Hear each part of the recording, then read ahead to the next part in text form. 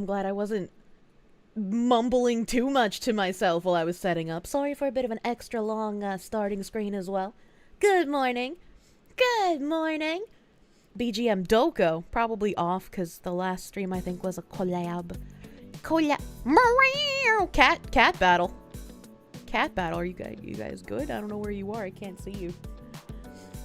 I heard some weird shit, like a squirrel and something with a coconut. I don't know. I was trying to find something, because community, like, if you're not part of a community, you can't see community posts. So, like, if somebody quote retweets one of my tweets into a community post, I can see it in my notifications, but I can't see it in the quote retweets on the post or in that other person's posts on their timeline. Hello?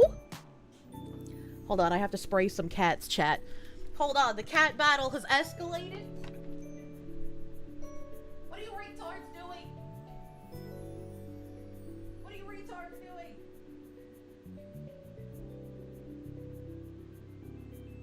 Cat battle is illegal. I will arrest you.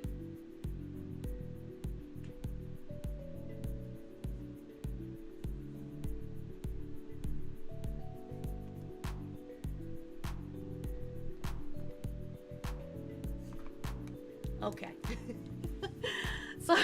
Sorry. It seems like the cats are upset because they want to sleep on warm human and Tim has shut his room.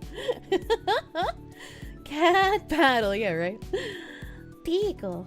Epic cat battles of history. How's my arm? It fucking sucks. Thank you for the 10 gift subs, my guy. Thank you. Thought it was cats who were doing the spraying. Look, they gotta get sprayed by a water bottle when they misbehave sometimes. Johnny Somali's been hit with new charges. They really want to make an example out of him? Good. I feel like you don't want to be fucking around and finding out in the middle of a country doing like multiple martial law takes at the same time.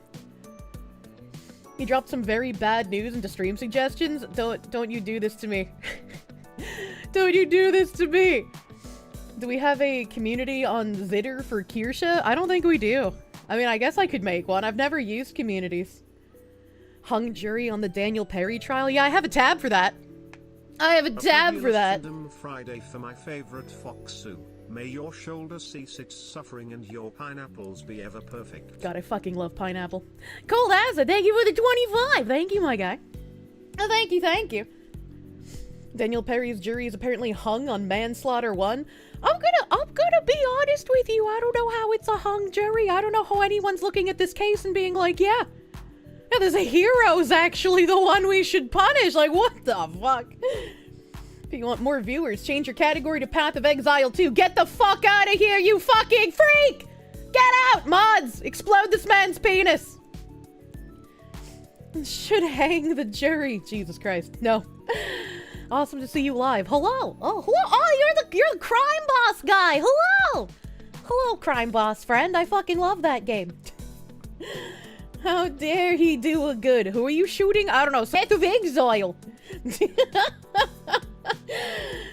If you haven't decided on what your GamerSupps flavor should be, there's a discontinued flavor coming up. I might be able to save. What flavor are they discontinuing? I haven't checked today. Not like this. Bridge was mentioned in a Rev Rockstar went DEI video at roughly 11:40. He explained it well. Hell yeah. Hell yeah. I heard that, was it Endymion who made the Rockstar video? I heard that it was pretty good. I have to watch it. Get out of here, Twitch metagamer. Looking forward to getting into the Path of Exile 2 servers in about 4 to 6 hours. That long of a wait, dude? Went to visit a friend in New York once. Can confirm it's a shithole and you shall never return. Yeah, I don't really like NYC. I used to go occasionally when I lived up north so that I could visit friends there, but yeah, it's not the best. The Jujutsu Kaisen flavored. Oh no, that's my favorite flavor. They can't discontinue that. The flavor discontinuation was the bad news. What the fuck? How could they do this to me? The Red video has comments full of people doing the I don't care, this doesn't matter, call everything woke song and dance. Man, I have to try certain boroughs and parts of NYC for it to not be a shithole. Kirsche about to order 1,000 tubs of that. Yeah, I only have 3 left. I can't survive on just 3 tubs of Jujutsu Kaisen. Played a bit of Crime Boss this week. You're gonna spread the word? Yes, please. Spread the word of our Lord and Savior, Crime Boss, Rocky City. Actually, on your company website, looking at retirement investments, not only does your company force you to do DEI training as a part of... Hold on, scrolling. Corporate compliance, thanks, Bridge, but almost all of your retirement investments are friggin' BlackRock! It's so Jover. I'm sorry, my guy. Amusingly, I wouldn't even rename it from Cursed Energy. It just needs new tub art, you know? Yeah, you know, you make a good argument.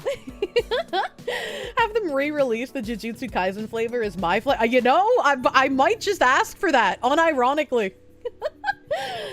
In one of the Daniel Penny court drawings, one of the jurors is double masked. That's why there's a hung jury? Jesus Christ. Jesus Christ. Could be tangent juice. I wonder if I could get them, because, like, I love the flavor as it is, right? But I wonder if I could change it to, like, a blue raspberry. I wonder what that would taste like. It's like wedding cake tasting. It's time to taste flavors. Help. Jujutsu Kirsche. Jesus Christ. Manny Mulatto Beats, thank you for the 5. As a melanated man and holder of the coveted pass, I declare you my favorite Yapfrican American. Oh, thank you. I love being Yapfrican. Ember Creatine, thank you for the 10. Happy Friday, Foxwoman. How's your arm doing? If it still hurts, you recommend traveling to the cool secret mountaintop where the wizard and his army of owls brews his secret wizard beer. I probably need that. My neck has far more mobility than it did weeks ago. It's still really fucking stiff. And, my shoulder is feeling moderately better.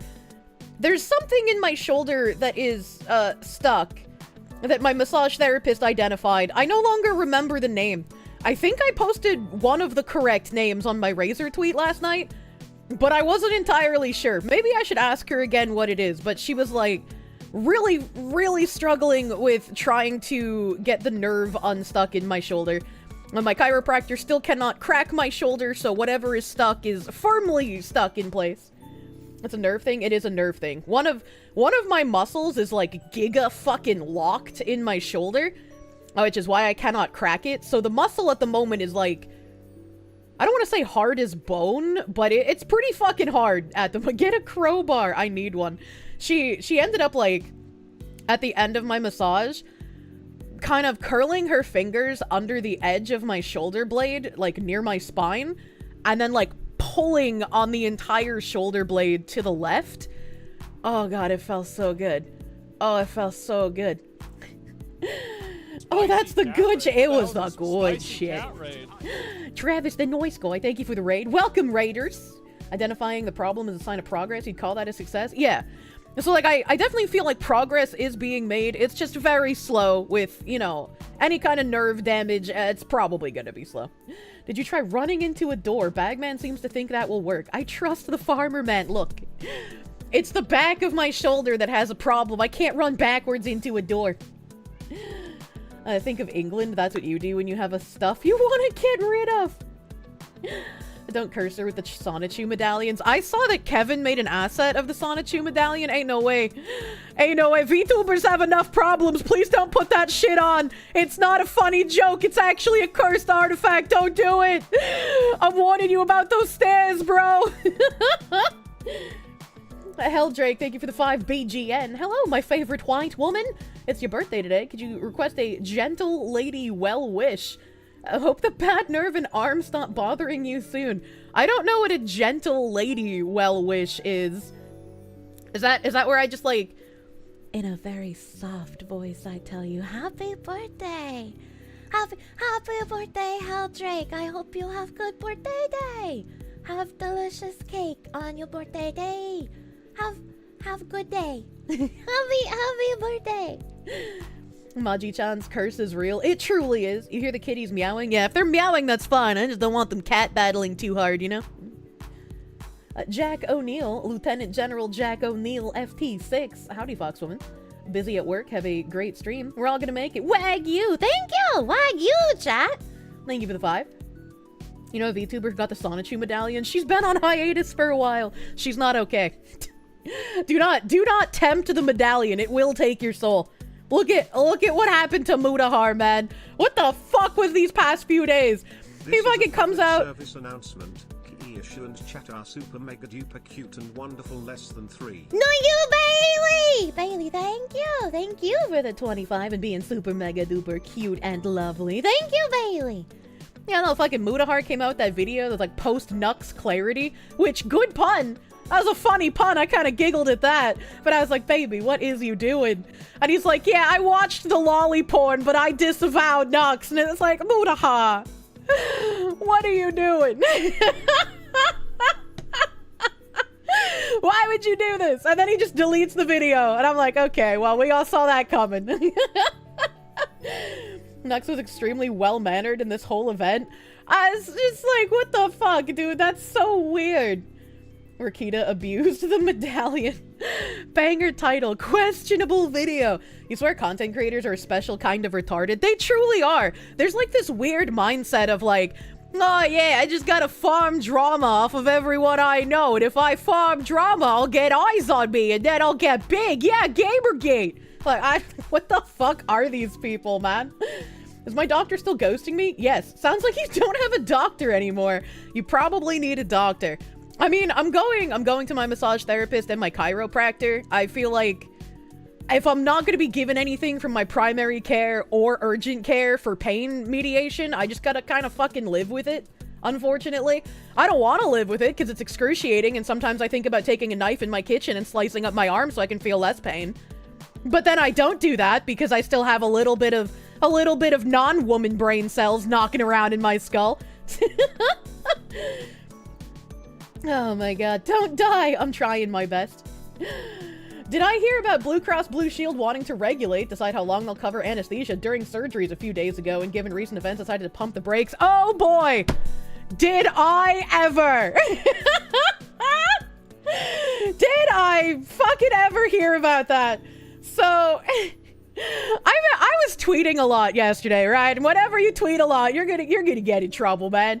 You should just don't, you know, when you piss into the ocean of piss, a couple of people are gonna be like, hey, your piss is too warm and I'm offended. So I made a couple of posts, right? I used to have an ASMR request redeem with channel points in chat. I don't have that anymore because it would literally be the entire stream. But people would ask me to, like, recite cursed shit. And I would always try my best to recite the cursed shit in, like, the most enthusiastic way I can, right? With a straight face. Because I was born in the cringe. Molded by it, even. So, whenever I see these, like, shitty emoji copy pastas, I go fucking crazy for them, okay? Like, I just imagine some sort of, like, 19-year-old 300 body count slut being the one sending these to her friends. And it just makes me so excited to fucking say the cursed words inside of them. So, I saw this post. Breaking news live. The killer of United Healthcare CEO Brian Thompson appears to have left a message on one of the bullet casings. And so this fucking guy puts an emoji copy pasta on the fucking bullet casing. And I was like, no way, dude. There's no way you did that. There's no way you did that. So I, in my traditional fashion, since I would read these all the fucking time, decided to do it. I'll let you guys be the judge of my voicing abilities. Calling all my deductible daddies and premium princesses, the CEO of United Healthcare just expired, and we about to file a claim on this campy coffin cutie. Shout out to all my copay cutthroats who stay denying the system and working the gag order. Today's the day we snatch this funeral fantasy and serve it with a side of universal health care. No network restrictions, no pre-authorization. Send this to 10 of your network Nancys or say bye-bye to that policy payout. If you get 5 back, you're a certified claims queen. And if you get 10 back, we all getting that single payer puss. Hashtag claims denied, hashtag system approved. So as you can see, it's very shitposty. Absolute cinema. Thanks, I hate it. Tora, thank you for the 10-month member. Your shitposting reading is like sugary butter in my watery ear russy. And I appreciate your work, never change. Thank you. You're the single payer puss, dude. That was the best thing you've heard all day. Yeah, it's pretty fucking wild, dude. Like, somebody wrote this, and I had to say it. I even had some people, like, Kelb here, longtime viewer, he's like, love you, but not even your best seductive tones can make this garbage text anything but sickening. It's pure, banally, entitled evil. But, banally? I can't pronounce that word. I know it's banal, but then he added the lee, and my brain can't do it. I was like, it's a shitty emoji copy pasta, man. Maybe he wasn't here when I used to read them all the time, because that was ages a fucking go. But the emoji copy pastas were very true. Banally? Yeah, banally, by the way. People can't take a joke anymore, even when it hit the correct people. I'm not saying it hit the correct people. Dude still got fucking murdered in cold blood. Alright, like, that's kind of fucked up. That's kind of fucked up, man. I feel like your ears have been violated. Good. That's the whole point of my stream. I want you to leave feeling like you've been violated. Does his healthcare cover it, though? Tyjack, thank you for the 17-month member. You're crashing out? Sorry, I don't understand Zoomer lingo. I just don't get it. You should need prior authorization to repost cringe. Banali, like Denali, with less cocaine and debt. Oh, okay. Banali. I'll have to remember that. Here's a test for you, lazy people fact. You were too lazy to read that number. You're correct, I was not gonna read that. Anonymous gifter, thank you for the 10 gift subs. Thank you. Thank you. You're saying if I write a cursed enough emoji copy pasta, you'll read it on stream? I mean, maybe not on stream, but sometimes on Twitter. Sometimes on Twitter. I'm pretty sure we had a thread during the Donathon of like cursed ASMR shit for me to read.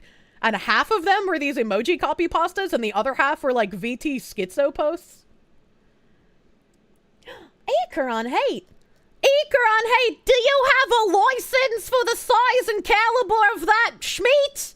Thank you for the 50 gift subs, my guy. Jesus Christ.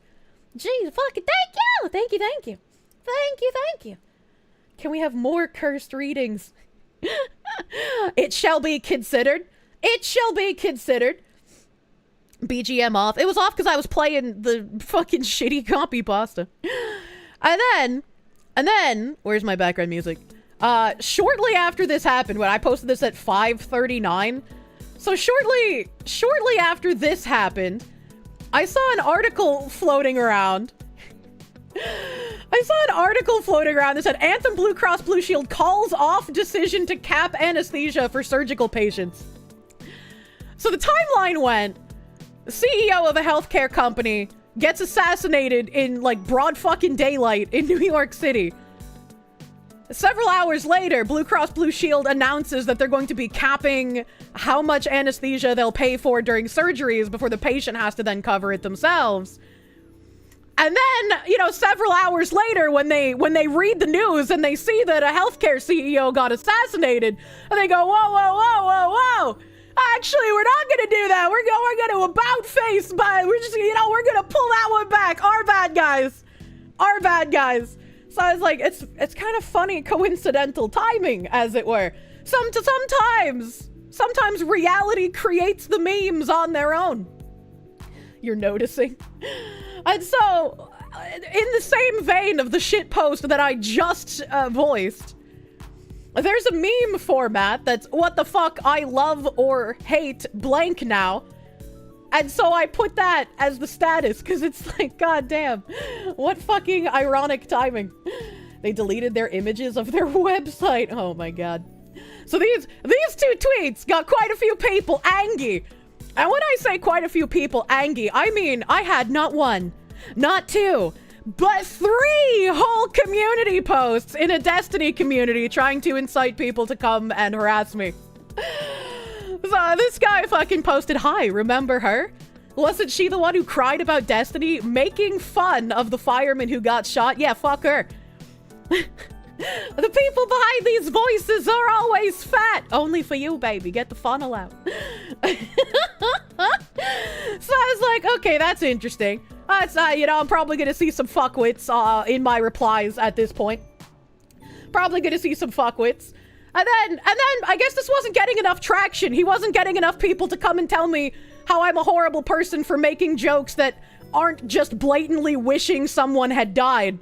You know, that, again, don't play these word games with these people. They know what is and isn't a joke. They're trying to trap you in their argument so that you run in circles arguing about which jokes are and aren't okay. They're not joking when they say, yeah, I wish he didn't miss. I wish he actually died. You know, Cory Compatore, like, he deserved it for being a Trump supporter. Like, that's not a joke.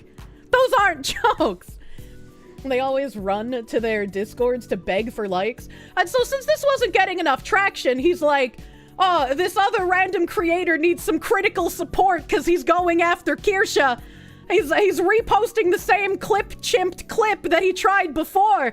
He needs some reinforcement, guys. Please send the troops. And I guess this didn't get enough traction.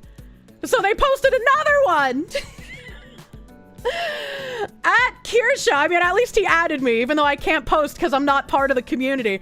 The VTuber who was using Destiny's comments about the firefighter to virtue signal to her audience about her moral purity. Yeah, I talk about how morally pure I am all the time, chat. I have zero glass in this house, you know? Never been hypocritical in my life. Is now openly mocking the death of Brian Thompson, CEO of United Healthcare.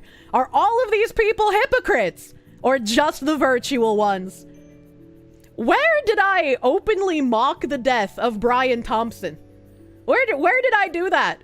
By posting a meme format talking about the ironic timing of Blue Cross Blue Shield, talking about the situation in general, or is it me reciting a Koopy Pusta filled with emojis that is obviously not celebrating death?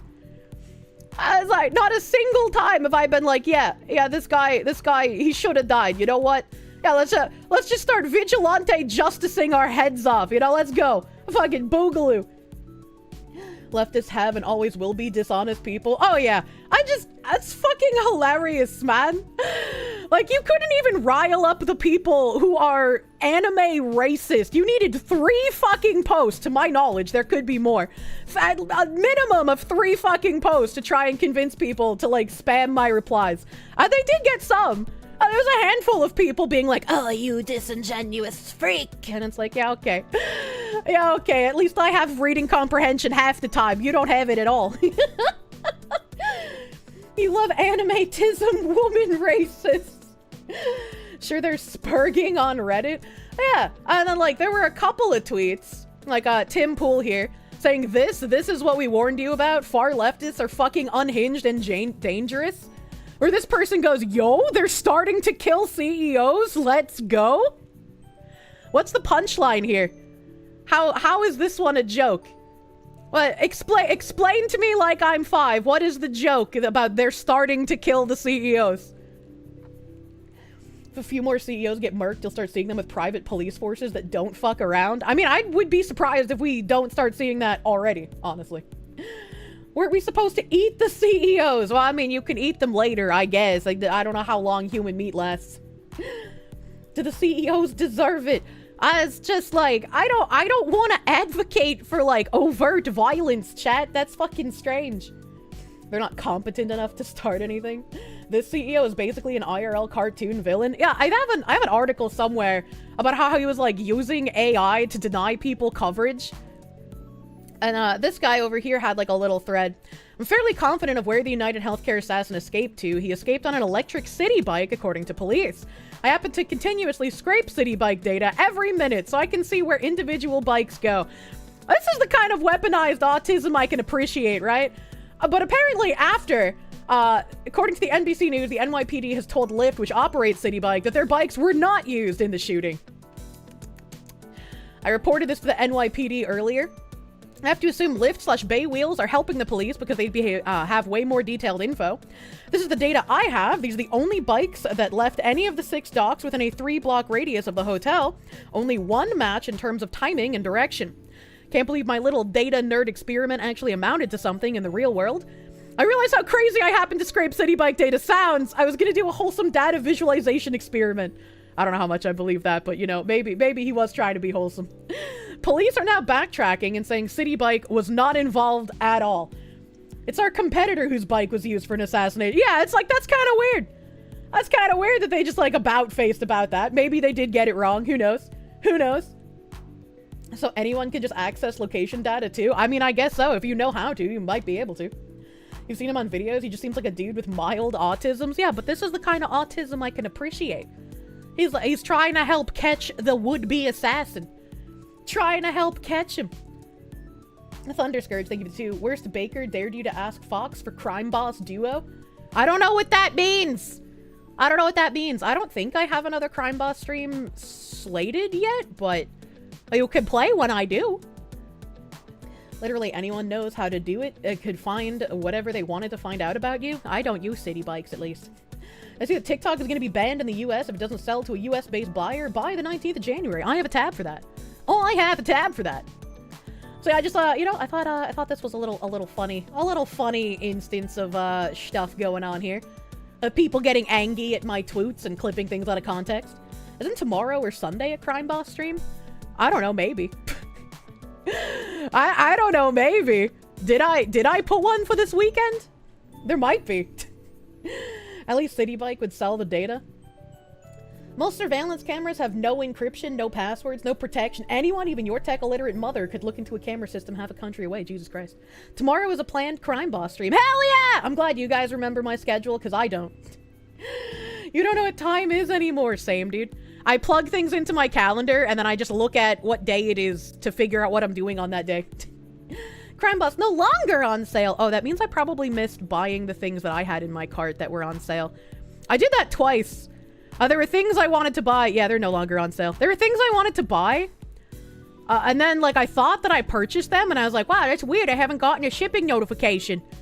It's because I never actually fucking checked out, because I'm a retard. Crime Boss on Humble Bundle, though. That's true. It is still on Humble Bundle. Senator Satan, thank you for the 5. Hey, Kirsche, did you see about the IBM mind control chip they tested on non-consenting prisoners? No! What? The fuck are you talking about? Usually goes back on sale the end of December, too. Welcome to multi-stream. What did I click on? I didn't mean to do that. I didn't mean to do that. Yum, yum, yum, yum, yum. Where am I in my tabs? Oh yeah. South Korea. I still don't know what's going on in South Korea. So we're gonna do a fun experiment, and we're gonna read an article, and then we're gonna read a Twitter article by some random guy. So this happened the other day. South Korea's Democratic Party says that they've received reports of a possible second martial law decree from President Yoon. All of the party's lawmakers are on emergency standby. Nonchalant Nate, thank you for the 5 gift subs, my guy. Thank you. Thank you. So this happened. Gee, Bill, your president lets you have 2 martial laws? South Korean president was scared of his political opponents, so he called in martial law, but the people said no, pretty much. I do not live in South Korea, so I cannot tell whether the president is genuinely like, we're trying to root out commies, or if he's being a spineless little fuckwit. It's a little hard to tell. Moonshine's uncle, I think he called, said that the president's just being a fuckwit. Hey. He even sees North Korea in his sleep. So, the Center for Military Human Rights Korea alleges evidence of preparations for a second martial law, claiming that some army units are restricting leave for commanding officers, including company commanders and above, in anticipation of an emergency recall by December 8th. This date follows December 7th, when the National Assembly is expected to vote on the impeachment motion against President Yoon Suk-yeol. In a press conference Friday, the MHRC said several army units issued instructions to maintain normal leave policies for all personnel between 11 a.m. and 12 p.m. on December 4th, as per guidance from higher commands, while adding a directive to restrict leave until December 8th in preparation for a possible emergency recall of commanding officers. The group described the move as a highly alarming sign. The MHRC suspects that these developments point to preparations for a second martial law. They argue that the timing of the directive and the leave restrictions imposed solely on the army, whose units formed the backbone of the previous martial law deployment, raise serious questions. The opposition party declared at 10 a.m. on December 4th that it would handle the impeachment motion during the plenary session? Plenary? I don't know. I've never seen that word in my life. At 7 p.m. on December 7th, the group noted, adding, the leave restriction period ending the day after the impeachment motion's scheduled vote provides ample grounds for suspicion. The MHRC also highlighted reports that while multiple army units are implementing leave restrictions, some are also prohibiting external outings for on-base officers and conducting thorough vehicle searches at unit gates. Meanwhile, the Navy and Air Force are confirmed not to be maintaining emergency status. So it's just kind of like, we think this might happen. We talking about the coup? Just like, I'm fucking invested. I want to know what's fucking going on, man. 2 weeks or days, trust the plan. If you declare martial law, you damn well better have sources more than trust me, bro, for your claims. Yeah, exactly. You definitely need more than a just trust me, bro. The commies are here. God hates taxes. Thank you for the 5 gift members. Thank you. Thank you, thank you. Moonshine's uncle already clarified president is retarded. I mean, he's in Korea, so he probably knows more than me, but also, think of how many people, if you asked, like, if you're outside of the United States, right, and you called, like, a United States citizen, and you asked them, is President Donald Trump going to remove rights from women and minorities? Is Trump literally Hitler? About half of the United States would say yes, right? So, like, you can't just take one person's opinion and be like, yeah, that's 100% true, you know? God, I wish he was. What the fuck? The other half would say, no, he's double Hitler. So there's this thing. I don't know who this is. Mearsheimer fan. We got 25.8k followers. #1 source for Professor Mearsheimer's analysis.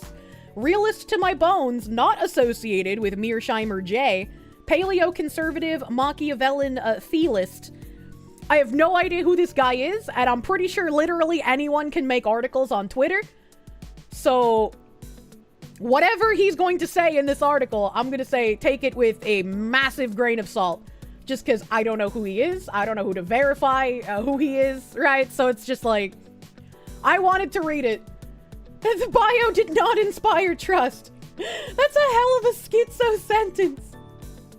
Every single Korean president since like 1960 has been jailed or executed for corruption. I'm noticing a pattern here. I'm noticing one of the Koreas keeps killing their rulers. The article? Wait, is this like a real article? And not just a article? Oh, no, you're linking the one on Twitter. Okay. I thought you were giving me like an article link, and I was like, wait a minute, what? Korea needs its monarchy back, except with the same powers as president. John Mearsheimer is a worthwhile political writer. I don't know who he is, right? I don't know who he is, so I can't verify how accurate any of this would be. So again, I'm gonna read this, but grain of salt here, chat. So what happened? Why was martial law declared? Isn't South Korea an esteemed republic where stuff like this doesn't happen? I'm writing this article to answer all of these questions. Please forgive me for its poor quality because I am rushing this out to lay this out fast before the news coverage is bombarded with all sorts of lies. No one outside Korea understands the political turmoil that's currently at play. I'm dying. Because what occurs is extremely insulated and complicated. I don't know if he's gonna bring up the feminist cult, but I do remember, Bungong Toki? He's a clipper who clips a lot of, like, myself and Face Connect, and he translates them into Korean. And I remember when I was talking about the, like, feminist Korean cult that was shadow puppeting their government multiple years ago, a lot of people in the comments were incredibly surprised that I, as an American, had even heard about that.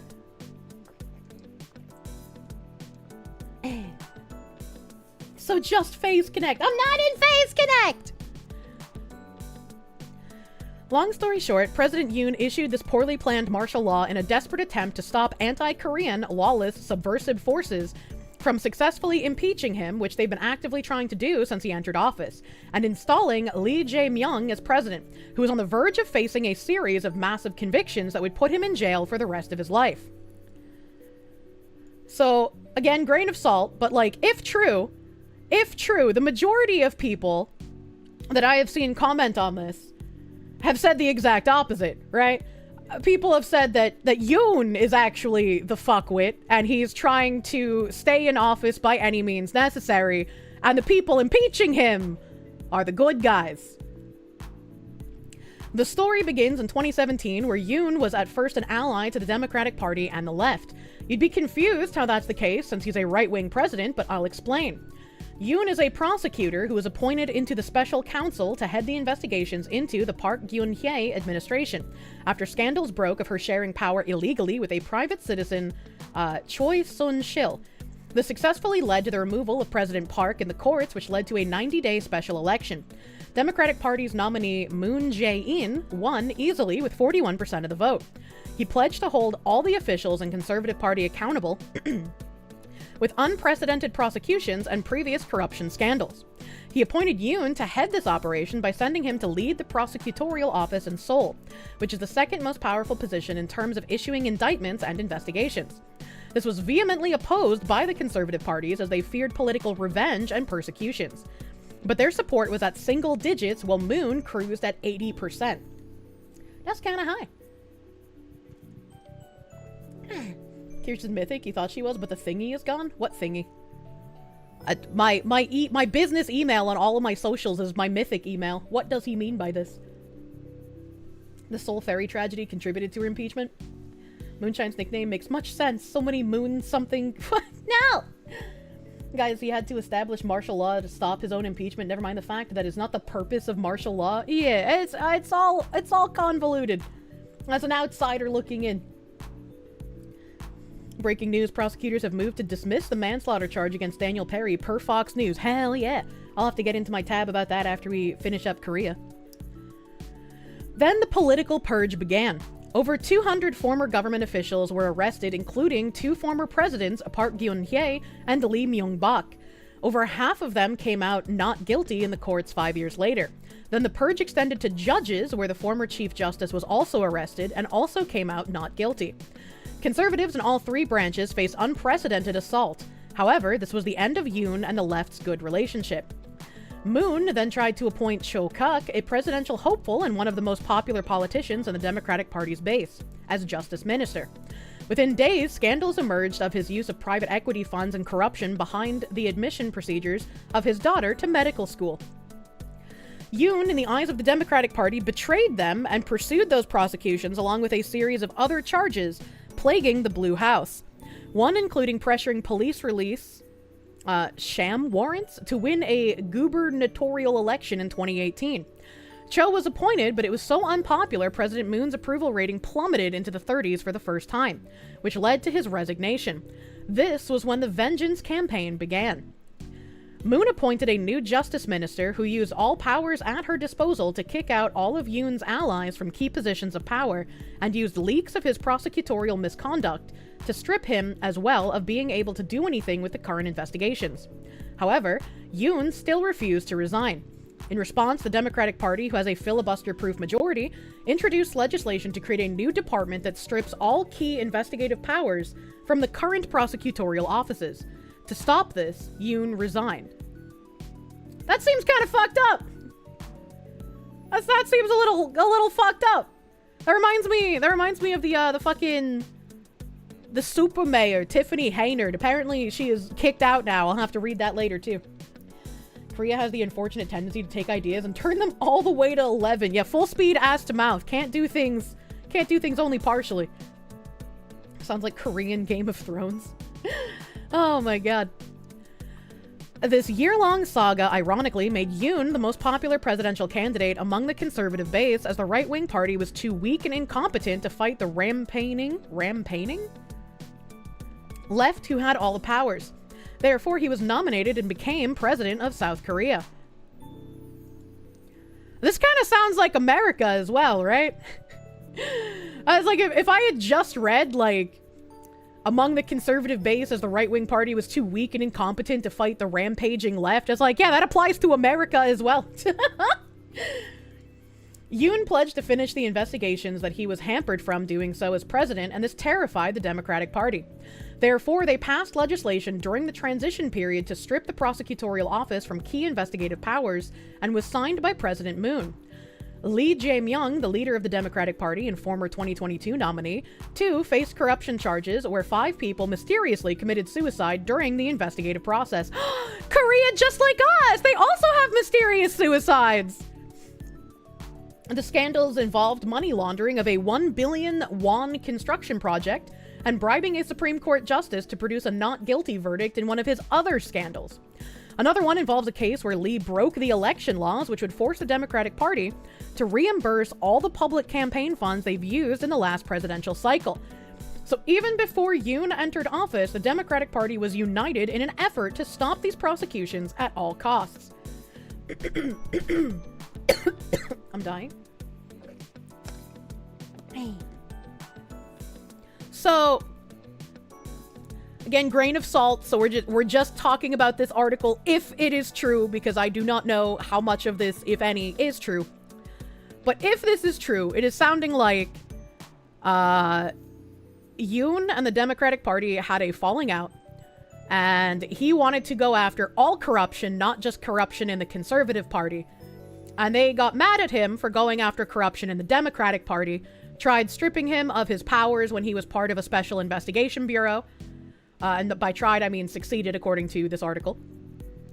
And then, when he became president, and he continued to try and go after them, they had a whole bunch of other weird shit going on. You're awful at names, so you're lost on who's who and all of this. This is nothing new, sadly. This sort of thing does date back to the Korean War. I mean, it's just interesting, right? Because as an outsider, I don't live there, right? So I don't know the intricacies of who these people are, what they've done. I don't know their years-long backstory of corruption. So it's just like, I don't know what's going on, but I'm interested. And it's definitely hard to flush out, just like I'm sure it is for like Europeans or Asians or whatever looking in on American politics. It's probably pretty difficult for them to sort out which of our media is just blatantly lying, which people have been propagandized, which people are like purposefully sowing disinformation, you know? If this is all happening, shouldn't he have done a broadcast to all the people to just say this to them? I'm not sure. I'm not sure, right? Because like when he declared martial law, it was a whole thing about like, we need to get rid of the communists who have infiltrated our government. And it's like, well, based, right? If true, I could agree with that. But is that true? Is that why you're doing this? That's easy. It's all media. Korea is the closest we have to an actual cyberpunk dystopia. True. You don't know enough to pass judgment, but it does sound a lot like Trump's situation. I mean, it kind of does. I just feel like I don't have enough information, and I don't know what are reliable sources for information on this. Due to this new legislation, the investigation became much slower and seriously delayed. Lee and the left also deployed multiple obstruction efforts to delay a ruling so that a conviction isn't produced during Yoon's 5-year term.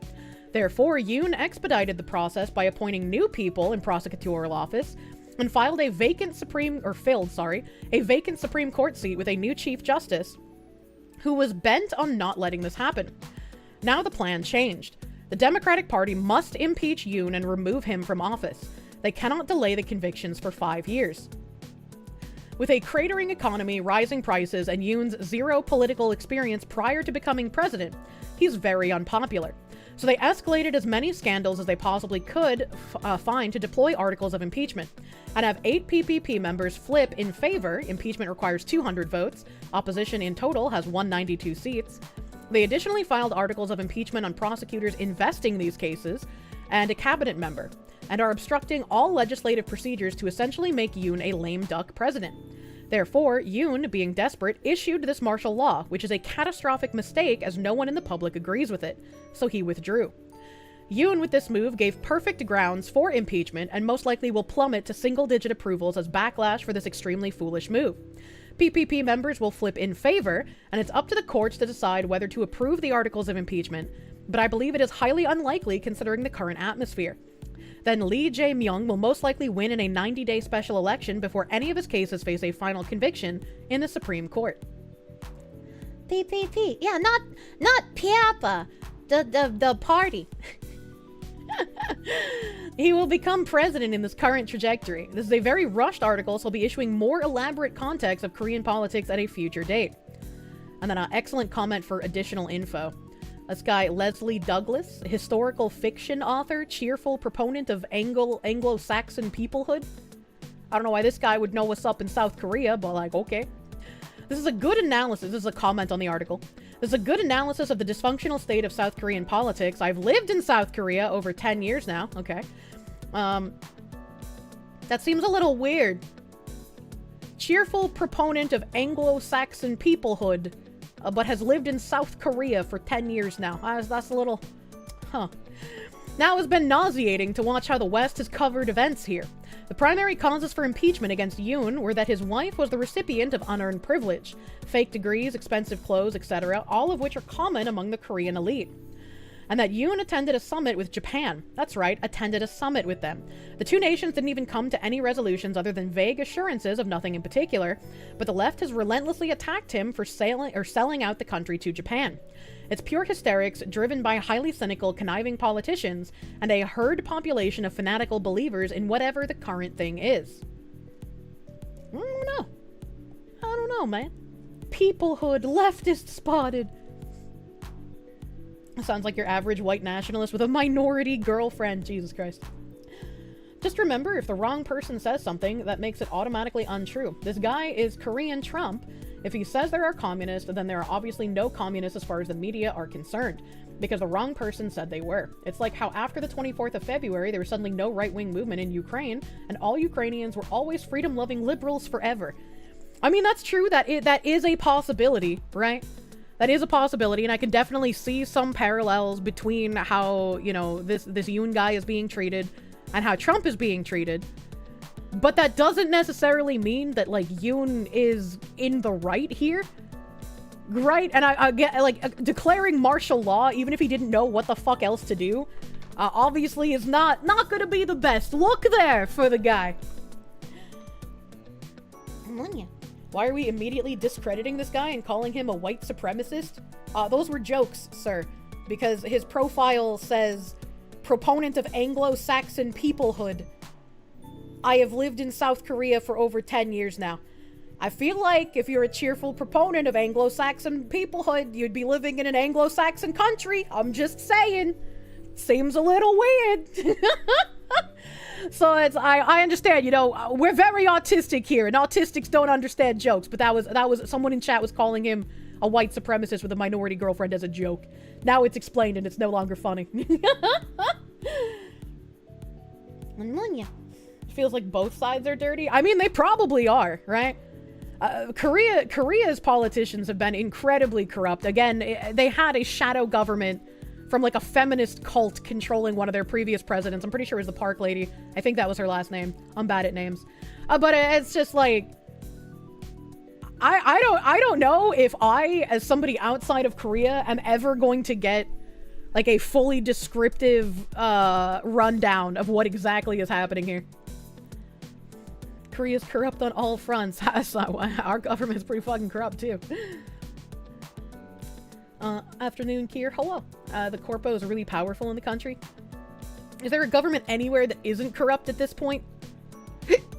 Probably that, like, oil rig or whatever the fuck it is that's off the coast of the UK that houses, like, 12 people and they declared independent nation status. You know, probably them. They're probably not corrupt. Yeah, the Principality of Sealand. Yeah, that one. The Principality of Sealand. I'm glad you guys could remember the name, because I certainly fucking couldn't. Even Sealand has its issues. No! Don't say that! You gotta go to work now. See you later. Keep it spicy, spicy cat. Hey, drive safe. Have a good day at work, dude. It's always been degrees of corruption, true and real. The Korean social situation is just Western social experimentation 10 plus years into the future. I don't want to think about that. Just D's nuts. Thank you for the 5. South Korean president should have blackmailed a high-ranking general if he wanted a good coup. Not saying it's right, though. Jesus Christ. You're a knight of Sealand? Wait a minute, hold on. How do you become a knight of Sealand? South Korea has shadow government similar to the US. It's called run by companies. In US it's BlackRock and Vanguard. In Korea it's Samsung, but everyone knows it in Korea. I don't want to be ruled by the phone company. I don't want the phone company to control me. Let's see here. Let's see here. I gotta figure out where my motherfucking... where my tabs are, chat. They're not organized today. There's no organizations. Oh yeah. Let's see if there's an update on this.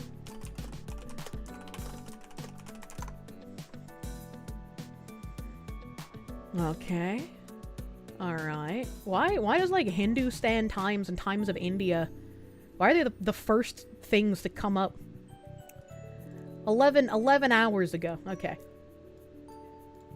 So, I also quote retweeted this yesterday. The Hawk Tuah girl launched a meme coin. Everybody lost their money. People want her thrown in jail. I also find it funny that she herself is so irrelevant that they have to call her the Hawk Tuah girl instead of her name. Because if they said her name, everyone would be like, who the fuck is that? Who could have seen it coming? Who could have possibly predicted this? The Hawk Tuah girl launched a meme coin. Everybody lost their money and people want her thrown in jail. The Hawk Tuah meme coin dev made over 2 million in 10 minutes. 96% of the supply is held in one cluster. Main takeaway is stay away from celebrity coins. Didn't fucking Jake Paul have a rug pull coin as well? And she's working with him? Like, why would anyone buy her fucking coin? I don't understand.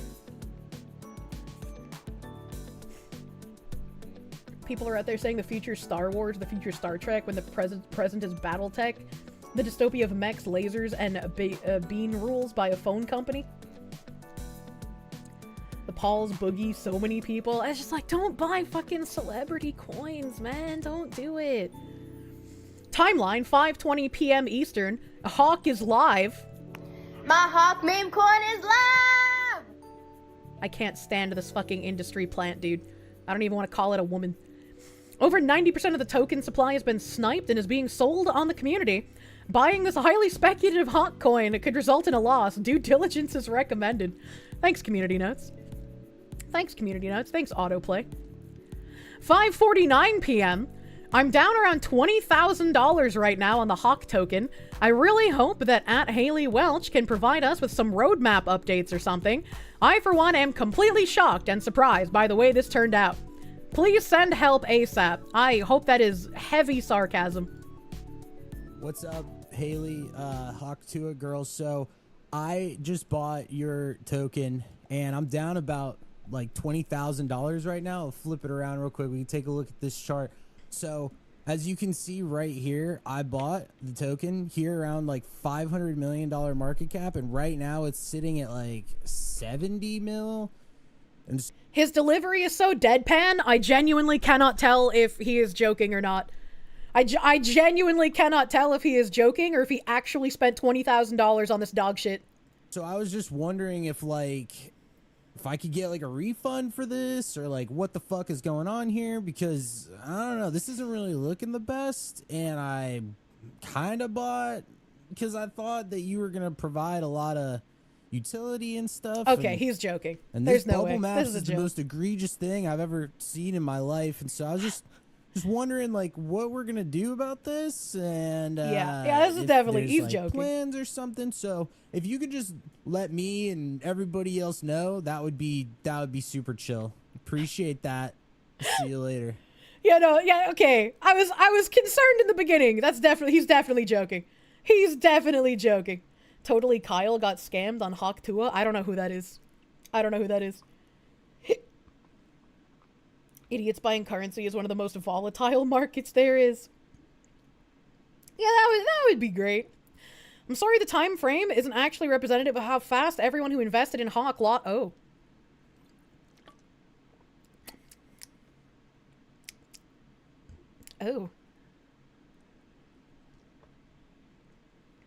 That was weird.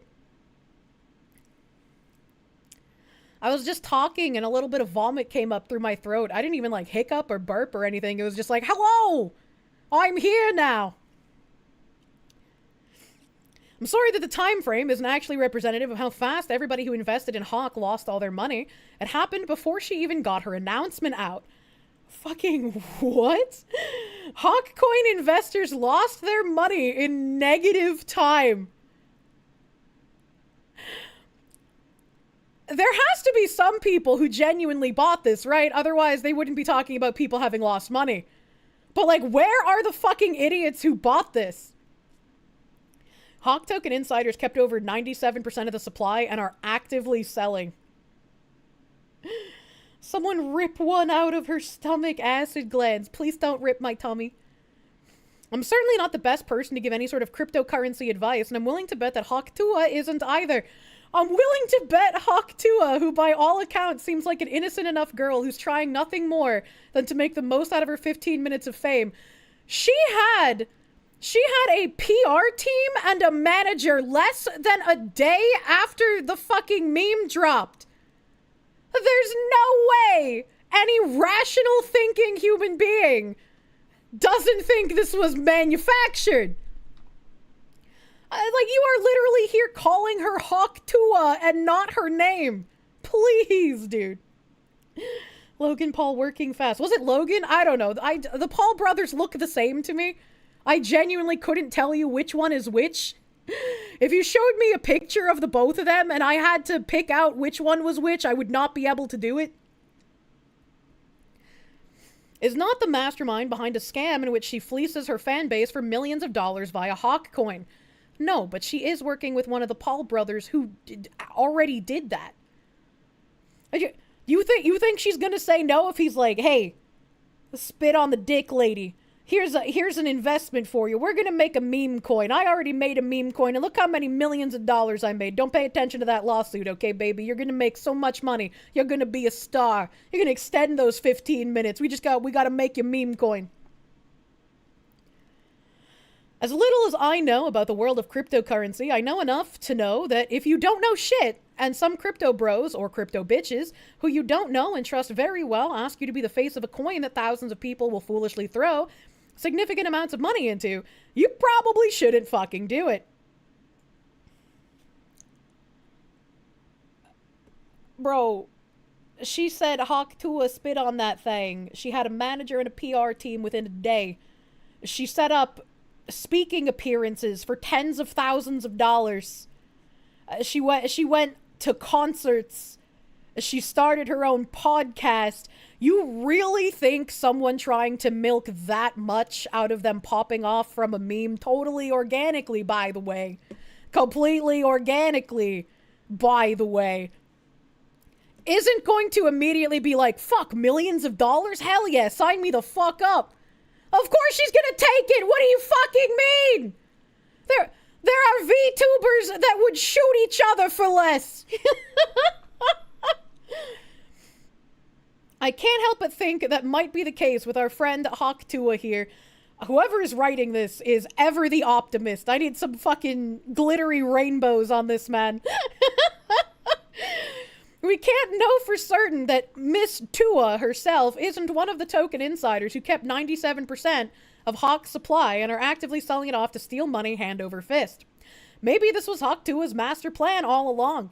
Make viral blowjob joke, become famous, start podcast, build following, con following out of millions, and bank on the fact that the crypto world is unregulated enough that you won't face any legal ramifications. I'm gonna go with option 2 here for 500, Alex, actually. Deadpool Kid, thank you for the 5. If people are willing to listen to Andrew Tate, the Paul brothers, Hawk Tuah on crypto, then I'm sorry, you probably deserve to lose. I'm in the same boat as this guy. I know fucking nothing about crypto. Sure, I wish I had invested in Bitcoin in 2009, but I had no idea how to do it. And I was, tech illiterate then, tech illiterate now. Now, everyone and their mother's trying to make a meme coin to fight with Bitcoin. None of them have come even remotely close. I think Ethereum is like the other big coin, and even that isn't anywhere near Bitcoin. So it just seems to me that all these like little tiny meme coins that keep popping up are just a waste of time and money. call her Hawk Tuah girl. That's punishment enough. Ethereum is a joke. I mean, it might be, but that's the only other one I hear about. Like I said, I don't know anything about crypto, so that's like the limit of my knowledge. Dogecoin is the way to go. I feel like Dogecoin might pop off once Trump gets into office, because they have that fucking Doge government bureau. I don't know what the fuck to call it. Would have made money with the Hawk NFT. Not like that. You sold your bitcoins when they were worth $8. Don't say that! Aren't they like climbing towards 100k right now? Mercenary 21, they give the 2. Token Spit Girl is just a patsy. She's the fall guy. That could also be a thing, right? She was blinded by her desire for both money and fame, and so the Paul brother, whichever one it was, is able to take advantage of her and be like, we're gonna make millions off this dumb bitch. She thinks she gonna get famous. She gonna be our fall guy. Doge to the moon. Jim Cramer says bye, bye, bye. I don't even know who that is. According to community notes and according to public information that tells us exactly who is holding and selling all of the available Hawk coin, it is in fact members of the Hawk Tuah team who are profiting off of this, despite what Hawk Tuah copy and pasted to us. And this is the dick spitter girl herself, copy and pasting Hawkonomics. I hate current year so fucking much. Oh god. Team hasn't sold 1 token and not one KOL was given 1 free token. We tried to stop snipers as best we could through high fees in the start of the launch on @MeteoraAG. She couldn't... There's no apostrophe in the fees there, baby girl. Fees have now been dropped. Readers added context. The team and insiders have actually been selling their tokens since launch. A majority have never purchased anything and only sold the tokens they were given. Haley is lying and will likely have to talk to a judge about this. Yeah, talk to a judge, more like walk to a jail, am I right? Not looking great for Haley. Just a few days ago, her primary concern was what Wiz Khalifa thought about the contents of her Pookie's DMs. The fuck does that even mean? Am I too old to understand what's happening anymore? You only go with John Cena's Thugonomics. Now the internet masses are standing on her internet doorstep with their internet torches and pitchforks demanding that she be sent to real-life prison. Just filed my report against Haley Welch and the Hawk team for rugging investors. Here's the link below to file a complaint. Oh my god. Hawk Tuah, you fucked up big time. How can someone who bought nothing profit 300,000 and not just one person but many? The proof is provided below. Hawk Tuah girl, you got some explaining to do, especially to the court and to the people you stole money from. Straight to a prison. Maybe this is me being extremely ignorant, but it's my inner misogynist telling me this pretty little blonde southern gal couldn't possibly have the wherewithal to pull off something like this. Once again, the options here are she was blinded by how much she wanted money and fame, and so she believed the Paul Brothers scam to make a meme coin and make her the fall guy. Or she was so blinded by money and fame that she didn't care and she wanted to buy into the meme coin in order to scam people. Either way, she doesn't look good. Like, it doesn't really... It's splitting hairs at that point. Your inner what, bro? Inner misogynist. Oh, like, misogyny's got nothing to do with it. He said inner misogyny because he's implying that she's too stupid to do a scam like this on her own. And my retort is, yes, that's true, but she's working with one of the Paul brothers who set up their own meme coin scam previously.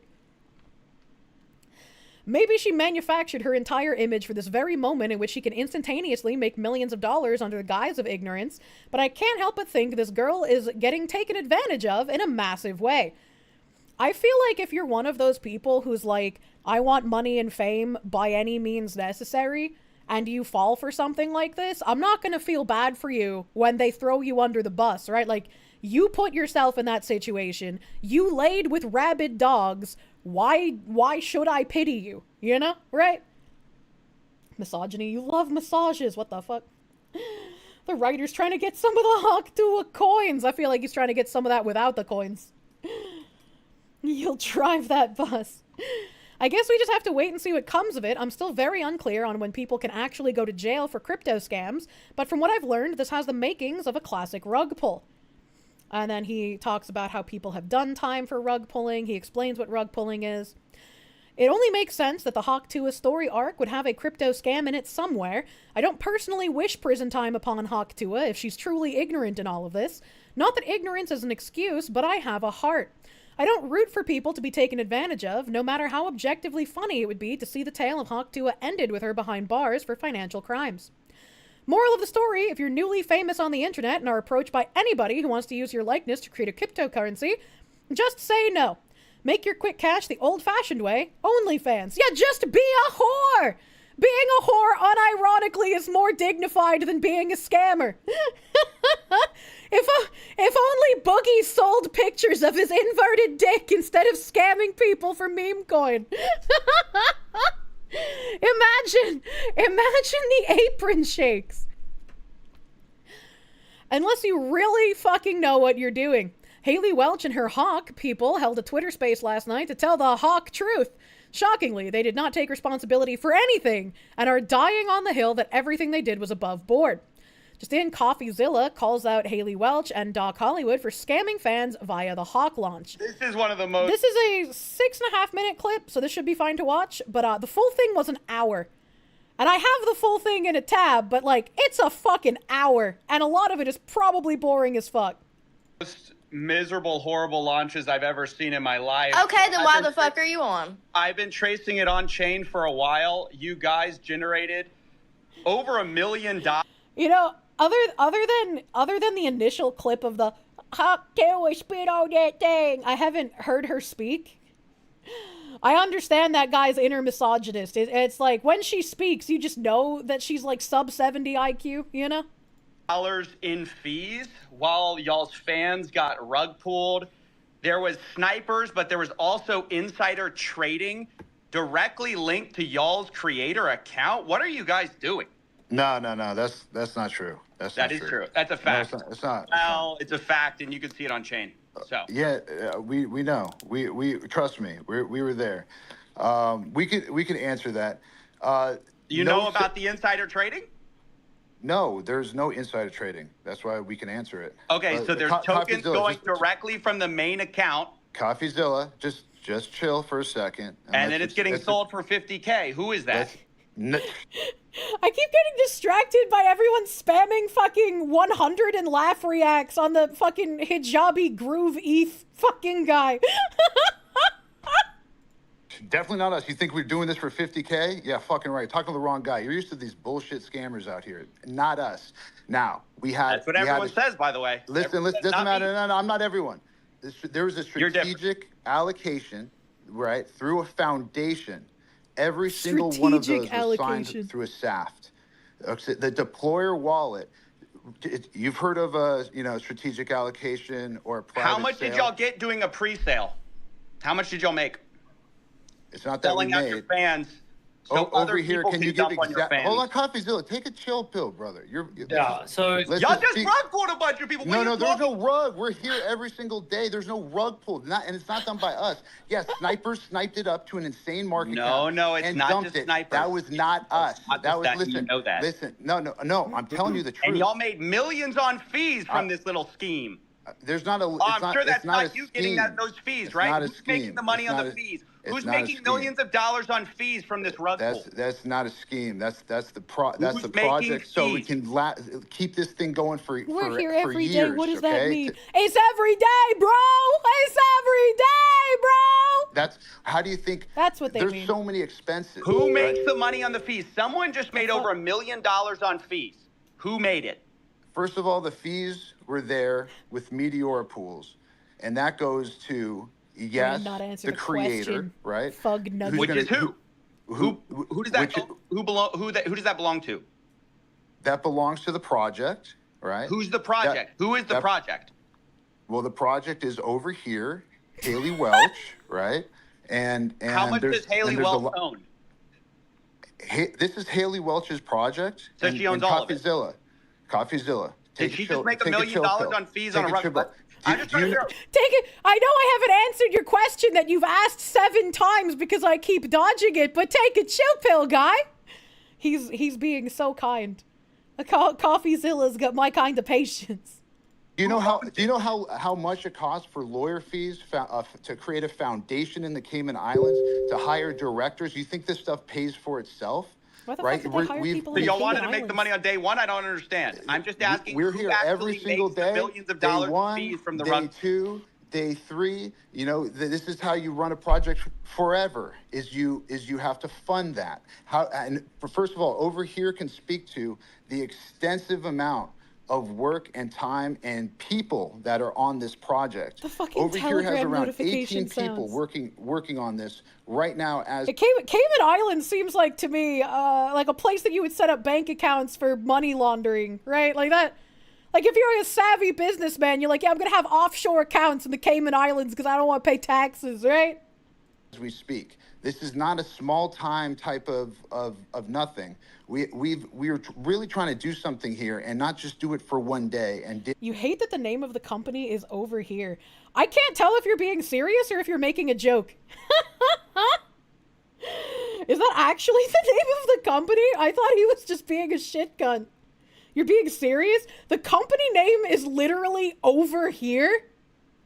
Bro. Bro, that's so fucking dumb. That's so fucking stupid. Oh my god.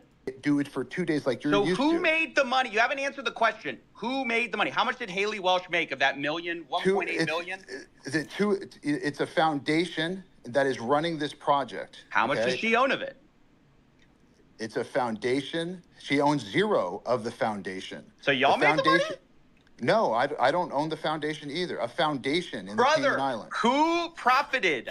Over $1 million was just I'm made. telling you, a foundation that pays people out. And by the way, Coffeezilla, I'm not asking you, questions that are irrelevant to the most important stuff that you said. Who cares where fees go? It goes to. What does he mean? It's not an irrelevant question. Coffee's literally asking who made this fucking money, and you won't answer him. Bills. Well, when you're charging 15%, it goes to accounts. It goes to directors. If you're charging 15% on the rug pool, and you're profiting from the rug pool. There's no rug pool because we didn't pull a rug. I don't know what you're trying to say. It's not true. We didn't pull a rug. We just slightly shifted the rug to a different area of the room, buddy. Okay. That's defamation. Doc, you're saying, do the math. Do the math. Defamation. You're saying that we pulled a rug. There was no rug pull. 3%. You're defaming our character. Are you not going to let me talk?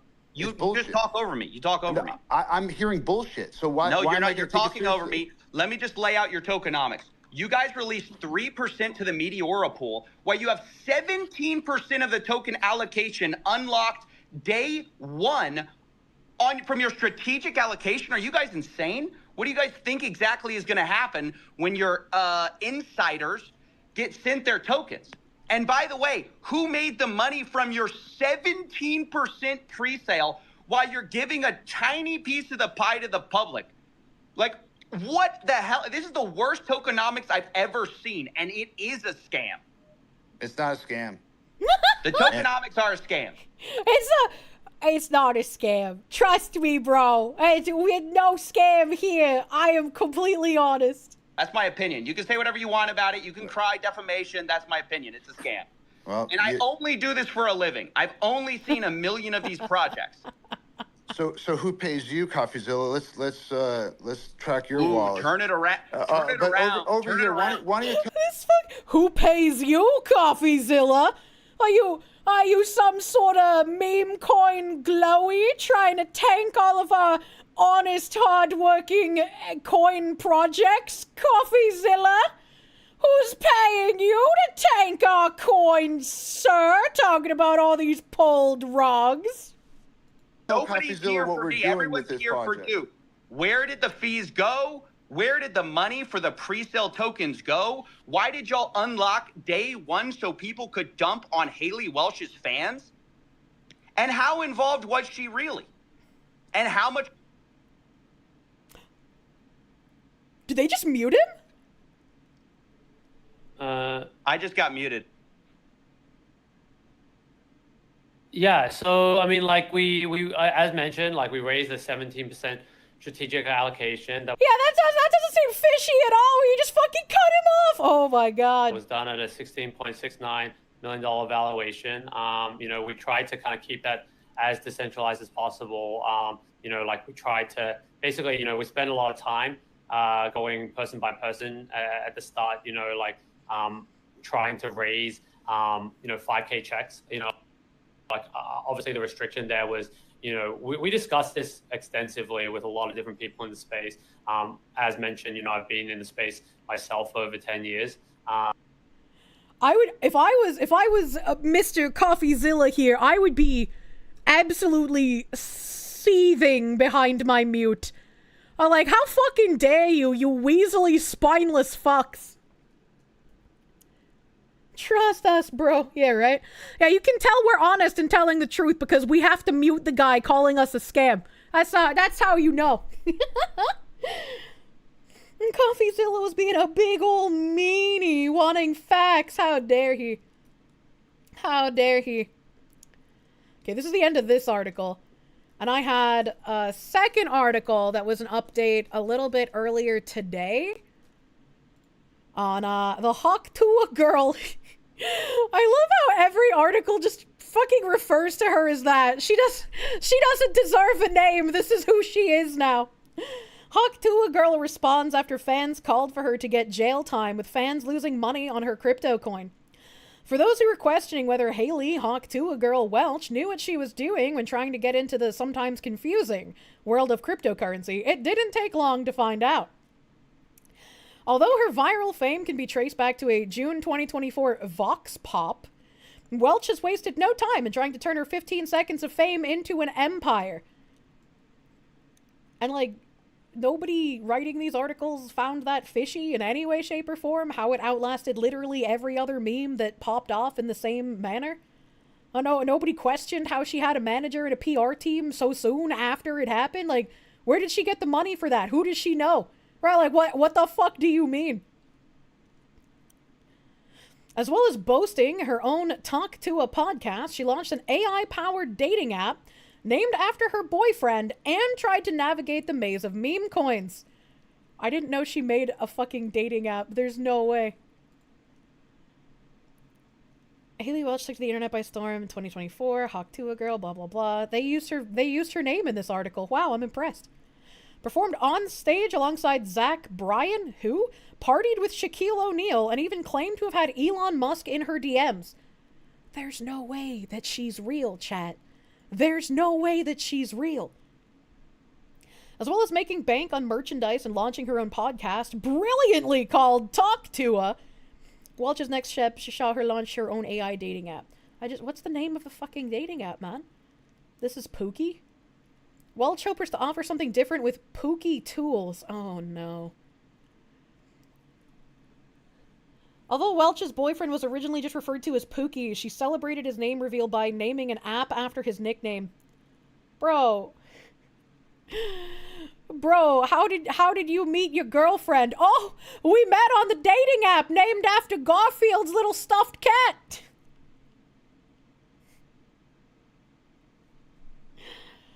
She said her 15 minutes of fame in flames. I just, like, what the fuck? Aimed specifically at Gen Z, Pookie Tools boasts an AI chatbot that can give you general dating advice and offer tips on conversation starters. I was on Bill Maher's podcast, and it was actually one of his ideas he gave me. He kind of pushed me in a way, saying I should be a relationship coach. And so we came up with the idea. This app is the easiest way for them to find their forever Pookie. Man, first of all, how the fuck did she get on Bill Maher's podcast? Second of all, him saying I don't even watch Bill Maher, and I would bet money on the fact him saying that she should be a relationship coach was a joke about how if a woman gives blowjobs to their man, it'll keep them happy. And so they'll keep their relationship intact. I'm willing to put money on the fact that that was a joke. And she somehow was like, yeah, you're right. I should be a relationship coach. What the fuck is happening? I hate this Matrix. Flip a coin. God damn. Pookie Tools hopes to expand and potentially collaborate with other creators, as Talk2 has previously included the likes of Whitney Cummings. Who the fuck? You get an idea of the kind of people who could be working with the app. Who the fuck is Whitney Cummings? I don't have any idea what that means. With Welch boasting 5 million followers across her social media platform, she's been referred to as a Gen Z Dolly Parton. I could not think of a more insulting thing to Dolly Parton than comparing her to this industry fuckwit. Basic, formerly hot comedian. Keep her name out of your mouth. Oh, shit. Oh, fuck. Hold on, I want to read that too.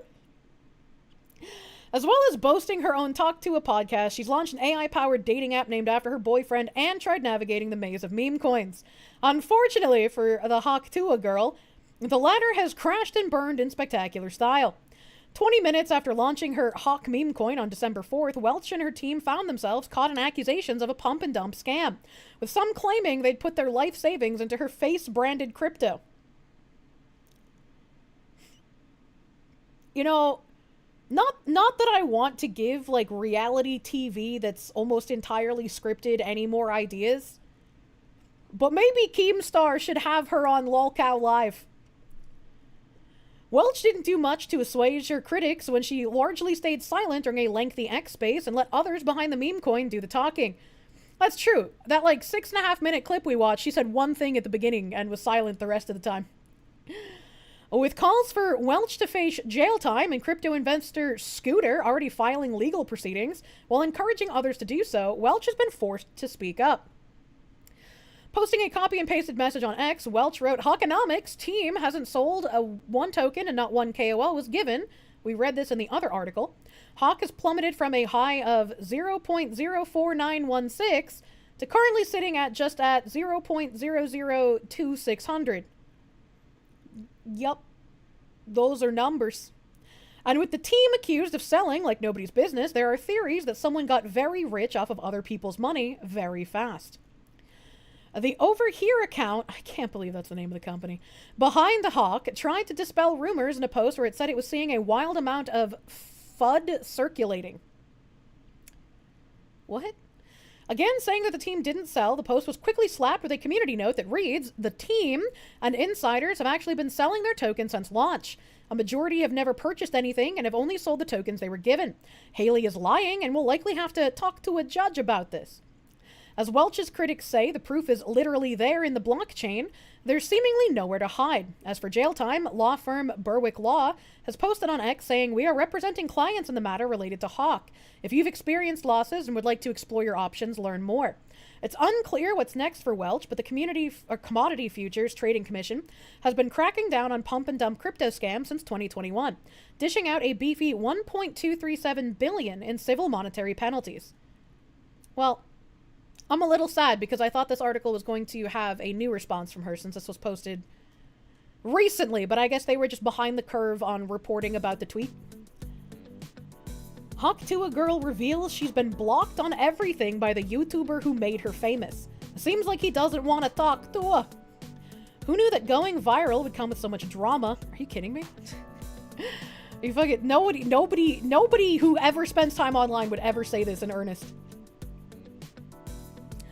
As the Tuah girl reveals that she's been blocked on everything by the creators that made her famous, Tuah girl, also known by her real name Haley Welch, became an overnight sensation following a viral TikTok clip, blah blah blah blah blah.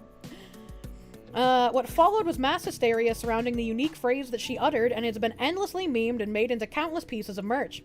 Welch has since revealed that she holds no love for the YouTubers that made her famous, as Tim Dickerson and Darius Marlowe, otherwise known as Tim and DTV, have blocked her on everything. When asked on the Buddy Bones show whether she's talked to and thanked the pair for making her famous, Welch responded, "Tell them thank you for what? No wonder they fucking blocked her. What an ungrateful whore. Holy shit. They could probably tell that she was some sort of fucking industry shit. And they were like, oh yeah, we want to distance ourselves from this fucking shit." Could also be a degree of, maybe they feel slighted since they didn't pop off and she did, but Didn't she sue him? Is she? What the fuck? While it initially seems like Miss Hawk Tuah isn't appreciative of the platform that propelled her into superstardom, she goes on to explain why she doesn't exactly have the fondest feelings for the pair. We reached out to them and I asked them to stop posting those videos and he never did. He blocked us all on everything, so I'm not telling them thank you for anything. Okay, see, that's weird. Why would she ask them to stop posting the videos that he took on his channel and he recorded? Why would she ask that? Unless she wanted to be the only one controlling anything to do with Hawk Tuah. So you're using my likeness. She wanted to monetize everything herself, obviously. Yeah, greedy little wench. She revealed that her initial plans were to simply ignore the popularity of the original video and continue on with her normal— That's a fucking lie! That is such a fucking lie, I can't even! Are you kidding me? The repeated attention put on her viral moment made her reconsider what she could make of the moment. There are people who are going to read this and they're going to believe it. They're just going to be like, oh, this poor, innocent, normal young woman, she didn't want the fame. She didn't want any of this. She just had a PR team and a manager ready to go to make merch and make all this other stuff and $50,000 per speaking appear. Fuck off, dude. Fuck all the way off. If there's one thing you can't fault Welch for, it's taking advantage of her 15 minutes of fame, as she's become quite the internet sensation and has even started her own business ventures. At the forefront of this is the Talk to a podcast that she hosts, which reached a peak of number 4 on the US Spotify charts in late September.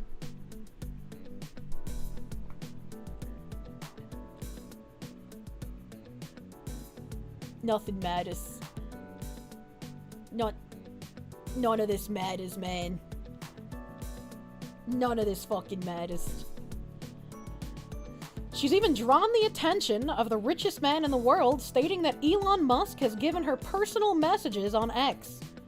The self-professed queen of memes has now amassed over 2.5 million followers on Instagram and has a supposed net worth of around $200,000, according to Celebrity Net Worth.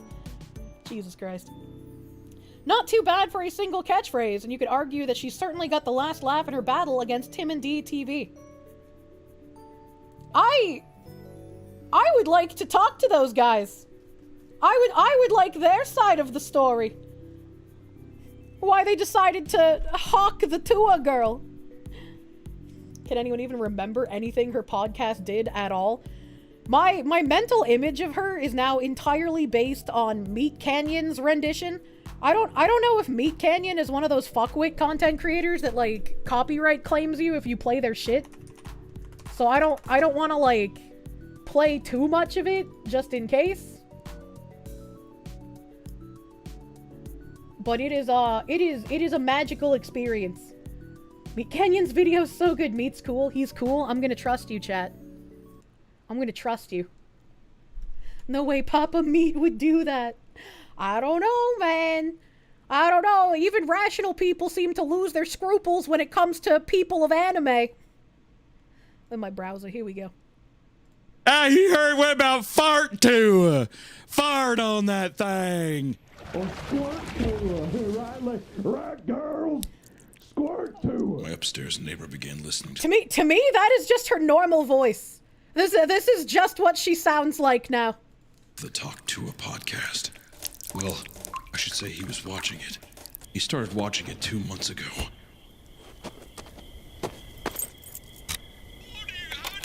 He seemed to mock it at first. When Miss Tuah said the wise man thinks of fame just enough to avoid being despised. Fame has only the span of a day, they say.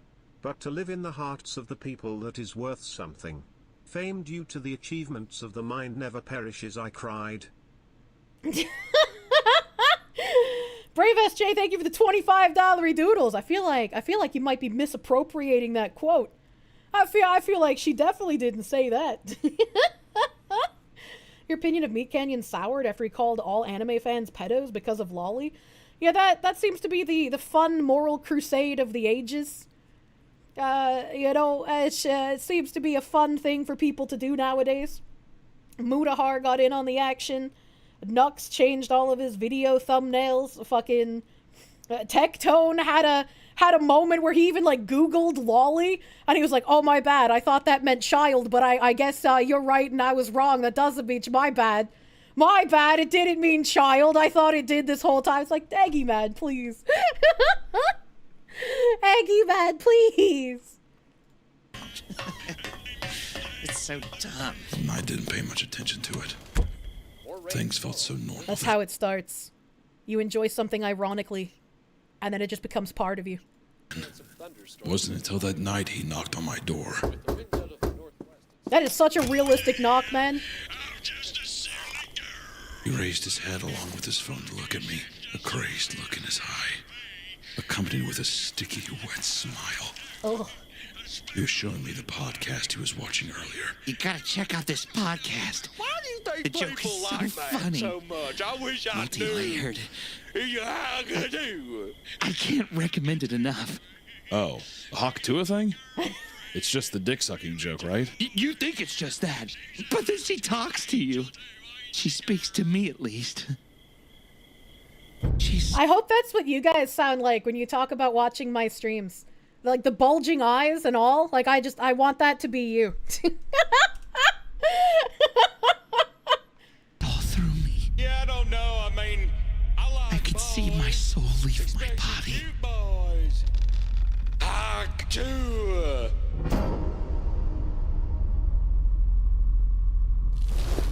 Oh, oh God, it's so grotesque. You are lost, but can easily be found.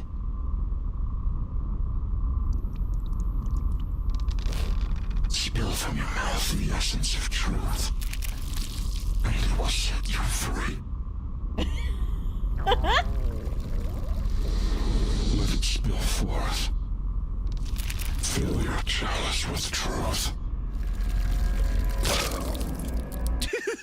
You could see his obsession. It's so funny. But it was just a joke. What did I tell Right? you? So she's ripping out men's souls and causing them to suck dick. Interesting play. From upstairs began to drip into my apartment. I tried to talk to him about it, but he would never answer his door, only laughing with the podcast blaring at all times of day. Looks like a Rottweiler's jowls dribbling down. Out of some morbid curiosity, I tried watching the show. Why would you do that? But I didn't understand. Oh, I no. couldn't understand. Was it the joke? Was it the girl? Where was the root of his obsession? There was nothing. Hawk Tuah. Dog Tuah. Cat. Meow Tuah. Meow Tuah is kind of interesting. Because that's also about pussy. But not about the lady kind, more about the little fur baby kind. I don't want kids though, because I think that the world's a corrupt place. She would have to explain the joke to her audience, would she not? That's very accurate, Mr. MeatCanyon. It makes me afraid. I really don't want to bring another conscious living being into this hellscape we call it Earth. But what do I know? Hawk Tuah, spit on that thing.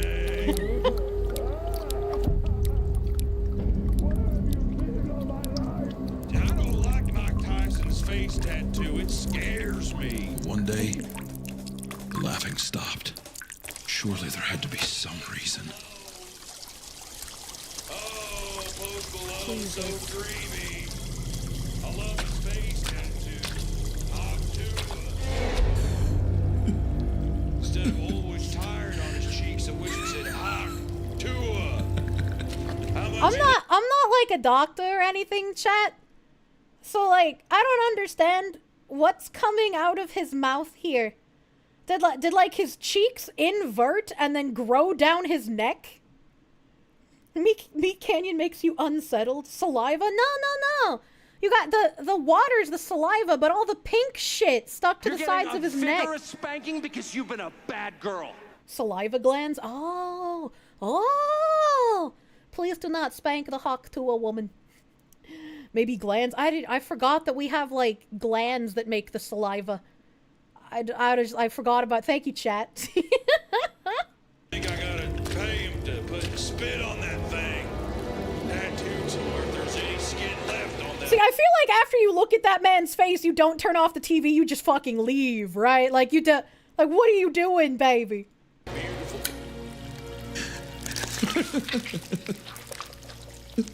Hey! Oh!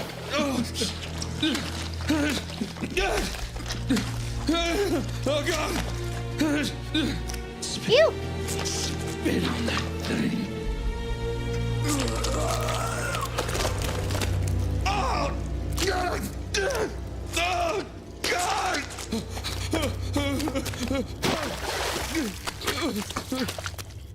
Yeah, my dad didn't like the Hawk Tuah meme, but I must admit, Hawk Tuah! the show does hook you pretty fast. He's been propagandized! He saw what happened, but he can't stop watching! Ready? And it's not just a one-dimensional joke. It's truly very moving. So funny. Oh, good golly. I'm from the South. I'm from the South. God, she is insufferable. Of all of the industry plants, she is my least favorite. This is a link to the MeatCanyon video. That's a link to the video. So like that is my mental imagery of her whenever I think of her. I guess she's not even the human anymore. She's just the MeatCanyon meatsicle. You're so happy you've never seen the original clip. I've seen the original clip, and today, reading about her fucking meme coin is the most I've ever said hawk anything in my entire life. Oh my god. Seems accurate to you. What's the confusion? Do not SCP the Kirsche? Oh my god, I would love to see an SCP Kirsche. Are you kidding me? He knows he can't get away. Zachary Rawley, thank you for the 2. Excellent illustration of the average VTuber fan. I don't know about the average VTuber fan, but I hope you guys are drooling fanatics who knock on your neighbors' doors in a frenzy and tell them to watch this anime woman stream. The original joke wasn't even that funny. I agree. Thank you for the 100 biddies, Garling. Thank you. What else do I have over here? Oh.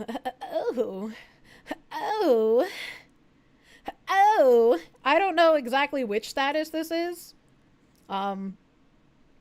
This was one of Haley Welch's statuses.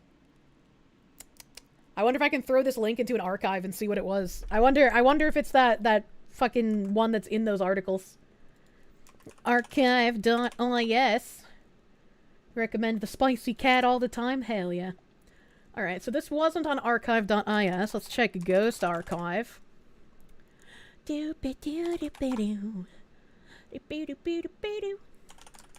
Hello, Ghost Archive, please work. Could actually launch a Kirsche coin fair without pre-sale in 5 minutes. I don't think I want to make a meme coin. Nope, unfortunately, this is also not on Ghost Archive. I can throw it into here and throw this shit. Maybe someone else can find it. Well, maybe someone else can find it. Alright. That's unfortunate. What else do I have here? Oh yeah, there's this fucking guy.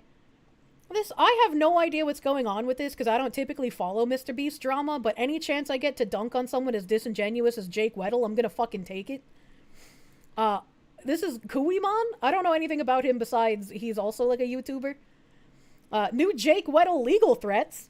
Jake Weddle has made a delusional post on his Patreon threatening to use Mr. Beast money to pay lawyers to send me a cease and desist for my tasteful and transformative fair use review of a portion of his new stand-up special. The review featured a limited selection of the work, yet the runtime far exceeded the original, featuring numerous rewinds, extensive analysis, and long tangents comparing his comedy to other comedians. Having reviewed the special, I am certain that using his war crime reparations to sue me is a much better use of Jimmy Beast's 100K than perpetuating the cycle of abuse through his stand-up. And this is Jake Weddle's post on his Patreon, supposedly. Sorry, gang. I have increased the special to the $10 tier because someone streamed it on Kick. I'm in contact with my lawyers, everything has been documented, and cease and desist will be sent out. My special drops on YouTube this holiday season on my YouTube channel. Thanks for the free promo, you fucking morons. To any comedians who think this is funny, drop your special next and let's compare. Hugs and kisses. So, this top commenter guy has it corrected. Didn't he say he specifically took the 50k because he was 50k in debt?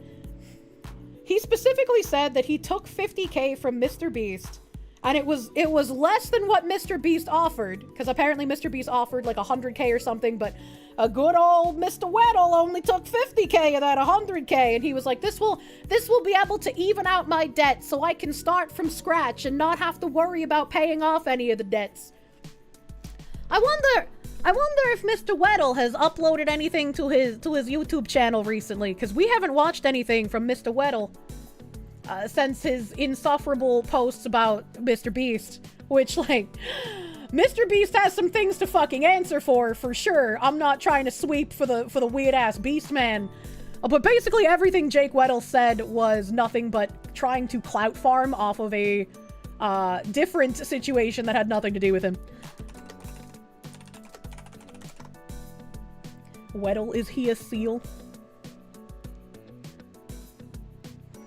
They're all rats and snakes, let's be real.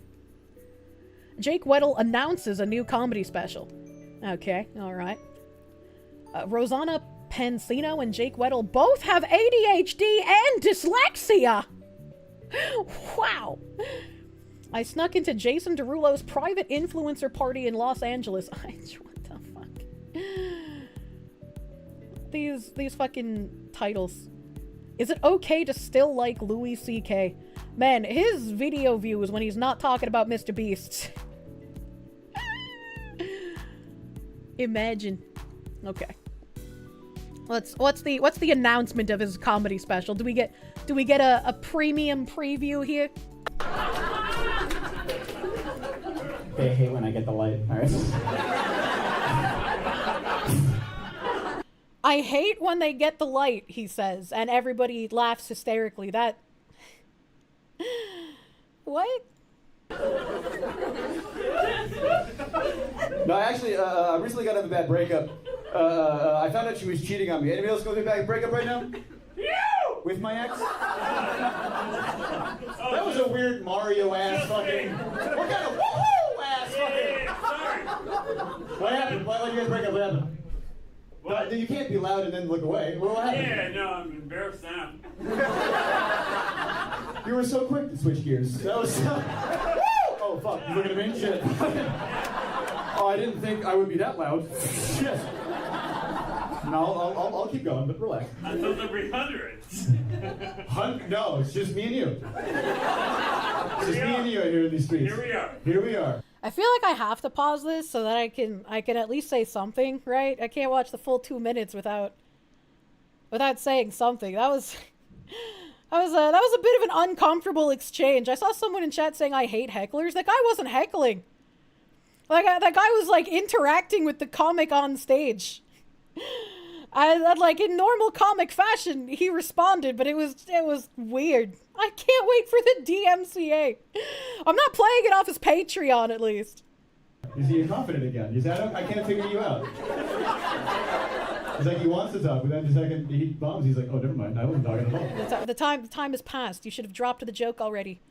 How does a brain-damaged anime woman have better comedic timing than you do, Mr. Weddle? What do you do for work? What do you do for work? I'm a sales rep. Yeah. Did you see that laugh before that? I'm a sales rep. He's obviously not very good at selling. He couldn't even pick up the conversation, to be fair. You sell. You see, he's picky and choosy, this fucking guy. Alright, I really have to go now. Oh, Jesus Christ, you good? There's more acts after me. This guy. I have to go now. I'm not obsessed about what I do. It's epoxy flooring. Okay. Well, that guy sounds drunk as fuck. Why is he still talking to this guy, though? Why hasn't he moved on? Jake Weddle announces a new comedy special, and the entire thing is just him interacting with this one guy instead of doing anything from the special. So you make sure we're all grounded. Thank you, brother. I appreciate it. That's nice of you. Anyway, my ex cheated on me with that guy. No, that's true. I did find out she was cheating on me. I think I handled it pretty well, though. I didn't do anything Carrie Underwood wouldn't do.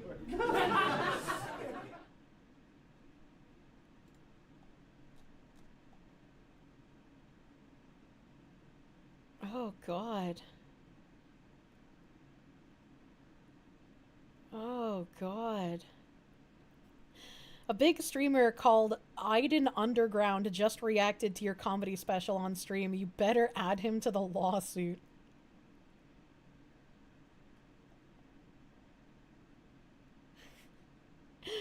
Amy Schumer got a Netflix deal, and she's not even funny. Your comedy is solid as fuck, mate. I mean, that's true. If someone like Amy Schumer can get a Netflix deal, then, you know, Mr. Weddle here probably could too. Oh, these comments. Even my comment section has less dick sucking than this, and I'm an anime woman. They both suck. Mercenary, thank you for the 2. The comedy show stinks of a setup to you? Setup for what? What would even be the setup? Alright, let's see here.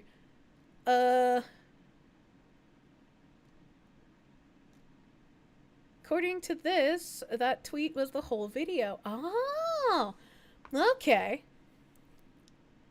This lists that tweet as a source. I'm opening. Ah. Okay. So the Haley Welch deleted tweet that I pulled up a second ago. It was this. It was her tweet that had the full Twitter space. So she deleted the VoD of the Twitter space. And this guy, Mario Knopfel, Haley Welch, I'm doing the best I can. FaZe Banks, whoever directed you to do this or gave you advice to do this, you should fire them immediately. Haley just says, yeah, I'm doing the best I can. Thank you, FaZe. And then also links that tweet that is now deleted as a source for the video. Let's play this tiny clipoo here. And I'll wrap up here with just whoever guided you in this, or whoever directed you to do this, or gave you the advice to do this, you should fire them immediately. And yeah. Yeah, I just want to jump in here. Yeah, I'm doing the best I can. Thank you, FaZe. Jesus Christ, her voice. Yeah, we're all doing the best we can. Listen, this is day 1. Yeah, ugly launch, cool. There's day 2, there's day 3, there's day 4, and the key is just not giving up. The key is showing up every single day, memeing. The key is to actually onboarding her real, true fans. This might not be for everybody. It's not a big deal to us. We ain't going anywhere. Haley's not going anywhere, and the Hawk Tuah meme is definitely not going anywhere. So this is definitely not, a 97% bundled thing that everyone thinks. Yes, those tokens were held back. Yes, they were from the deployer wallet, but they're put into wallets for her true fans to claim. They were not sold. Fans. None of those tokens were sold. And I just... You know what this reminds me of? That fucking snake oil saleswoman who was trying to make her own VTuber awards that I interviewed on my channel. And how she was like, you'll be able to use this app that we're designing for VTubers, and you'll be able to sell voice lines and clips of your stream to your true fans, so they can always have like a little piece of you with them. They were trying to like turn like regular NFTs into like voice NFTs for clips of stream. You wonder where she is. I have no idea. I haven't kept up with her. I want to make that very, very, very clear. We could show forensic analysts that are showing this same thing. Yeah, it got sniped to shit. Everyone knew that. We put the contract address out there early, and everyone was like, "Why did you do that? You should have sniped it yourself." We did that for multiple reasons. So there wasn't a million different tokens launching saying this is Haley's token, or this is the Hawk Tuah token, this is the official token. So we wanted to put that out there. Unfortunately, yes, it got sniped. Yeah, it's unfortunate, right? That does happen. We all kind of knew that was going to happen. Yeah. Well, thank you, Ziz and KB, for finding the deleted tweet. The mystery is solved. Thank you, guys. Can I sell you a kidney? So you can always have a piece of me. No! I will not go to Brazil! That was the only video Jake Weddle had on his comedy special, so that's unfortunate. We'll have to wait and see if he makes any other weird shit. We'll have to wait see if he puts his foot in his mouth again. God, are these people?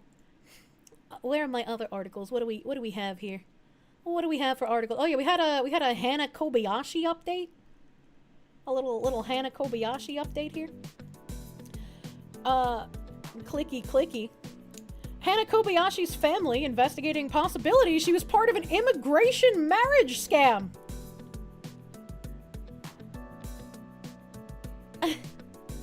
I guess that would explain the text of her losing all of her money to someone that she thought she loved. Hey chat, do you guys remember how long her and her boyfriend were broken up for? Because her and her boyfriend had bought those plane tickets together, and they were broken up by the time the flight happened, and that's why he didn't pay attention to whether she was on the plane or not. But I feel like it was a very short period of time that they had been broken up. And so it seems really weird to me that she somehow managed to get caught up in an immigration scam in such a short amount of time. That's an interesting turn of events. Hana Kobayashi's family said that they're investigating whether she was involved in a possible green card marriage scam, but stressed that nothing has been confirmed yet. Police said Monday that Kobayashi, 30, of Hawaii, who was the center of a missing person search in Los Angeles, had willfully crossed into Mexico and was reclassified as a voluntary missing person.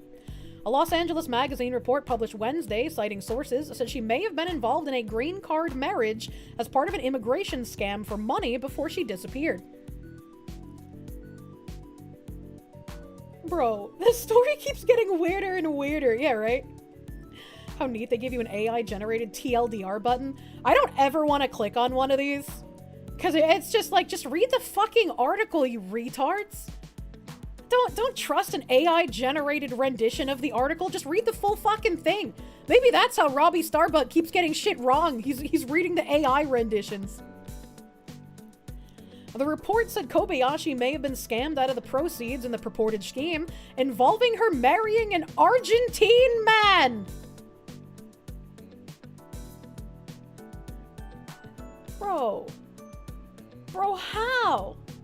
How do you fall for, like, immigration marriage scams? I don't fucking get it, man. The source said the possible scam was discovered by Kobayashi's mother, who found immigration documents in her daughter's Hawaii home that listed an immigration attorney. The Los Angeles magazine report said that the FBI was investigating the possible marriage scam. NBC News has not verified the report. The FBI's Los Angeles field office said it assisted in Kobayashi's case, but it deferred comment to Los Angeles police. So, okay. I'm used to, like, other people scamming the Americans for a green card, but the way that this is, like, reported, it sounds like she was the one who was trying to, like, leave the United States? Which is do you even need to, like... This just seems strange to me. Like, am I reading this wrong, chat? It sounds like she's the one who wanted the green card out of the US. But maybe I'm just having, like, an illiteracy moment. Has she heard about her dad's death? If she has, what is her reaction? If she hasn't, then you wonder why. I can't say. I think the scam involved making money. I think she was hoping to import a man from Argentina. Yeah, like, I'm used to green card scams being, like, the foreign person scamming the American, right? You think she was helping import a man, though? That's probably what it is, and maybe, like, the wording is just odd to me. The source said the possible scam, I already read that. The Los Angeles magazine, did I already read that? I did. No, I didn't. The Los Angeles magazine reports that the FBI was investigating the possible marriage scam. NBC News has not verified the report, and the FBI's Los Angeles field office said that it assisted in Kobayashi's case, but it deferred comment to Los Angeles police.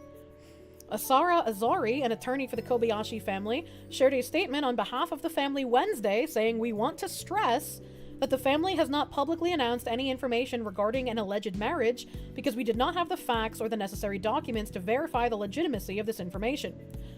This would explain the, like, weird text message of, like, I gave all my money to someone I thought loved me or whatever it said. I can't remember the exact wording. That, or they were paying her to put her name as the contact? Possibly. The family has not confirmed the authenticity of the images or the accuracy of the information provided about a possible secret marriage. This is one of many leads we're actively investigating with the help of our attorney and investigative team, noting that the family turned over any information they had to law enforcement.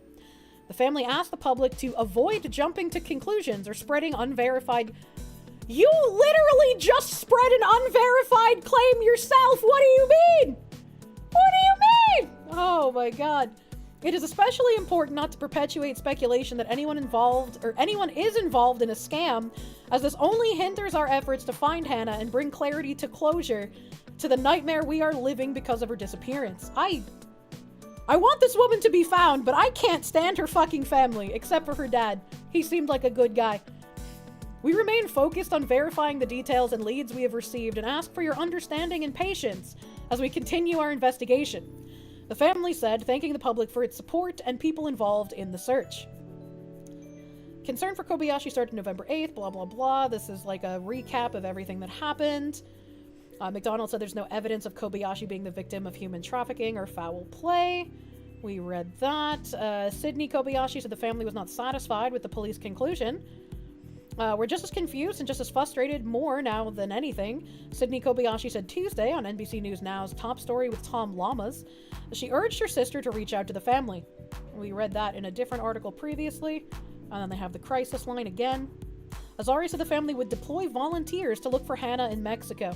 If a second person turns up dead from looking for this woman, I am going to lose my mind. Dad was a good dude. I feel really fucking bad. Like, I don't believe that the father's thing was a suicide. I don't believe that for one fucking second. The thing with her dad is weird. It really is. Knowing her father is dead, you think we know what happened to her? She's still alive. They caught her on footage crossing the Mexico border a couple of days ago. It'd be wild if her dad tried to stop her from going, so she killed him and then fled to Mexico instead of Argentina. That would be wild. You refuse to believe it was suicide? Yeah, I don't believe that, man. I don't believe it. And then we had, I don't know. I had this article on Daniel Perry, but there might be more updates to this, because this was a few hours ago and you guys were like posting stuff in chat. I don't know. I don't know if this is up to date. It doesn't look like they have any like edited addendums. So let me see if I can find a more recent article. Because this was December 6th at 4 p.m. That was an hour ago. Wait a minute. How is this an hour? So I guess it was updated at some point? I don't know, man. Hold on. Inner City Press on Twitter has been live tweeting from the courtroom. Oh, shit. 40 minutes ago. I think that's probably a good one to pick up. And then Inner City Press. Help. Help.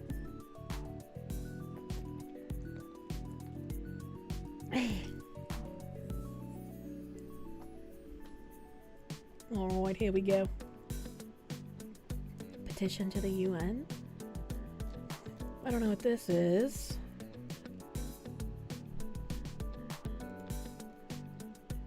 Daniel Perry, day 4 of deliberations after videos and readback of instructions. Penny's lawyer, if a juror's been talking to the media expressing frustration, the name given is not a name of a juror. I don't know how to read Twitter when they're so disjointed. I don't know how to read Twitter when they're so just disjointed like this. Oh, fuck you, Washington Post, you fucking piece of crap. Black Lives Matter is already calling for violence in NYC. Somehow doesn't surprise me. Let's see here. Jury to consider lesser charge in NYC subway chokehold death trial. What a way to frame that, dude. A New York City jury will consider a lesser charge for Daniel Penny and the choking death of subway performer Jordan Neely. That's really what you're going to call him? Subway performer? After jurors could not decide whether to convict him of manslaughter.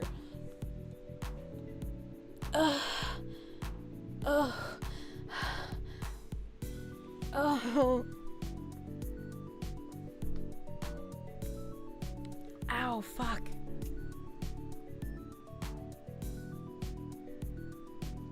I can't crack my neck at all. Oh, I can't crack my neck at all. Cheeseball, now is not the time to lick my toes, you freak. Oh. Ooh. I got a sharp pain in my shoulder, so I had to try to fucking get that out, man. Judge Maxwell Wiley on Friday accepted the prosecution's request to dismiss the second-degree manslaughter charge after jurors said that they were deadlocked, according to the Associated Press. The jury will return next week to deliberate on the charge of criminally negligent homicide. Penny, a 26-year-old man, was charged over putting Neely, a 30-year-old black man, in a chokehold on a New York City train in May 2023, in a case that turned Penny into a conservative symbol for citizen crime fighting. If a citizen prevents another person from attacking people nearby, they are not a criminal, they are a hero. They have to demonize Neely because demonizing Neely is going to demoralize the rest of you. And that's what they want. They want you compliant. They want you thinking, if I help anyone else, I will become the guilty party. I will be tossed in jail. I will be dragged through the courts. I will be smeared and lied about, and my reputation will be ruined. So I shouldn't help anyone. Why try and build a high-trust society when the government wants to keep you pitted against everyone around you? Only fear, only distrust, no feeling safe ever. Penny, not Neely. Neely's the junkie. Yeah, I'm pretty sure I didn't get their names confused. I'm like 100% sure I didn't get their names confused. It's a hell of a problem in China. I did? Did I? Did I say the wrong name? That's how Russia works, Kirsche. Yeah, I got their names confused. Well, my bad. My bad. They both end in a Y. Maybe my brain fucked them up. I said Neely. Penny's the white man. I said demonize Neely. My bad. My bad. I said the wrong name. My bad, chat. Neely, the man who died, should be rightfully demonized for trying to attack people on the subway. A little bit of coconut happens to everyone. You think you did, but you understood when I was putting it down? Unlucky! I misspoke. Time to get clip-chimped. Neely was pronounced dead at a hospital, and the death was ruled a homicide caused by compression of the neck.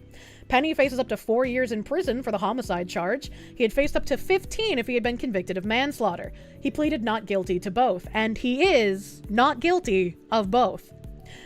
Now, the case has fueled debates about public safety, race relations, and the state's approach to homelessness and mental health. Race relations shouldn't even be part of this conversation. I don't care if the person flipping out is like black, Mexican, white. I don't care. If they're flipping out and harming people around them, the correct thing to do is detain them. If they happen to pass away while being detained, that's their fucking issue. I would even go further and say if they weren't in a shitty state like New York, you just take out a firearm and neutralize the threat in and of itself. You don't even have to fucking risk your life at that point. Didn't shortly afterwards a black guy stabbed a white guy doing the same thing on the subway, but he was deemed a hero instead? I have no idea. If true, fucking crazy. The point is a good Samaritan stopped a bad guy from hurting people. Their respective races are irrelevant. Absolutely. Absolutely. No? Penny's defense hinged on his assertion that he was trying to protect other subway riders from Neely. He had been praised by some as a good Samaritan, while prosecutors depicted him as a white vigilante who killed a man who needed help with his mental health. Where were Neely's parents?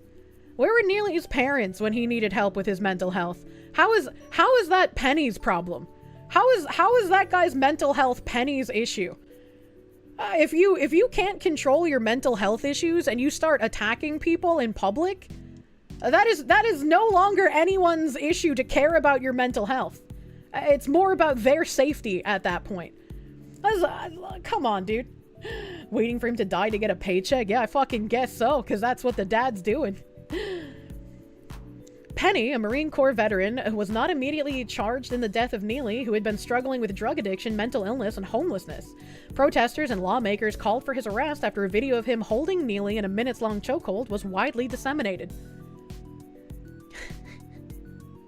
This is so fucking crazy, man. In the video, Neely flailed and kicked his legs while trying to break loose from the chokehold. During the month-long trial, the 12-member jury heard testimony from subway riders, responding police officers, pathologists, a psychiatric expert, and Penny's friends, relatives, and a former Marine Corps instructor, according to the Associated Press.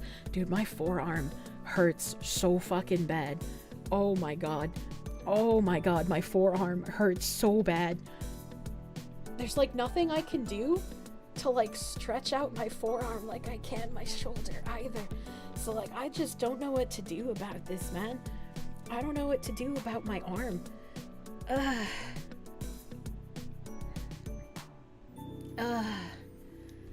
Oh god. You read that Neely's parents were never there for him and he went to foster homes and now they're trying to cash in? Yeah, I retweeted that. I retweeted that yesterday as well. They are trying to sue Penny for damages now that their son that they didn't do anything for is dead. A foam roller could help. It does not, unfortunately. I have one of those. I have a percussion gun as well. I guarantee you anything you suggest in the chat, short of cutting off my arm, is something I've already tried. Penny did not testify, but jurors heard versions of events through police body cameras that recorded his account of what happened. In the video, he said he wanted to keep Neely from getting to people, and he described him as a crackhead who was acting like a lunatic. Witnesses said Neely, well known for his Michael Jackson impersonations, had been acting erratically on the F train in Manhattan. The Washington Post reported shortly after his death. Help. He had shouted about being hungry.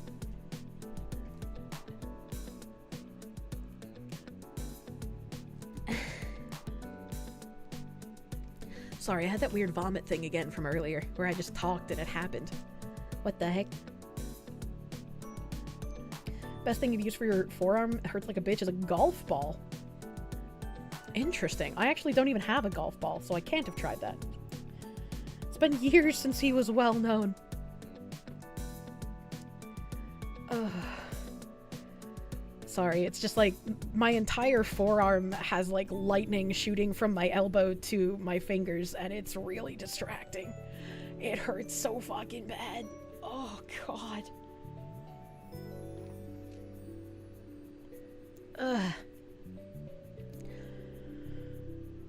Okay, alright. Back to reading. Where was I? It shouted about being hungry, demanded money, and made what witnesses interpreted as threatening behavior.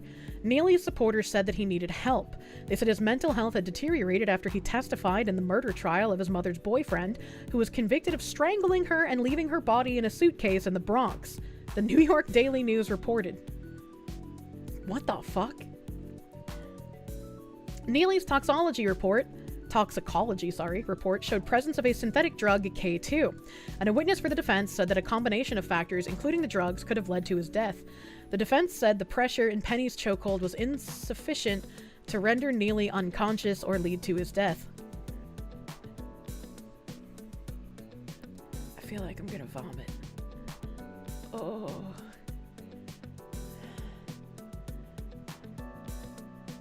Oh no. Okay, we're gonna just take a moment and we're gonna try to not vomit. I haven't vomited in a while now, and I would like to keep that streak going. Am I okay? No, my arm really hurts. Hope for creamy smooth, and I don't think it's gonna be creamy smooth. It feels like it's gonna be chunky. Oh god. Vomit free since 23? No. Am I pregnant maybe? Not unless it's immaculate conception, baby.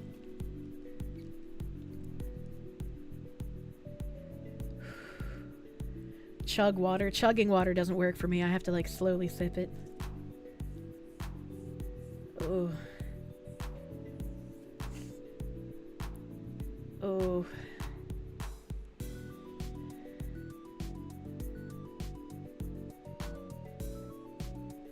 A DV8, thank you for the 5. That's a neck issue. It's called stenosis. I don't know what that means. Nothing is wrong with your arm. It's a nerve issue. No, I know. That's what I've been saying for like a month and a week now. I know it's a nerve issue. I know it's a nerve issue stemming from my neck and my shoulder. I know that. I am aware, but there's nothing I can do to like lessen the pain. Because my doctor wasn't giving me anything, and then he started ghosting me, and then urgent care was fucking worthless. So it's like, I I don't know what to do, man. Ooh. Ooh. Have you tried turning your arm off and on again? I wish I could. Oh. Apply weed? The vitamins did not work, so I have no reason to try them again.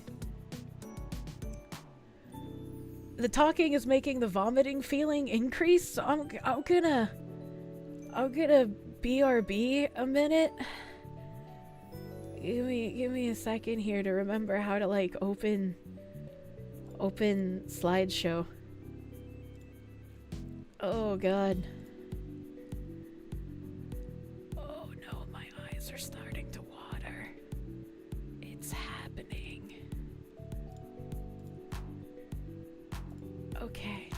Okay, slideshow. I can't see. I cannot see. Chat enjoyed slideshow. I'm gonna vomit BRB.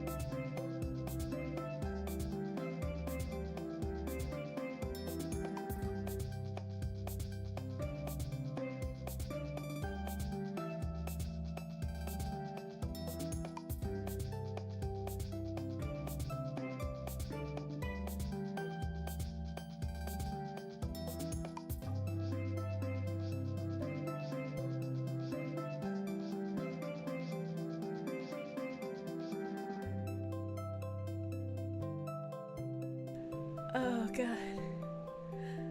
Oh god, I'm so sad. Oh god, I'm so sad. Chat, there was so much vomit. Oh god. Did you yak? Yeah. Oh god. Am I okay? There was so much vomit. It was so thick and chunky. There's so much of it. I feel like I just vomited the last, like, 3 days of food. What the hell happened? The vomit came for me.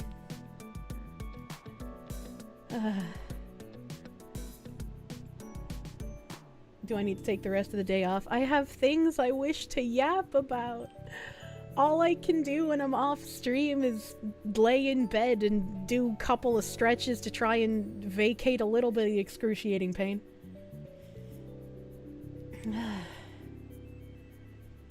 You asked if I'm okay, not TMI about your vomit. Oh god, the smell of vomit makes me want to vomit more, so it's like, it's a fucking struggle, man.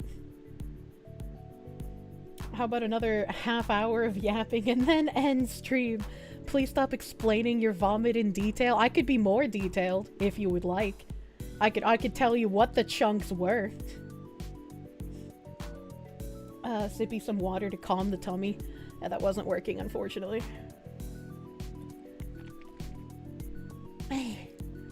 Anonymous gifter, thank you. Thank you for the 5 gift subs. Thank you. What color was it? It could be signs of a parasite? I don't think I have a parasite. I'm pretty sure the vomit is linked to the excruciating amount of pain my body is in at the moment. And take it easy. We appreciate what you do. Thank you. Thank you. You know, you need desk catch-up. Oh no. I do not have Tums. Tums would not have helped in this case. It sounds like you after too much booze a while back. Sometimes your body just gotta reject its contents. Hi. Last year I told you that you'd be able to eat and listen, and you have to say that you can. Congratulations. I'm glad you can eat while listening to me now. It's worked. Cult of personality, thank you for the 2. Are you being possessed by Liquid Snake? I certainly fucking hope not, dude. I certainly fucking hope not. You hate when it goes through your nose? Thankfully, I didn't have that happen. My nose stayed clean. And Star Phoenix, thank you for the 2. Foxy would be the one to immaculately conceive. Not like this. A DVS, or DV8 rather, I'm blind now. Thank you for the 10. Aleve is a good analgesic, meaning it will bring the swelling down, but you have to take a doctor dose. 2 pills of 440 milligrams is some toddler shit of Aleve. Are you kidding me? I used to down like 1,500 to 2,000 milligrams of like either Aleve or Tylenol or regular ibuprofen. None of that shit works on me anymore for pain. Literally none of it. Like, I kept upping my dose until I was like, maybe this is getting dangerous and I should just stop. Muscles will back off and you will feel better. You have it, Doc's fix? Absolutely not. Will not help. That's how you kill your kidneys. Yeah, that's why I stopped doing that. That was probably at least 8 or 9 years ago at this point. She exists on a different plane of pain. Yeah, it's always fun when I tell my doctors, yeah, I used to take like 2,000 milligrams of Aleve or Tylenol, and it didn't do anything for the pain after a while. And they're still just like, oh, yep, she's clearly exaggerating. These are hallucinations. She's not in any pain. How are you alive? Very carefully. Analgesics help with inflammation caused by pain mostly. I mean, nothing is inflamed as far as I can tell. I don't have like any swelling. Nothing is like hot to the touch. I do have a bruise on my arm now, but I feel like that's probably from getting beat by my massage therapist rather than anything internally being an issue.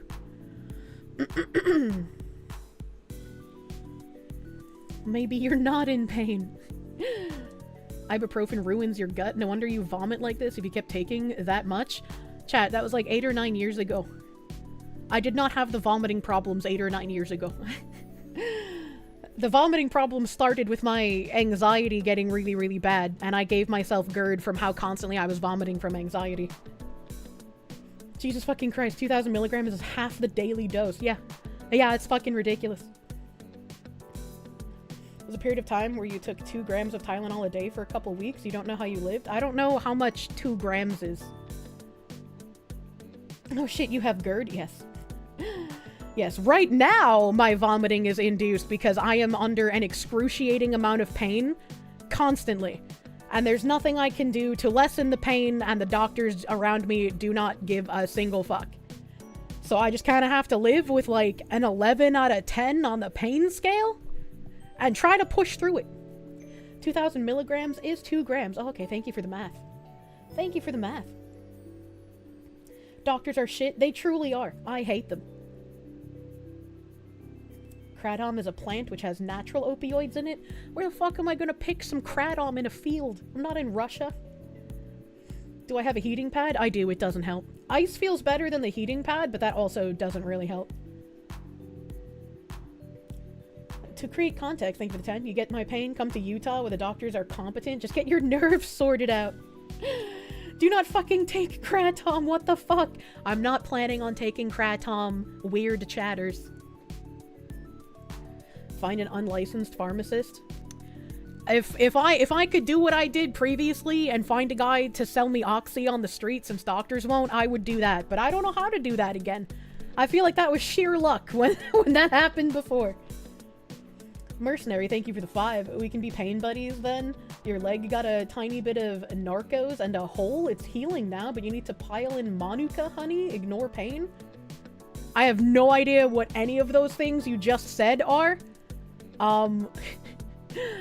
But you have a hole in your leg? Are you only use me blade?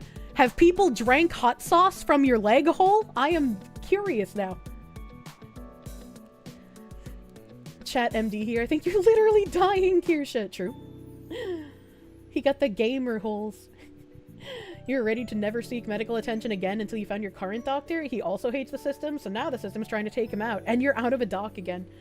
Yeah, I've had bad luck with doctors my entire life, and I have spent hundreds of dollars in the past month getting appointments and being told, oh, yeah, how about you take another muscle relaxer? I know you've been allergic to every single one we've ever given you, but how about you try another one?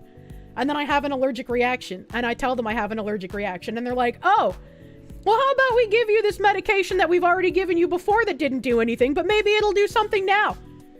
And it's like, how about you just give me something that actually fucking works, you twat? Like, what is this? Why am I paying for an appointment where you give me things that I've been given before that don't fucking work? And when you give me new things, it's new things that will give me allergic reactions because you're a fucking piece of shit. Time to go to Mexico for the drugs. It's like my last like fucking the $100 urgent care appointment. The doctor was just like, I don't care that your doctor gave you Tylenol 3. I'm not going to give you the opioids. And it's just like, fuck, man. I have the prescription bottle here. It's from like last week. He's like, well, just because some doctors will prescribe something doesn't mean all of them will, and I'm just not willing to do that. So if you're not gonna work with me, there's nothing we can do here. It's like, what do you mean if I'm not gonna work with you? What do you mean by this, you fat Nigerian fuck? They give you synonym names of previous drugs. It's fucking bad, dude. Mercenary 21, they give the 2. Grew to a grapefruit size infiltration and then popped. What? Your leg hole came from a Bill Gates mosquito? I don't even know what that is. I don't know what that means.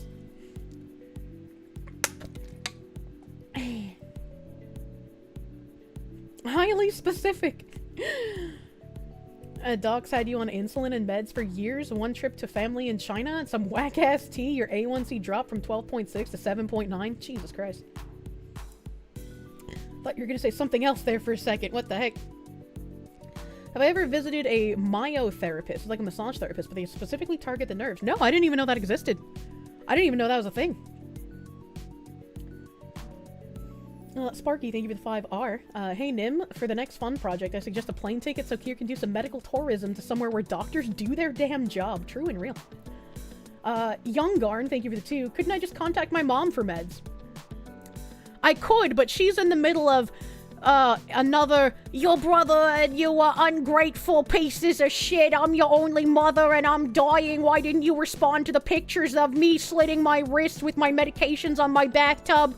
You're terrible, and we're gonna make sure that you can never live safely again. We're gonna have all these people after you, and you're gonna be fucking sorry. So I probably can't ask her for drugs right now. As a mechanic, have you tried blowtorching your arm and hitting it with a hammer? Well, the nerve issue is in my shoulder, so I would need to hit my shoulder with hammers. A1C's tied to your diet, so did you also change your diet? It's not my A1C. I was reading a chatter's message. You might... Yeah, you know. She's not someone you want to be indebted to. She'd probably spike your drugs. That's true. If anyone was gonna spike my drugs with, like, fentanyl, it'd probably be my mom. I should note down the name of the nerve massagist chat told you about, because I'll probably forget, like you already... I've already forgotten. Help. Have I tried CBD oil? Since weed is not legal in Georgia, I did try buying those, like, stupid CBD gummies. Not only do they taste like shit, but they do literally nothing. They are the most worthless things I've ever put in my mouth. Hey. Zachary Rawley, thank you for the 2. Too much stuff cut with fent. Don't use the street. No. Cult of Personality, thank you for the 10. The best doctor you've ever been to in Georgia was your roommate. He's also your weed dealer. Also, yeah, doctors here suck. Coworker of yours is anemic, and a total of 0 doctors have taken her seriously. I have no idea why doctors down here are such garbage.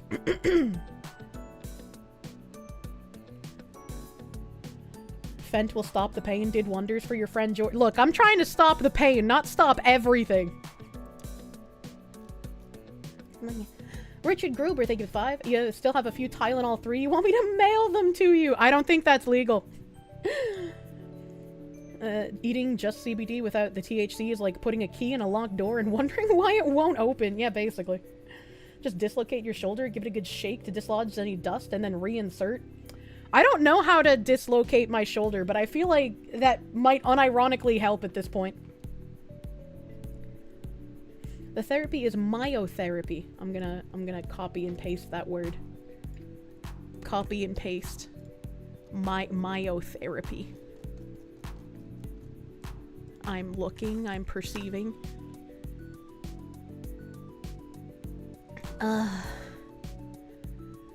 Oh, my tummy feels so upset, chat. Chat, I have upset tummy.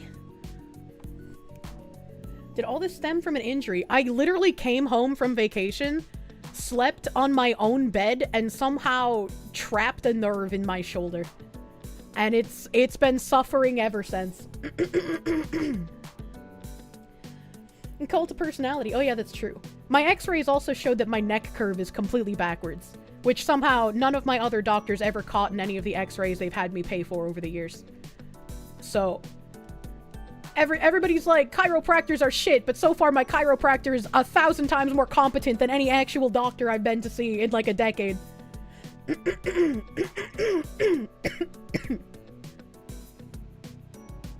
Help.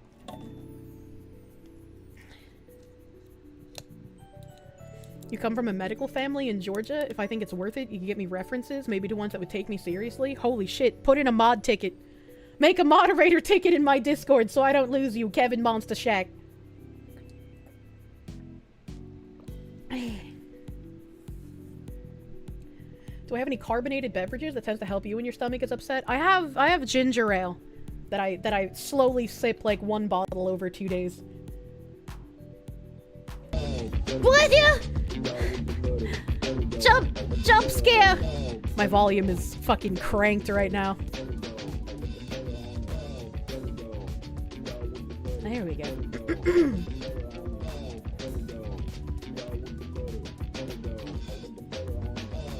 Like a dog. Don't butter me right now, we'll die. Thing at your spa retreat. Cryotherapy?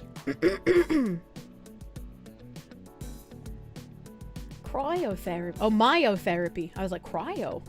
That's like freezing. Raid Master J, thank you for the 69 buttered dogs. That could be something I asked about. I don't know if where I'm going will have it. Unless you're in Kansas, I can't help. I am not in Kansas. Back to what I was reading before I had to void my stomach. Neely's toxicology report showed presence of the synthetic drug K2, and a witness for the defense said that a combination of factors, including the drugs, could have led to his death. The defense said the pressure in Penny's chokehold was insufficient to render Neely unconscious or lead to his death. In the weeks after Neely's death, Penny was also lauded as a hero by several high-profile Republicans, such as Florida Governor Ron DeSantis, Fox News personalities, and conservatives on Twitter, Elon Musk's social media platform. I feel like if by some stroke of horrendous miscarriage of justice that Penny actually gets any kind of convictions here, that should probably be one of the first pardons Trump does when he gets into office.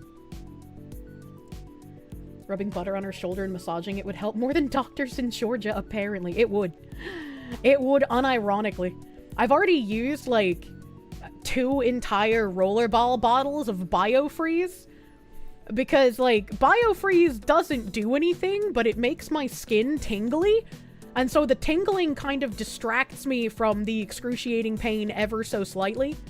So it's like, it kind of helps, even if it doesn't take away the pain. Only the New York governor can pardon Penny? I don't think that's true, right? He can't pardon Penny since it's a state-level charge? Really?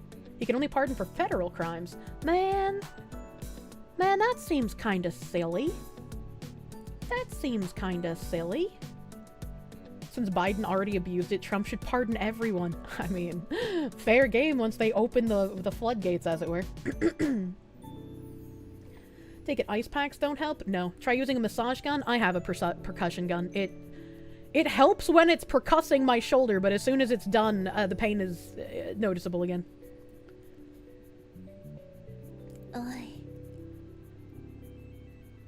The Marine who stepped in to protect others as a hero, tweeted Representative Marjorie Taylor Greene from Georgia, who also described Neely as a violent criminal who should have been behind bars. The narrative supporting Penny also helped raise money for Penny's legal defense fund on GiveSendGo, a Christian crowdfunding site. The campaign raised about $600,000 on the day he was charged and had crossed $3.2 million, with donations still coming in Tuesday morning. Prosecutors said that Penny intended to protect bystanders, but that he was indifferent to Neely and used too much force to hold him down. They noted that Penny held Neely in a chokehold for much longer than he needed to, even after the train came to a stop and people could safely exit. You know, we wouldn't be having this conversation if it wasn't a pain in the ass to get firearms. I mean, I'm sure they would still try dragging him through the mud if he shot someone. But it would still just be like, man... Big oof. To create context, thank you for the 20. One time you accidentally sprayed BioFreeze on your nuts. Do not recommend.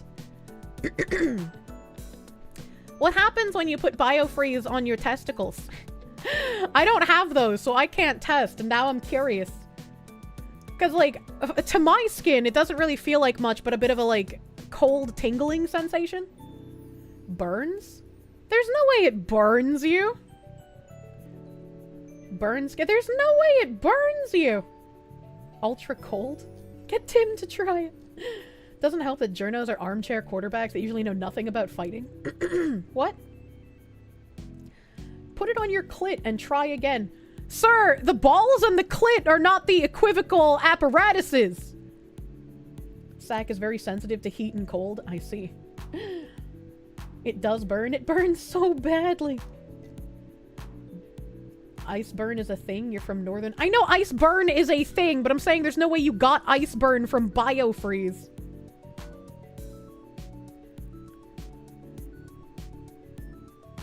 Clit is a sort of underdeveloped penis. Yeah, it would be like if you put BioFreeze directly on the head of your penis. If you were uncircumcised. To create context, maybe the 10. It frost burns and feels like a kick in the nuts. What the fuck? That's crazy. That's crazy. This might come as a bit of a controversial opinion. While you believe what he did was fully in self-defense, he still took the guy's life, which means he used force above a certain degree. Do you still think he needs at least some kind of sentence, as he did bring a guy's life to death? But that's just your opinion? You have the opinion of, like, a teenager that hasn't lived yet. I'm sorry to tell you this. If a guy is attacking people on a train and acting erratically, Do you stand there and do nothing and let multiple people get harmed, or do you try to neutralize the threat that is harming innocent people?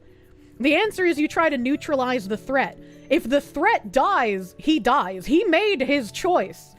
He played with his life. He fucked around and he found out.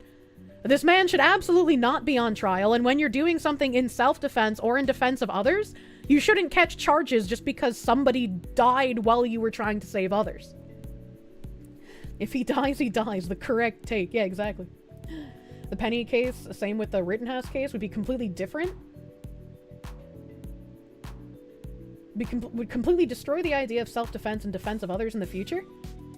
I don't know what you mean by that. I don't know what you mean by the Penny and Rittenhouse cases completely destroy the idea of self-defense. Because Kyle Rittenhouse was also very obviously self-defense. Kier Ivan Dragos. Jesus. Disregard the drugs, right? Neely was alive when paramedics arrived anyway. True. Danny D, thank you for the $4.99. Biofreeze on the head just made you cross your legs and tremble in fear. I'm sure someone's tried it, man. I'm sure there's someone who's tried that. Putting biofreeze on my penis. Oh, hey, maybe that guy in my chat is this guy from 11 years ago on Reddit. Today I fucked up by getting biofreeze on my ball sack. Today I learned if you rub Icy Hot on your penis, it will grow larger. Please don't rub Icy Hot on your penis, chat. Expert answers on biofreeze and penis discomfort. Wait, hold on. 9 months ago on Twitter.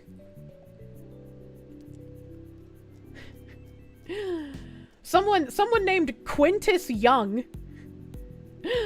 I don't know who this person is. Someone named Quintus Young said, I put biofreeze on my penis and now I have major shrinkage, but it also burns. Mans didn't even get a single like for this tweet. Feels bad, man. This poor guy. The biofreeze on his dick was for naught. Let's see. 24/7 sports. Biofreeze on your penis. Strained my hip flexor and put biofreeze on it. Didn't account for genital movement. Now it's on my penis. Whoops.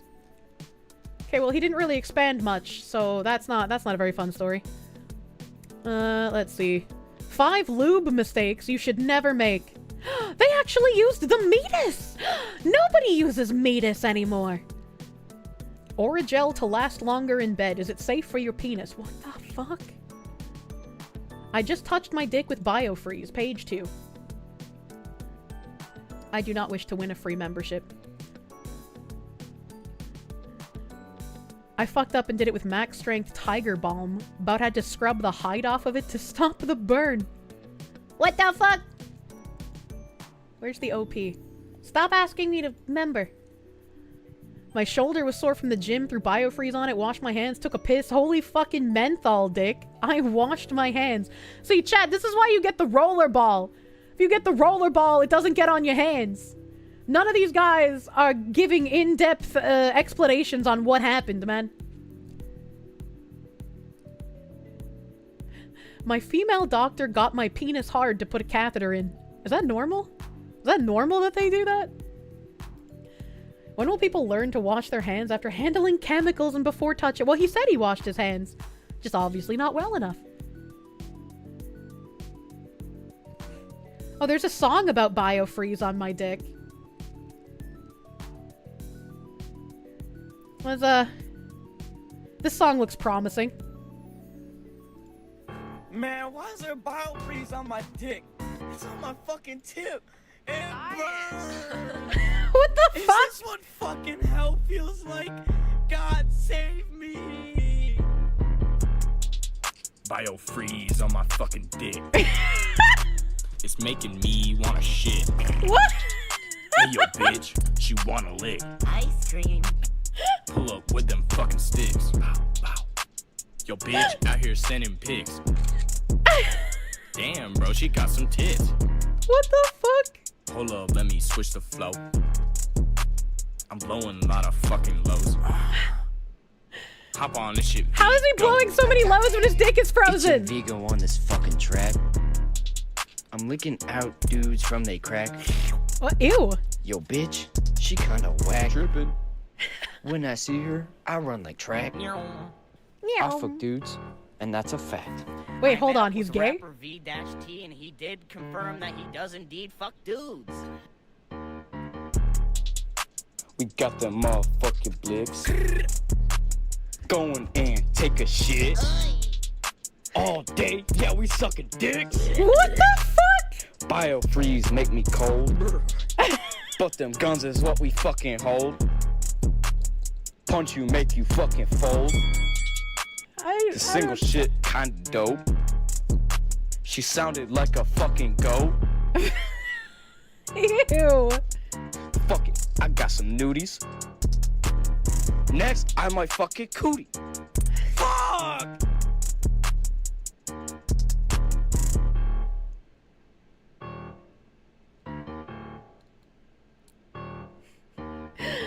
Well, I still don't know much about what biofreeze feels like on a penis. This is a certified hood tragedy, though, I agree. You weren't expecting gay hip-hop. I mean, there's even a picture of them kissing. I don't know what's playing next, but I don't want to listen to it.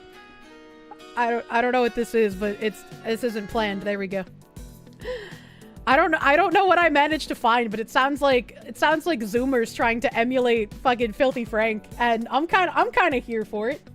Can't believe we found Destiny's alt. Yeah, kiss a homie goodnight. When you go to kiss your homie goodnight, make sure to play him the song. Like ice cream, apparently. I was like, I'm gonna be sucking on that biofreeze like Sora on the sea salt ice creams. You're late, but you used biofreeze for your knee and then went to work. An hour later, you rubbed your eyes, and yeah, it was Jover from there. Oh my god. Self-help yourself. Thank you for the 2. Better than most rap music. You're schmoovin'. True. True. Good lord. It's funny how so many women don't know how male genitals work. Sir, I don't think most men would know what biofreeze on their penis feels like either. At least I would hope not. I would hope the majority of men don't put biofreeze on their penis. That's like looking at that woman with like 20 fucking giant piercings across all her labia and being like, oh, men just don't know how vaginas work. Fucking idiot. Never want to know. Prefer to remain ignorant of how that feels. It's like, I'd like to know, but I don't have a penis and I don't want to ask one of you guys to do it for science. That's why I Googled it. I have a severe Googling issue.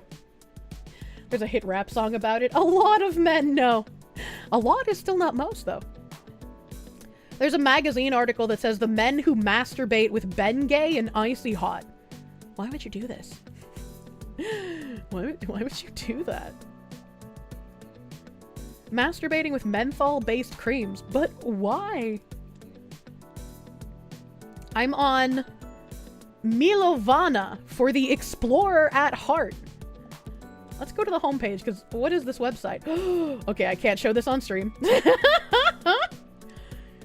This is the site for anybody who likes sex and loves to experiment and explore. Okay. Right now, there's 1,363 people browsing Milovana. What the fuck? What the fuck? Okay, link partners. There's Femdom City, the Dungeon Net, huge directory of BDSM websites. Fetbot, open directory for fetish and BDSM sites. Cock Control, the orgasm denial phone mistress. What the fuck? Dungeon Delights, high quality steel gear.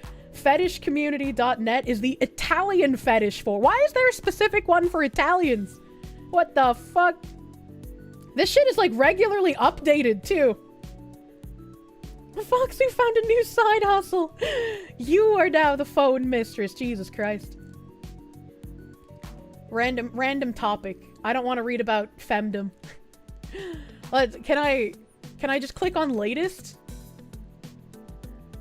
Goodwood International Reformed Ladies School 1, the job interview. You're interviewing for a job at a prestigious women's boarding school. Can you pass their highly unusual tests? Must be completed in a single session, taking 4 to 5 hours? I don't know what this is advertising. What does this mean? By Monkey Man? Click to start? I don't want to bring this up on screen because I don't know what's gonna happen. Welcome to Goodwood International Reformed Ladies School. This tease is written for submissive men. It should take 4 to 5 hours to complete. Oh, it's like a gooning course. It's like you're going to school, but you're gooning. Some of the characters in the tease will refer to you by name. Please enter the forename by which you would like to be known. I think I'm leaving this page, actually. I think I've satiated my curiosity there. Dick Denial December. A frustration advent calendar. Keystroke 3.0. Be tempted or type in a fully fledged video game. Nearly endless content and secrets to find and share on the forums. Even win prizes! Optional non-typing modes and casual modes. What is keystroke, man? What is this? Jerkless January. Click to start. Ooh, nope! I don't want noises! Get out of there! Prizes! Did I get a degree in gooning when you finish it, or did they just hold it out in front of you the entire time? I don't fucking know, man. I don't fucking know, man. Mistress T. Cuck. Oh, no. In this web tease, you play as Mistress's submissive, cucky husband. This is a fantasy of mine and a tribute to the supreme goddess Mistress T. This was posted by Italian Boy, and it only has 2.4 stars, so I feel like everyone hated that. Everyone hated whatever his fantasy was. 10 edges for Lorelei. Intense extramarital orgasm. What the where am I? What is happening? In the last week, there were 5 new teases with 76,913 views so far. What the fuck?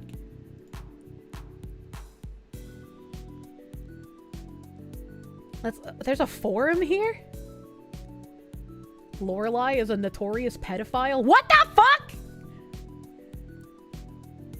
Hardware and teledildonics. I like that word, teledildonics. What a fucking weird word.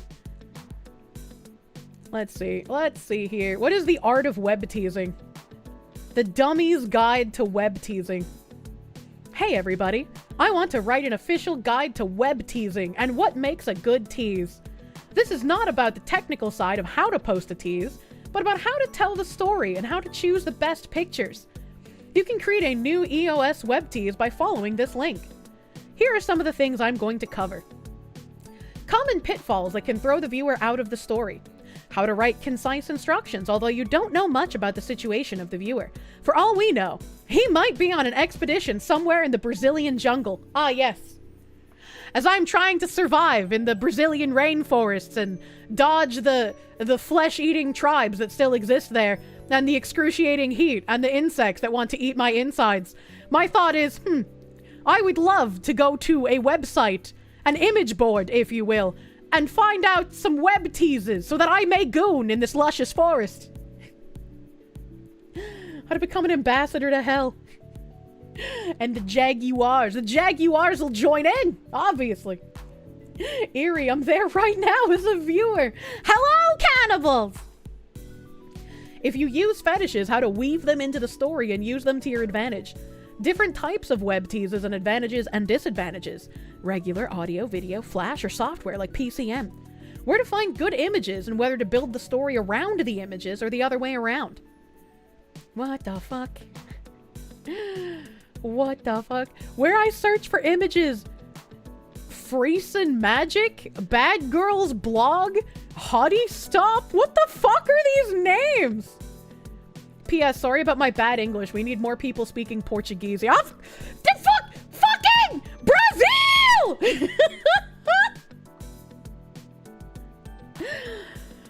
Oh, God. Grab some wet banana leaves and squirt them with bee juice, then rub them on your dick. Don't come! What is this fucking website? Where am I?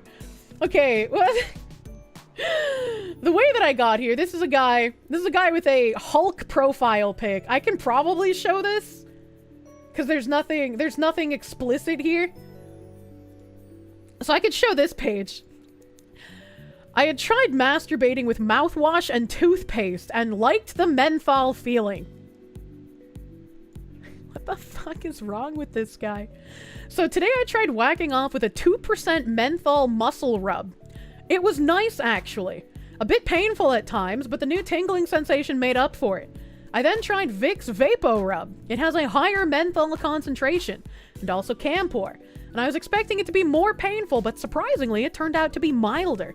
No pain, no tingling, just a warming sensation. Oh, is there a Kiba in the chat as I'm reading Degeneracy?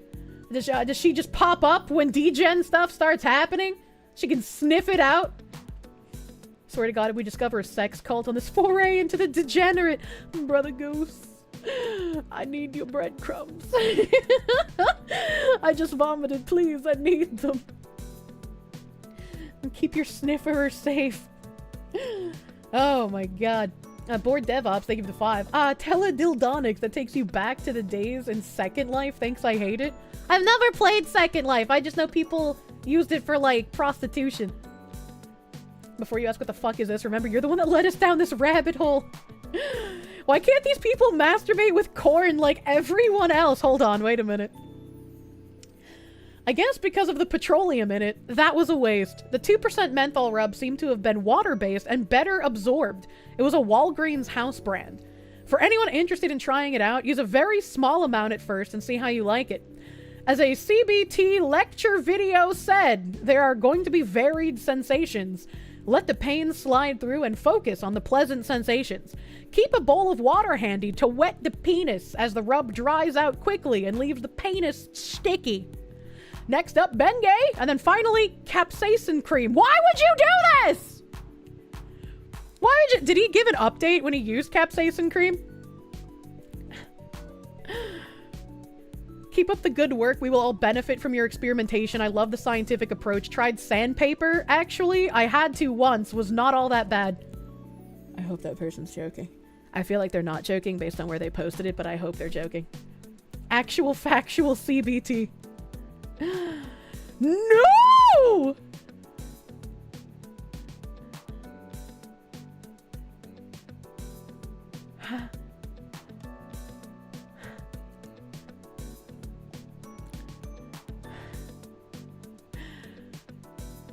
You'd think Kirsche would learn by now about staring into the abyss. This is why I screamed. Depends on what's used with sandpaper. The first time I sandpapered the member, then applied some 90% medical alcohol to it. Dear God, it was like taking a blowtorch to the penis. The member shrank quickly. I have used lemon juice, cayenne pepper paste on sandpapered member. More manageable. I am uncircumcised, so I cannot sandpaper the head. I start bleeding almost immediately.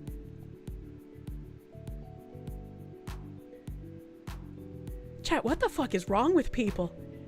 Whatever happened to, like, getting hard and, like, putting your dick in a woman? Whatever happened to, like, getting out the good old tissues and lotion? What the fuck is happening, chat? What the fuck is happening? I am stunned. That's enough internet for one day. Hello, first time chatter. Welcome to Zombocom. Now they're comparing Biofreeze and Bengay. The OP said, tried Bengay extra strength. This one doesn't have any cooling sensation. It just burns. It burned on selected skin spots the most. The other was the underside of my pulled back foreskin. Jesus Christ. The slightly good thing as compared to the menthol cream was that Bengay is a bit greasy so it doesn't get sticky.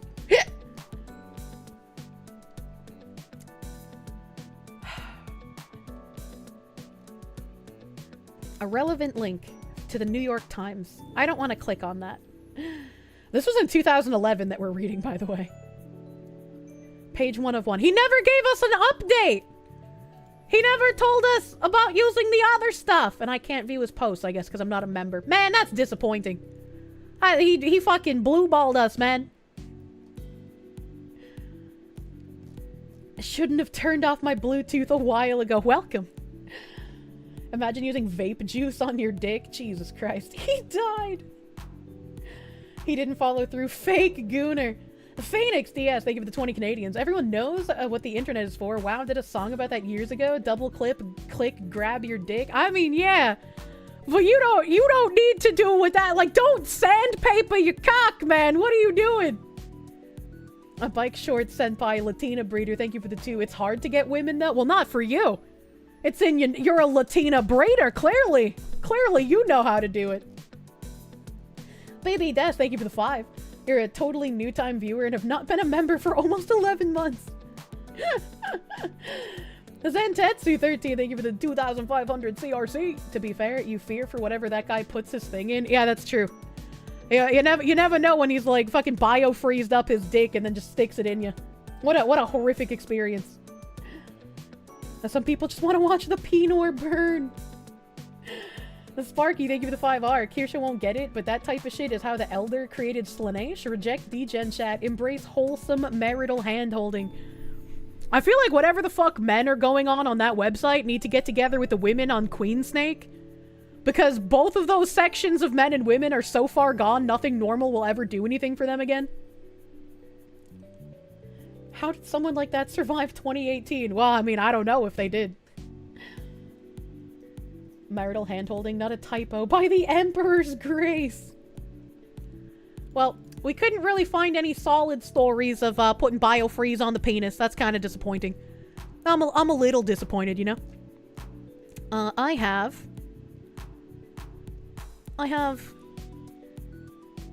an article. Let's see here. 2 articles. Nom nom nom nom nom. 3 articles. Nom nom nom nom nom.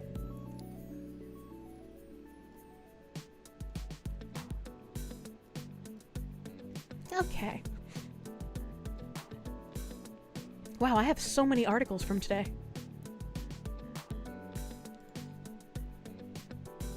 Alright. Let's see here. I have a bunch of articles on the healthcare guy shooting. I'm gonna catch up on what's going on. What the fuck is Queensnake? Incel women.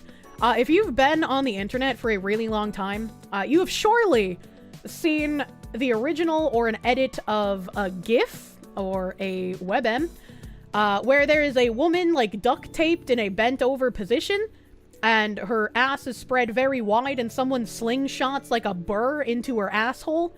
That's from Queensnake. That's the kind of shit that people on Queensnake get up to.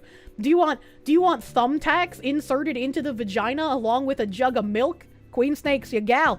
Do you want to watch a woman get her tits nailed to a 2x4? You can find that on Queensnake.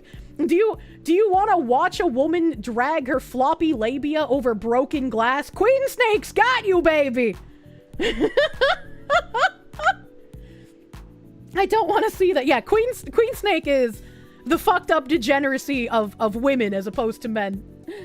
Headed there now. And it's all lesbians. They're not beating the allegations. Proto-Riona VTubers. True and real. We did have that VTuber who stapled her vagina shut. A friend tricked you into seeing that shit. BB Des, thank you for the 5. Your Steam account's from 2012. Never seen or heard of this before. New chatters. Please don't ask questions. You will get answers. That should be a warning to every new friend here. You forgot about the asshole slingshot video. Fuck you! You're welcome. Someone did fucking what? You know? Pretty sure they are beating the alligator. No, they're beating each other, you know? Too busy beating each other to beat the Fuck you! I made that joke. I think you're more disappointed in yourself for knowing exactly what you're talking about. I feel like if you spent any amount of time on any 4chan board, you've seen that fucking slingshot gif, dude. Like, it was... it was reposted everywhere. Avalanche Grim, thank you for the 100 biddies. Yeah, they never should have left the nail salon. Brian Thompson's ex-security shocked that the United Healthcare CEO was unguarded after the company's Minnesota HQ was rocked by protests. That is kind of a shock. If people were protesting his company, why the fuck didn't he have security?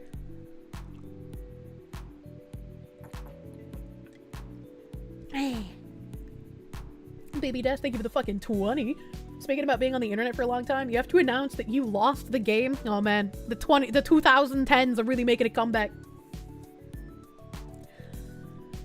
The Minnesota headquarters of United Health was rocked by large protests where demonstrators chillingly marched around carrying a casket just months before CEO Brian Thompson was executed in Manhattan Wednesday.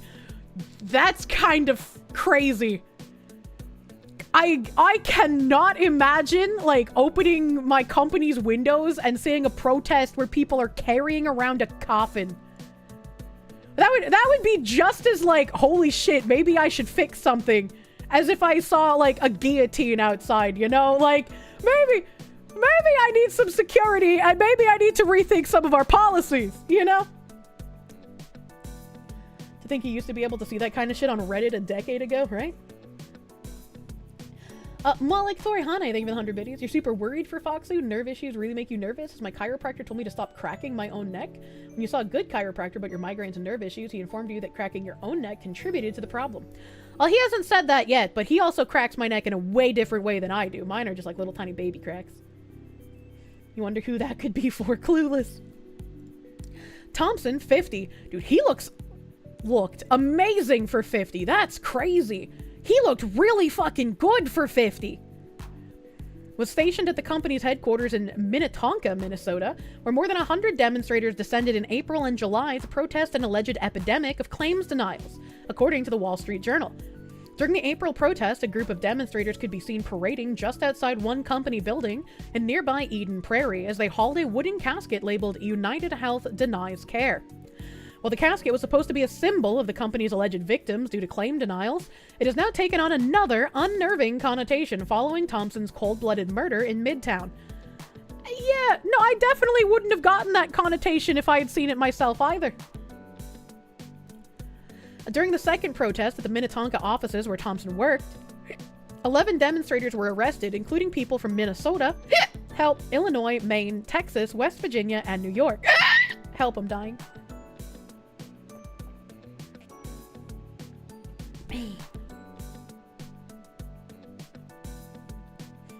Mercenary 21, thank you for the 2. United CEO is still alive. It was faked. I don't think it was faked.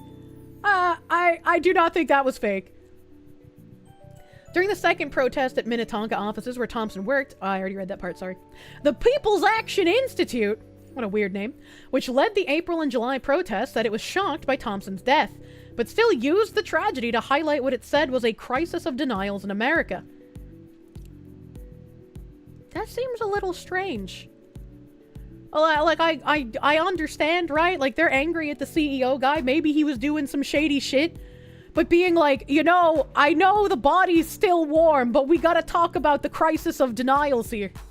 I don't know, it's a little weird to me. He's in Argentina with Tupac. That's a fucking weird-ass blunt rotation. What is this guy's name? Brian Thompson, Tupac, Hitler, you know? We know there's a crisis of gun violence in America. Shut the fuck up, you retards. There's also a crisis of denials of care by private health insurance corporations, including United Health. See, it's just like, when they say something so fucking dumb as their opening sentence, it makes me not want to believe the second part. Even though I know personally, firsthand, how fucked doctors are. I can only imagine how fucked insurance is. So I was just like, why did you have to make yourself look like a fucking idiot before you said something that actually made sense? Fun check. There's no gun violence epidemic. The People's Action Care Over Cost campaign gives people a productive, non-violent, democratic way to create change on this platform.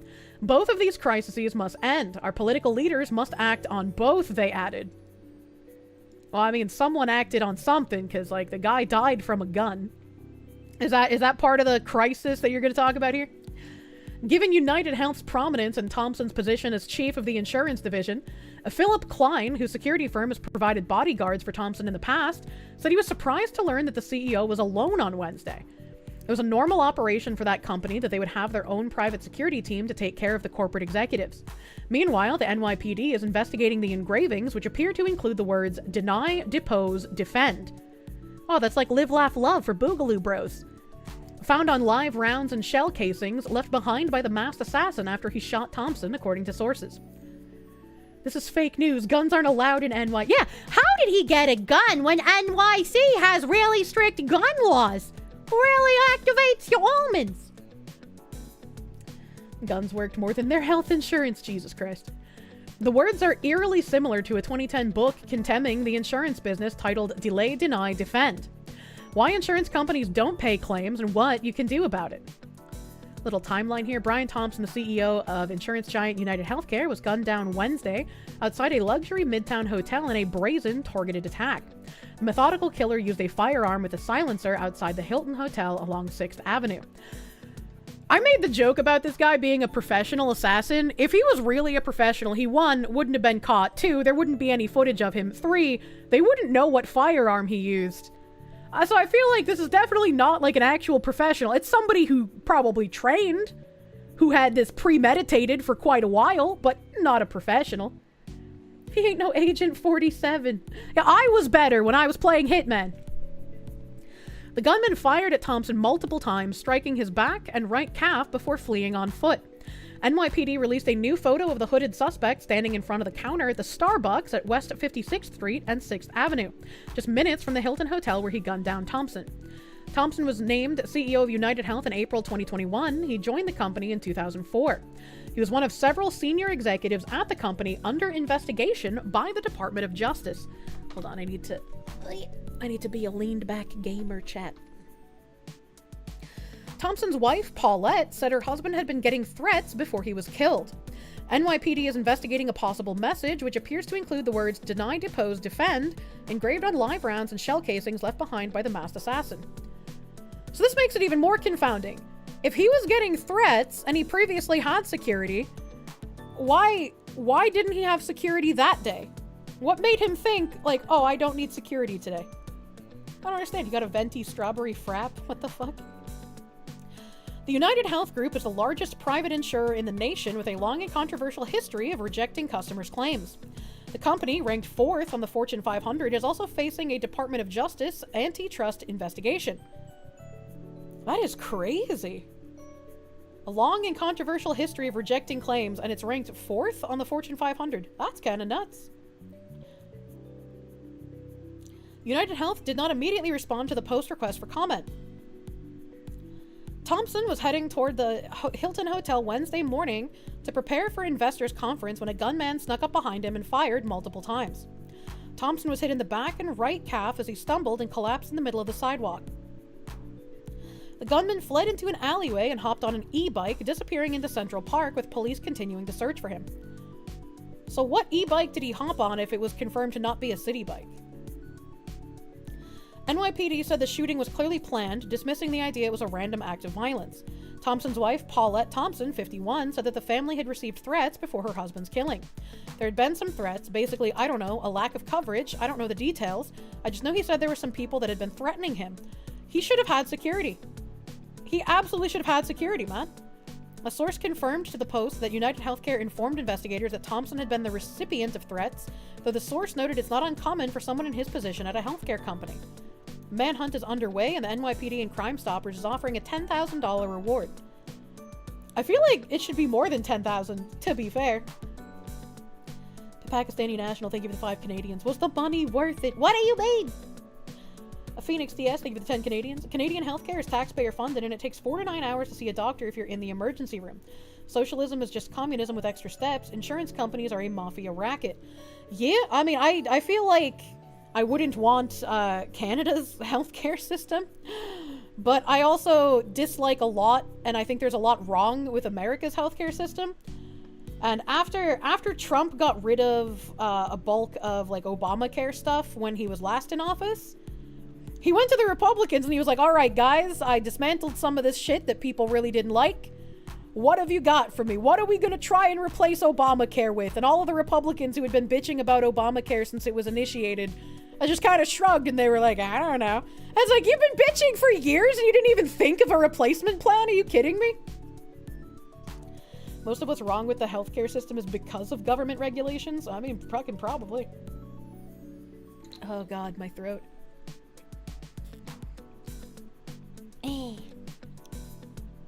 And then I have more articles on this. Let's see. Let's get some more information. This website is highly strange. I've never been here before. It's futurism.com. But this was the first article I found on the AI stuff. I've seen people posting this on Twitter. There's probably other articles, but murdered insurance CEO had deployed an AI to automatically deny benefits for sick people. Just over a year before United Healthcare CEO Brian Thompson was murdered this week in Midtown Manhattan, a lawsuit filed against the insurance giant he helmed revealed just how draconian its claims-denying process had become. Last November, the estates of two former UHC patients filed suit in Minnesota, alleging that the insurer used an AI algorithm to deny and override claims to elderly patients that had been approved by their doctors. The algorithm in question, known as NH-Predict, allegedly had a 90% error rate, and according to the families of the two deceased men who filed the suit, UHC knew it. That seems like a really shitty thing to do. A 90% error rate, man? Come the fuck on. Why would you use that, man? 90% that isn't an error. Yeah, that's like on purpose, dude. 90% is intentional. Saving so much money. The only time I can think of, like, my insurance company when I had one pulled through for me is when I was still on my dad's plan, and oh god, it was Blue Cross Blue Shield. And I went to a physical therapy place and I was like, this is what I have for insurance. And they were like, okay, good, you're covered. We're gonna send the bill to your insurance and everything will be fine. And I was like, okay, let's set up appointments. And I went to like 4 physical therapy appointments before I was like, wow, this shit is fucking worthless. And I left. And then I got a bill in the mail for like $3,000 something. And I was like, what? I'm not paying that shit.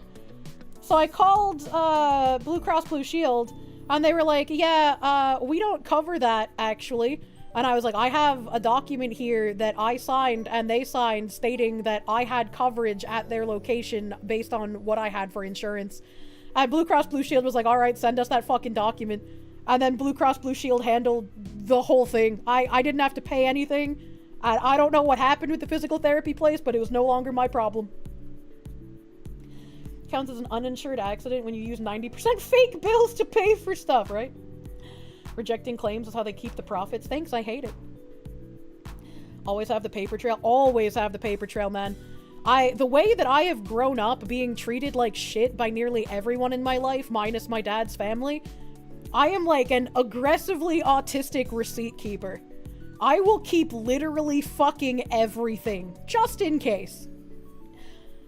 As the lawsuit made its way through the courts, anger regarding the massive insurer's predilection towards denying claims has only grown, and speculation about the assassin's motive suggests that he may have been among those upset with UHC's coverage. Though we don't know yet the identity of the person who shot Thompson nor his reasoning, reports claim that he wrote the words "deny, defend, depose" on shell casings of bullets used to shoot the CEO. A message that makes it sound a lot like their killer was aggrieved against the insurance industry's aggressive denials of coverage to sick patients. Beyond the shooter's own motives, it's clear from the shockingly celebratory reaction online to Thompson's murder that the anger about the American insurance and healthcare system has reached the point of literal bloodlust. Yeah, I don't have them on hand, but there were some, like, memes being made, and someone actually, like, drew artwork of, like, the shooter being, like, carried, like, crowd surfing style, with, like, a halo on his head or some shit. Like, it was really fucking weird, man. Like, I get it. The CEO was probably, like, a selfish money-grubbing meatbag. But, like, that's kind of weird. That's kind of weird to, like, celebrate something like that, right? Like, I don't know, man. That kind of rubs me the wrong way, as it were. A mercenary, thank you for the 2. Keeping receipts, another thing we have in common. The Spider-Man thing, careful, he's a hero. That was weird. I haven't seen the Spider-Man thing, Jesus. Post about his death from the insurance company got like 63k cheers? I don't know what that means. As the American Prospect so aptly put it, only about 50 million customers of America's reigning medical monopoly might have a motive to exact revenge upon the United Healthcare CEO. In the alarming cruelty of the claims around the company's AI algorithm, we asked the company whether it's still using it, but received no immediate reply. Perfectly illustrates why they're so angry. And I think this kind of puts it in like a weird perspective, right? Because like, I don't think we've reached this point. I don't think we have reached in current year a point where the only way to fix anything is vigilante justice. But when you think about the trajectory of the future, you kind of hypothetical, right? Hypothetical. What do you do as a society if everything becomes so broken and corrupt to the point where there is write insults and slurs to rocks and throw it at their enemies as well. To the point where there is no recourse to do anything. And so vigilante justice just becomes part of the norm. It becomes part and parcel of living in a large city, as the London mayor would say. And it's like, I don't like to think about that kind of future. But like, what if we were to get there? What would be the ramifications by and large? I feel like everyone that could afford to would be buying private security. I feel like there would be a lot more, like, completely senseless murders.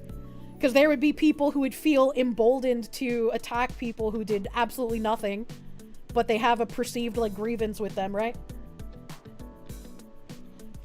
Lone Wolf, thank you for the 10. All you can say is working IT that the company selling the AI service sold it strictly on saving the company money. Accuracy was never brought up. Yeah, probably. Pretty Boy Jeremy, thank you for the 2. Kirsche, yes, we've reached peak falling down. I don't think we've reached peak yet. Wood Guy, thank you for the 5. You saw a shock Kermit meme that said Europeans, when they see Americans solve their healthcare problems with gun violence, not endorsement of the meme. That's you know. Joshua K. Tampa, thank you for the 10. Just want to say hello to the Foxwoman. Keep up the drilling. The land down under is filled with all the craziness you described, but we aren't allowed to talk about that anymore. Keep going, please. I hope Australia gets less dystopia, man. It's bad out there, but trust me, it's gonna get a lot worse. Yeah. I mean, I feel like these next 4 years might be a small reprieve from the insanity. I feel like there will be like a small subsect of like rationality coming back in. But after these 4 years, I think we'll see if that will either continue or we will continue spiraling out like we did these past 4 years. Completely predictable how cornered people behave. You know what kind of idiots are to blame for the cause? And yeah, considering how China still exists and the kind of hell on earth the CCP built there, America is extremely far from the peak. True and real. It's just, I don't know. As someone who enjoys just like pondering things, I don't know what I would do if we reached a peak dystopia where vigilante justice was just a normal part of living in your everyday life.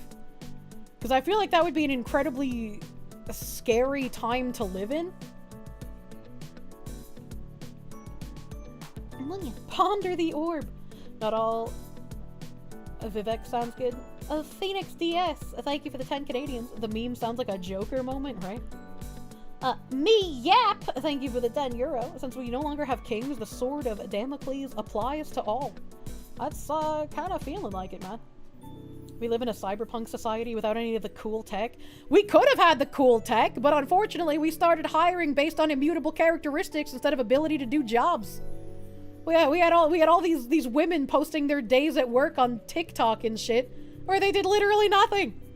Oh, what do you mean by this?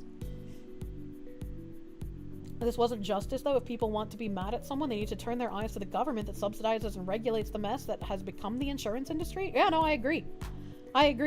But it's like, when someone is being a vigilante, it is called vigilante justice or vigilanteism. So even if it's like, even if it's like a misnomer to you personally, that is just what it's called.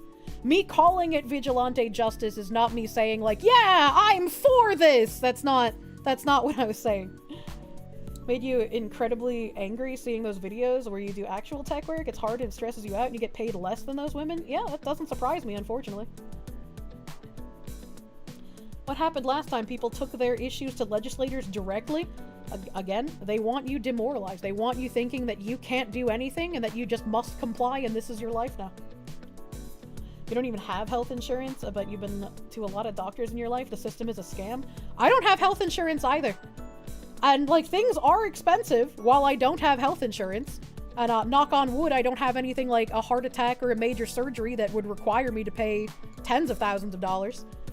But if you don't require, like, constant medical upkeep, I think it's actually unironically cheaper to not have medical insurance.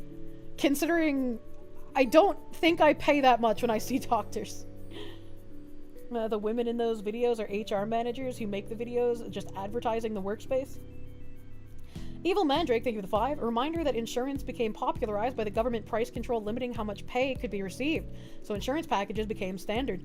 I worked in, like, car and home insurance. I don't want to pay for car insurance. I'm glad in New Hampshire car insurance is optional. HR workers to not have rights should be dealt with as such. Your plan is to simply choose not to die. That's why I said I have, like, the brain of a man, dude. I don't go to the doctor unless I'm literally falling apart. Like, I have to have something severely wrong with me to go see a doctor. I fucking hate doctors, dude. Absolutely fucking hate doctors. Let's see here. What else do I have? We have this article. Car insurance is mandatory in Illinois. It's mandatory in most states. New Hampshire is just kind of based. Top security firm inundated with calls after execution of United Healthcare CEO Brian Thompson as CEOs fear for their lives. A private security firm used by several Fortune 500 companies says its phones were ringing off the hook with potential clients following the execution of United Health Group CEO Brian Thompson in Manhattan as top business leaders fear for their lives. Well, who could have seen that coming, that they were all going to start getting private security? Allied Universal, which provides private security services to 80% of Fortune 500 companies, was flooded with frantic inquiries after the shocking Midtown assassination on Wednesday. Glenn Kucera, who runs Allied's Enhanced Protection Services, told the New York Times. Kucera said the company offers a wide range of security services, including stationing guards outside offices and chauffeuring executives, but it comes at a high cost. A company will have to dish out about $250,000 a year to protect a chief executive full-time. I feel like if you're a chief executive, that $250,000 is like $250, right? Like that's not much for a fucking chief executive. The vast increase in calls to the firm comes as dozens of Fortune 1000 chiefs will descend on Manhattan to attend a summit at Midtown's Zeke Field on 54th Street, not far from where Thompson was gunned down by a masked gunman outside the Hilton Hotel. If there is not crazy increased security at this event, they're fucking retarded. Especially since the guy is still at large. They haven't caught him yet. You should not have an event with all of these chiefs. I almost said CEOs, but with all of these chiefs. Without heavy security. Man. Did you see the gun case of some New Hampshire guys who got pulled over en masse and charged? Yeah, I talked about it on stream. The head of a private security firm... Wait, did I skip a sentence? I did. The murder, a suspect targeted hit, has led many healthcare leaders to question why Thompson was even walking the streets solo the morning he was killed. Which is a great question. Why was he? I mean, it could just be a simple, like, he wanted to go get a quick morning coffee and go back to his hotel room. So he thought, like, oh, I can leave for 5 minutes and be fine? Maybe? I don't know. Firstly, that was a professional hitman. I don't think he was a professional. I do not think he was a professional. The head of a private security firm who previously provided bodyguards to Thompson was perplexed by the 50-year-old's lack of security while walking through Manhattan. I assure you that company does have an internal security team and staff, Philip Klein, the head of the Klein investigators, told the Post Thursday. I know they do. They get a lot of threats from people who have been turned down. A lot of threats due to the cost of healthcare. We read this earlier. Thompson was heading towards the Hilton Hotel Wednesday morning to prepare for an investors conference when the masked hooded gunman snuck up behind him and fired multiple times. Thompson was hit in the back and right calf as he stumbled and collapsed in the middle of the sidewalk. The gunman fled into an alleyway and hopped on an e-bike, disappearing into Central Park, with police continuing to search for him. The still-at-large killer is believed to have come to New York last month by a bus originating from Atlanta.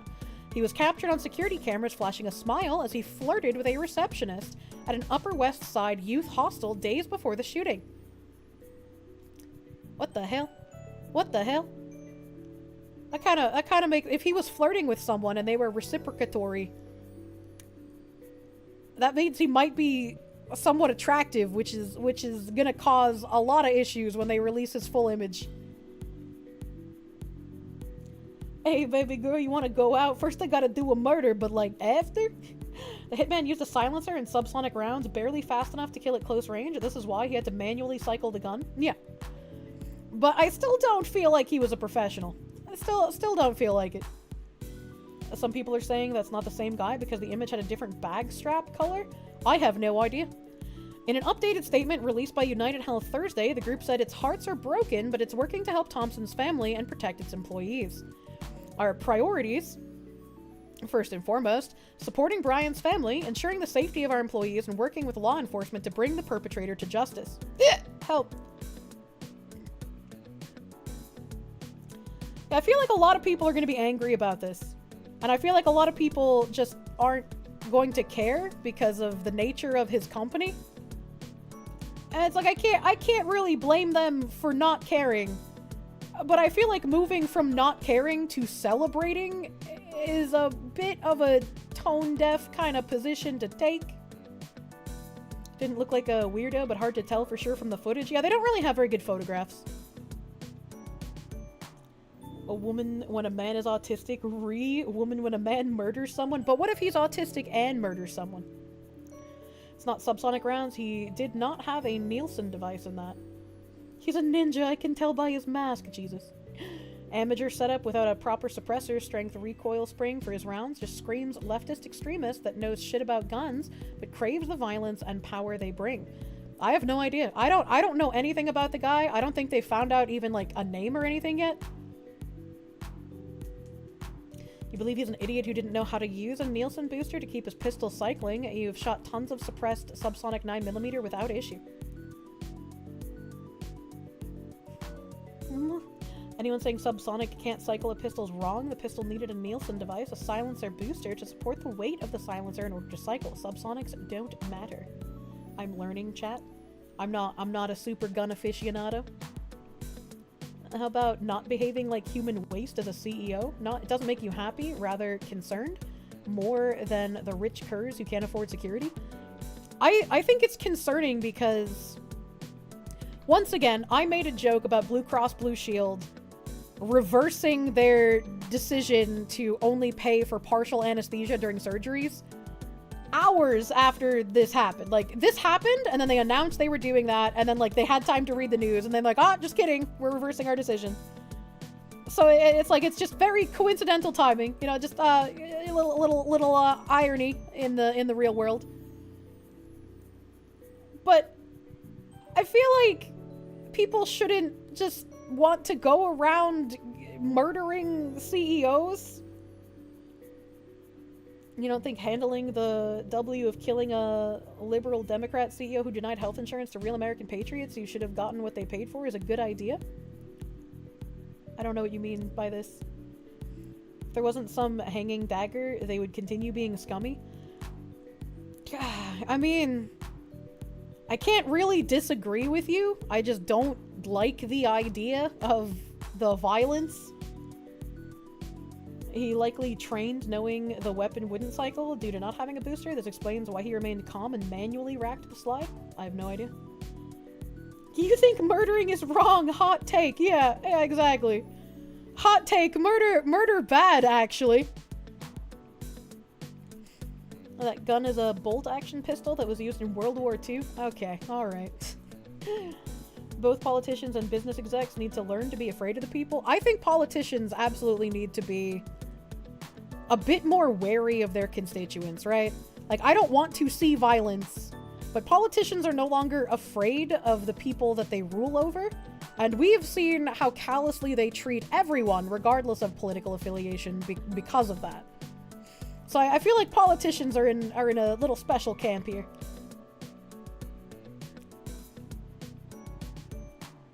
Not a weird. I don't know what a weird is. CEOs are less human than journalists. They have money to get out of legal trouble and profit off of the suffering of innocence. They deserve whatever hell there is.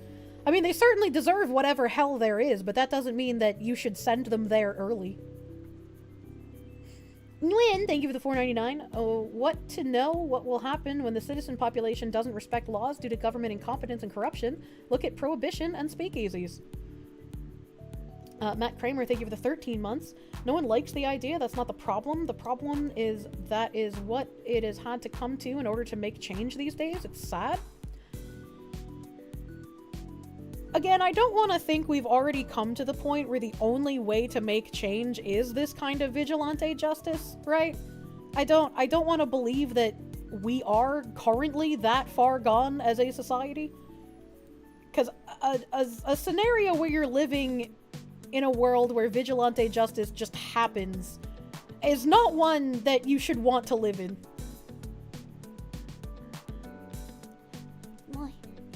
Violence is only needed when you become the victim of it. Kirsche will not support violence until she has a himbo to protect her. What the heck? Does nothing to the company except made them more cautious. Heard it said that the best form of government is tyranny tempered by assassination. What? I'm just saying that attributing the feat of assassinating a very bad CEO who made money scamming his customers to liberals is very short-sighted. I have no idea what you're talking about. I don't know what you mean by that. Attributing the feat of assassinating a bad CEO who made money scamming his consumers to liberals is short-sighted. Are you saying, like, people are wrong for saying the gunman is probably left-leaning? Because, like, that's probably true. I don't know if I'd put money on it right now, but that's probably true.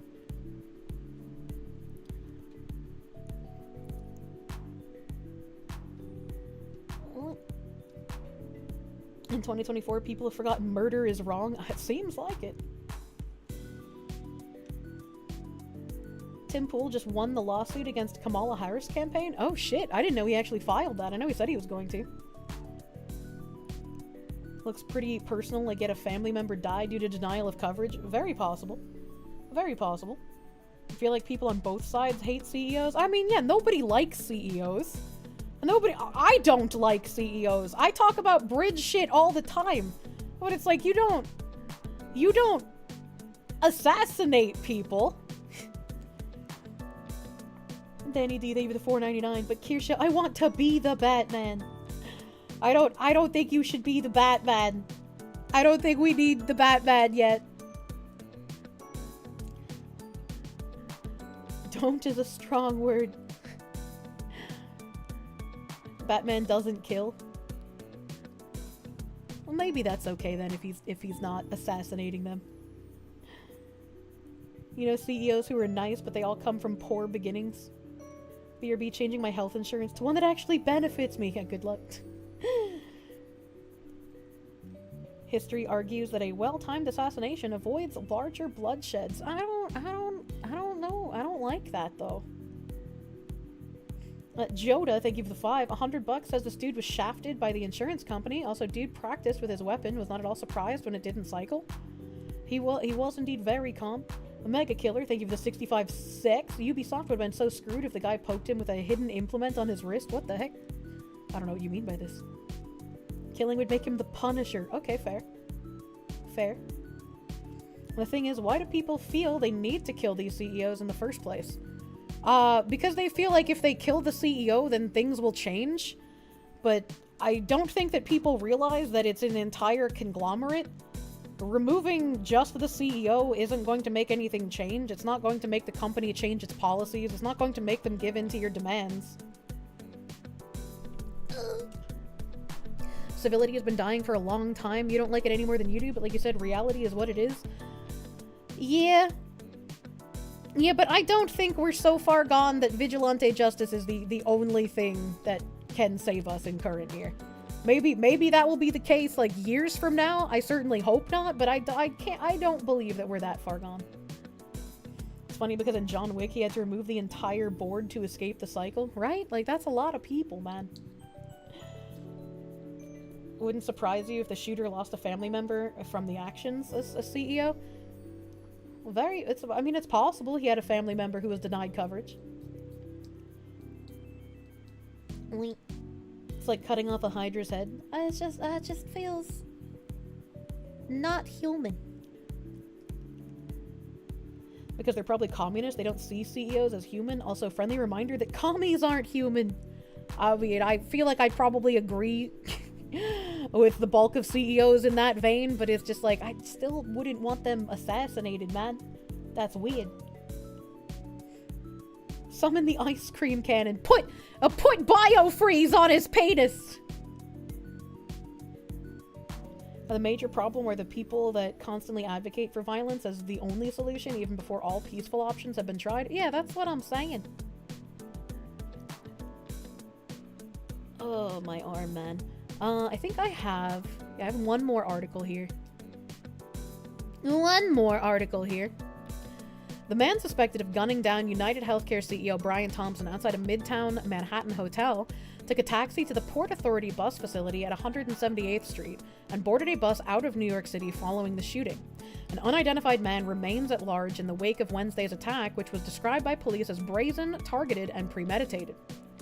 In another development in the investigation, police officers have recovered what is suspected to be the backpack carried by the suspected shooter. The bag was discovered Friday in Central Park, where the NYPD deployed an army of officers and drones to conduct a grid search. The suspect is seen in footage wearing a backpack prior to the shooting, but does not appear to have it on in another video of him on a bike 15 minutes after the shooting.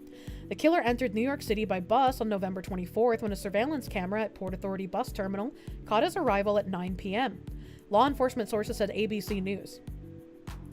The inbound bus originated in Atlanta, but it was not immediately clear where the suspect boarded. Sources told ABC News he was spotted on board in Washington, D.C.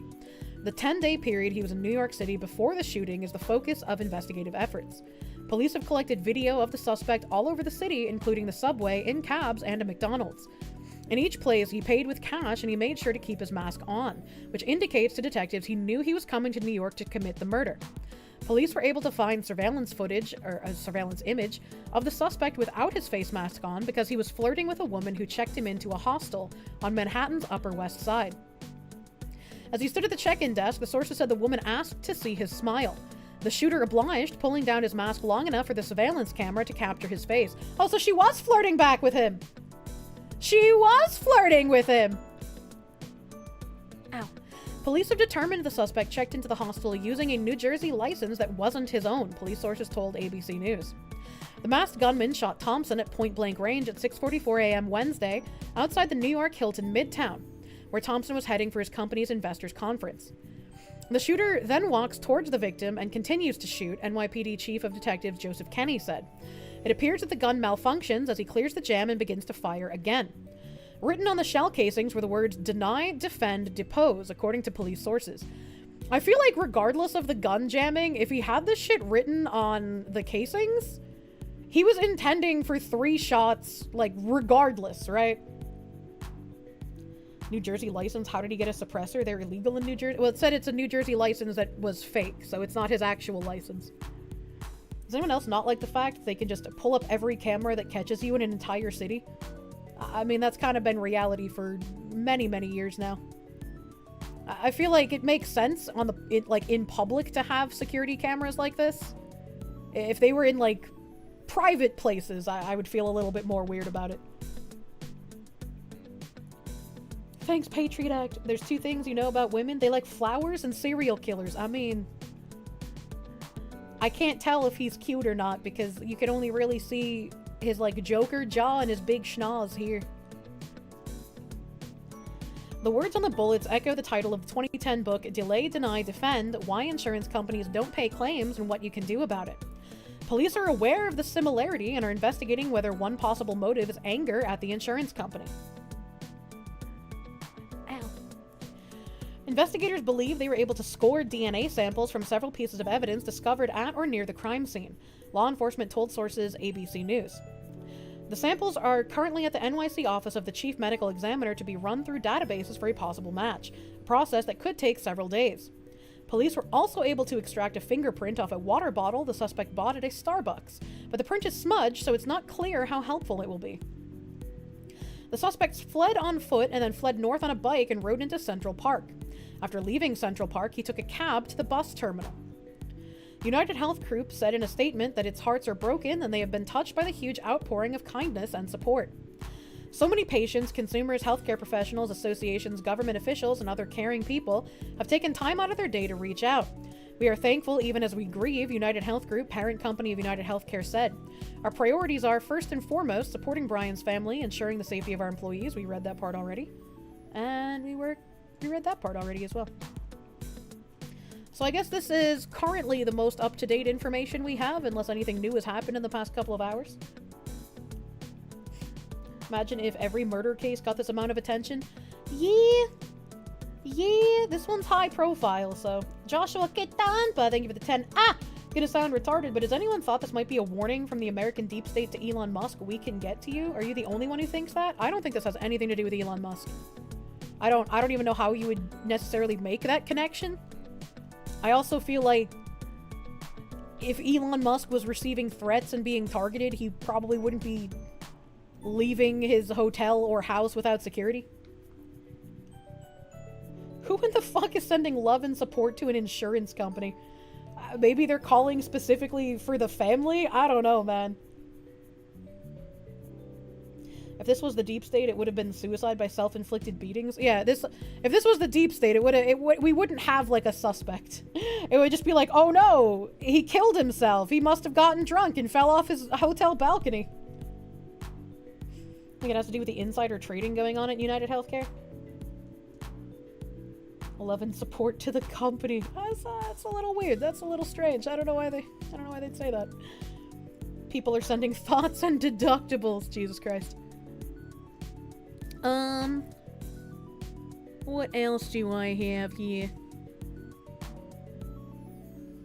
Oh, we have a weird thing out of Atlanta. So I think it might be Atlanta.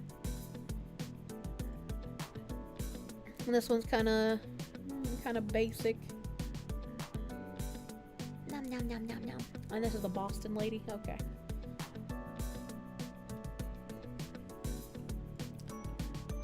Before he died, a Georgia labor commissioner asked police to investigate a nightclub on state property.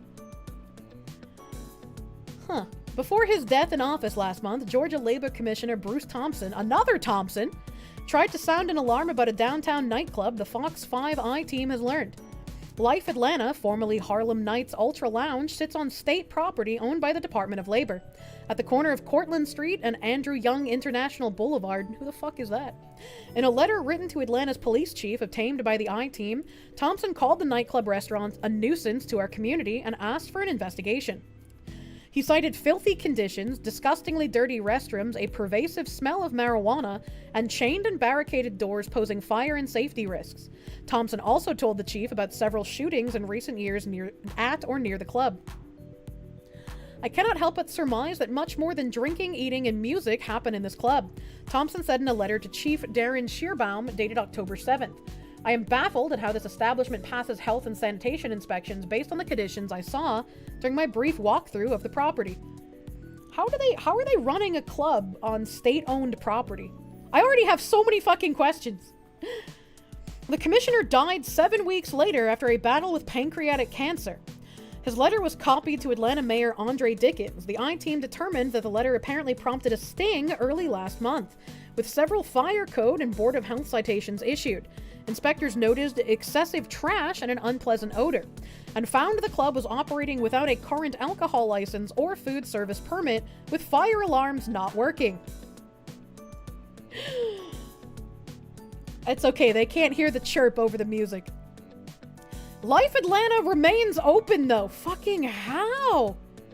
Fucking how do they have so many health code violations, no alcohol license, no food service permit, no working fire alarms, and they're just like, yeah, okay, just keep operating, just keep going. I just keep going, man.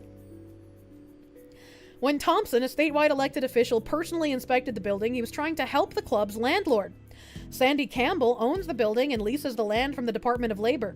Court records show she's been trying to evict Life Atlanta for years in what's become a messy, drawn-out legal battle. I don't understand how people who own buildings have such little rights in comparison to the people they rent it out to. It continues to baffle me.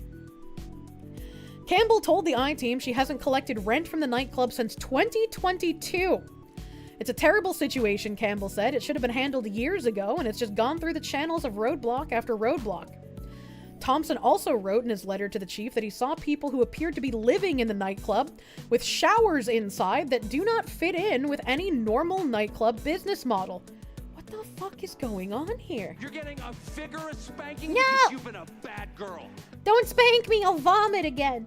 Brave SJ, thank you for the 690. Still about 9 minutes behind, but you think it would send an interesting message if the United guy got caught, tried, and acquitted OJ style. Question is if insurance will understand how much they're hated and make policy changes or just beef security more. I think we both know they're just going to beef security. They want to keep making their money, man. Makeshift brothel. The I-Team asked to view the inside of the club and requested an interview with Chauncey Strong, CEO of CLS Entertainment, which operates Life Atlanta. Strong declined, referring questions to his attorney, who did not provide a statement. That's always a good sign. On weekends after midnight, Life Atlanta comes alive. Long lines stretch outside the door. Videos posted on the club's Instagram account show a packed house. They have a fucking Instagram account? Hold on a second.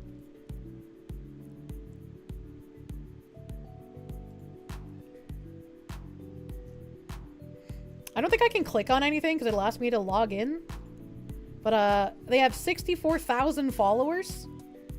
The Life Atlanta Experience nightclub and restaurant. I can't. Fridays are back. South Carolina Takeover Celebration Bowl. UGA versus Texas. Free Up Fridays. Smash burgers. But you don't have a license. You don't have a license to serve that food. How do I know it's safe to eat? Whatever Life Atlanta brings in, Campbell says she's not seeing a penny of it. They're operating, but they still won't pay. Legally, the club doesn't have to, the I-Team found from a review of court documents. Fucking how? How do they legally not have to pay rent to the owner of the building? I don't fucking understand. Campbell's company, Kenkum LLC, and the club's owner have been embroiled in litigation for years. A dispute that started when the club exercised its option to buy the building during the COVID pandemic. How can it exercise an option to buy the building when the building already has an owner and she didn't consent to the sale? I don't fucking get it. Ow. According to court records, the parties dispute which side is to blame for several missed closing dates. At one point, a Fulton County judge ordered the club to pay $11,000 a month in rent and later to vacate the building. Then the Georgia Court of Appeals overturned that, saying Judge Kimberly M. Estmon Adams erred in ordering more than $200,000 in back rent. How is that an error if they weren't paying rent for 2 years? I'm so fucking confused. Campbell said her monthly expenses on the building total about $8,000. Thompson stepped in after hearing about her predicament, she said. I've arranged to have the owner open the doors for the commissioner and several of his assistants, Campbell said, and that's the first time I've been in the building for years. After taking a look inside, the late commissioner wrote to the police chief and mayor to say that I am appalled at the condition of the premises and incredibly concerned at the activities occurring in the club is an understatement. Among his bullet points, Thompson reported that last year someone died on the club's back steps and was not noticed or addressed by the nightclub owners or staff for 2 days. They don't have working fire alarms. They have doors chained shut. They have showers in place randomly in the nightclub. They don't have a liquor license. They don't have a food handling license. They had someone die on their back steps and didn't do anything for 2 days. This has to be some sort of, like, government sting front for something. Because there's no way if these were regular ass people, this would still be allowed to happen. Yo, boss, what do we do with the guy sleeping on the back steps for the last 30 hours? Holy shit. SWAT team, go, go, go. Bro, what is happening in Atlanta? That's a great fucking question. That description appears to match the case of a 44-year-old man found dead on the steps in August 2023 who died from fentanyl and had cocaine in his system, according to the Fulton County Medical Examiner's Office. Well, maybe that's why they didn't touch him. Anytime someone dies from fentanyl, there's always like a murder charge attached to whoever happens to be nearby. So, like, you know, maybe I understand them just leaving him there. Also, in June 2023, Fox 5 reported that an off-duty Atlanta police officer was shot in the arm while working security there. A police report describes a drive-by shooting. Bro, this nightclub isn't real, dude. License reactivated. Thompson, who had been diagnosed with stage 4 pancreatic cancer, died on November 24th at age 59. I think everything's in limbo again now, Campbell said. I'm just at a crossroads at a dead-end street, it looks like. What became of the commissioner's letter? The Atlanta Police Department told the I-Team in an email that a check of the club found multiple violations, with citations issued by the Fulton County Board of Health and the Fire Department. The Board of Health's inspection report says a sting took place on November 8th, with inspectors noting excessive trash and unpleasant odor exuding from the facility, dirty and damaged furniture, floors, walls, ceilings, and kitchen equipment. This is grease accumulation on kitchen equipment? Dude. I can't zoom in on the photo like any other way, but like what? Dude, you can't eat off of that, man. That's not healthy. The county health cited the club for operating without a valid food permit and lack of proper refrigeration. They're selling they got a fucking thing over here for fucking smash burgers, and they don't even have refrigeration. What the fuck is going on? APD also said the business was found to have no current alcohol license, adding that the club is not allowed to operate until issues found have been resolved. The club appeared to be open on a recent weekend, though, and none of the pending enforcement actions seemed to preclude that. Citations provided by Atlanta Fire Rescue, issued to the club and to an on-site manager, were for inoperable fire alarms, combustibles stored too close to heat sources. Why? How is everyone so incompetent? And waste accumulation. A court date is set for the next month, and a fire spokeswoman said the club can operate while the citations are pending. Bro, what the fuck? How? They have no permits, no licenses. They're filthy and disgusting. And you're just like, yeah, no, it's no big deal. They can keep operating. Holy shit. Jim Farm, thank you for the $99.99. Good evening, Kirsche. Your dad's having surgery Tuesday. Please pray for him. Thank you, Kirsche and chat. I hope whatever surgery your dad's having goes well. Fingers crossed for him, my guy. My dad had a heart surgery earlier this year, so I know shit can be kind of scary. I hope everything goes well. You'll have to update us Tuesday after the surgery. Good luck to Jim Farm, my guy. Good luck to your dad. A hearing on the Board of Health citations is set for later this month, and a department spokesman said the club can operate with that case pending. It just can't serve food without a permit. The inspection report noted conditions found in the sting would impede permitting. The I-Team also confirmed that the Georgia Department of Revenue visited the club last month, found it to be lacking a state alcohol license, and ordered the club to stop selling alcohol.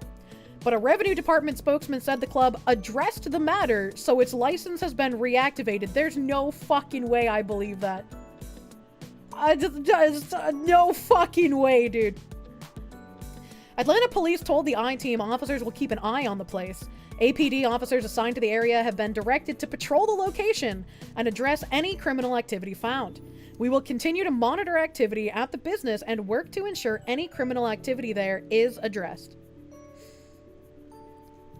This nightclub is not real, dude. How are they still operating? How can they get an alcohol license when they don't have legal access to the property? I would like to know how that other lady was just like, yeah, you know, they haven't paid rent in 2 years, but that judge was wrong for ordering so much back pay rent, and that's why that got overturned, and, You know, they don't even have to pay rent going forward. They could just do what they want. What? I do not understand. Who the fuck is running this nightclub? I feel like that would be a rabbit hole I would not be able to break free from. A binary ghost, thank you for the 5. Honestly, the club owners are absolutely chad for all of this. They don't let pieces of paper stop them. I don't think that's chad, considering they're squatting in someone else's building that they own. They don't have permits for anything, so you can't trust, like, the cleanliness. You could get severely fucking ill. She should stop paying the electric bill. There's probably some, like, gay clause that makes it so she has to keep paying for their utilities. I would not doubt that, because that's something that the homeowners have to deal with as well. Sounds like a money laundering operation. Something smells fishy here, you know?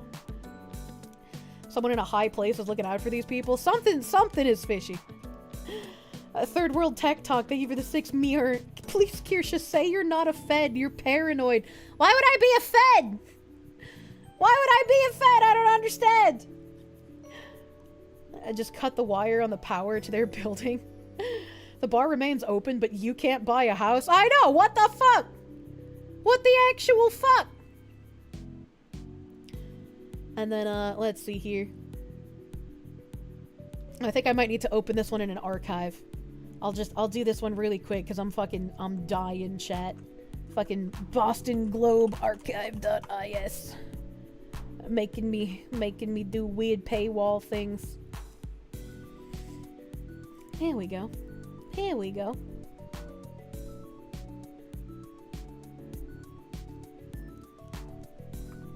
There was I don't know if this is the lady that was circling around on Twitter, because I'm really bad with names. But there was a lady on Twitter who was part of, like, some council thing in Boston. And I guess she is in, like, legal trouble now as well. And, like, somebody mentioned that I brought her up on stream before. I don't know if this is the same woman or not. Because I'm really fucking bad with names, chat. How's your shoulder, Foxwoman? Terrible. Boston City Councilor Tanya Fernandez Anderson indicted on federal charges alleging she orchestrated a kickback scheme. Mayor Michelle Wu and others called for her resignation after the indictment. In federal court, Fernandez Anderson quietly pleaded not guilty to the charges. Boston City Councilor Tanya Fernandez Anderson was arrested Friday on federal wire fraud and theft charges for allegedly pocketing a $7,000 kickback inside a City Hall bathroom from a relative who worked on her staff. A 6-count federal indictment alleges that Fernandez Anderson, 45, hired the relative in December 2022, then gave her a $13,000 bonus months later, with a caveat. She had to funnel more than half of it back to the counselor. At around 4 p.m. on a Friday afternoon in June 2023, the pair met in a bathroom at City Hall where Fernandez Anderson took the $7,000 cash from the staffer and stuffed it in her pocket, prosecutors allege. Not only were taxpayer funds being stolen, but it was happening right in the building where she works, U.S. Attorney Joshua Levy said in a press conference Friday at the federal courthouse in Boston. I think it adds to the egregiousness of the misconduct. At the time, federal prosecutors allege Fernandez Anderson was struggling financially and was missing rent and car payments, facing bank overdraft fees and a $5,000 fine from the State Ethics Commission for previously hiring relatives to her council staff.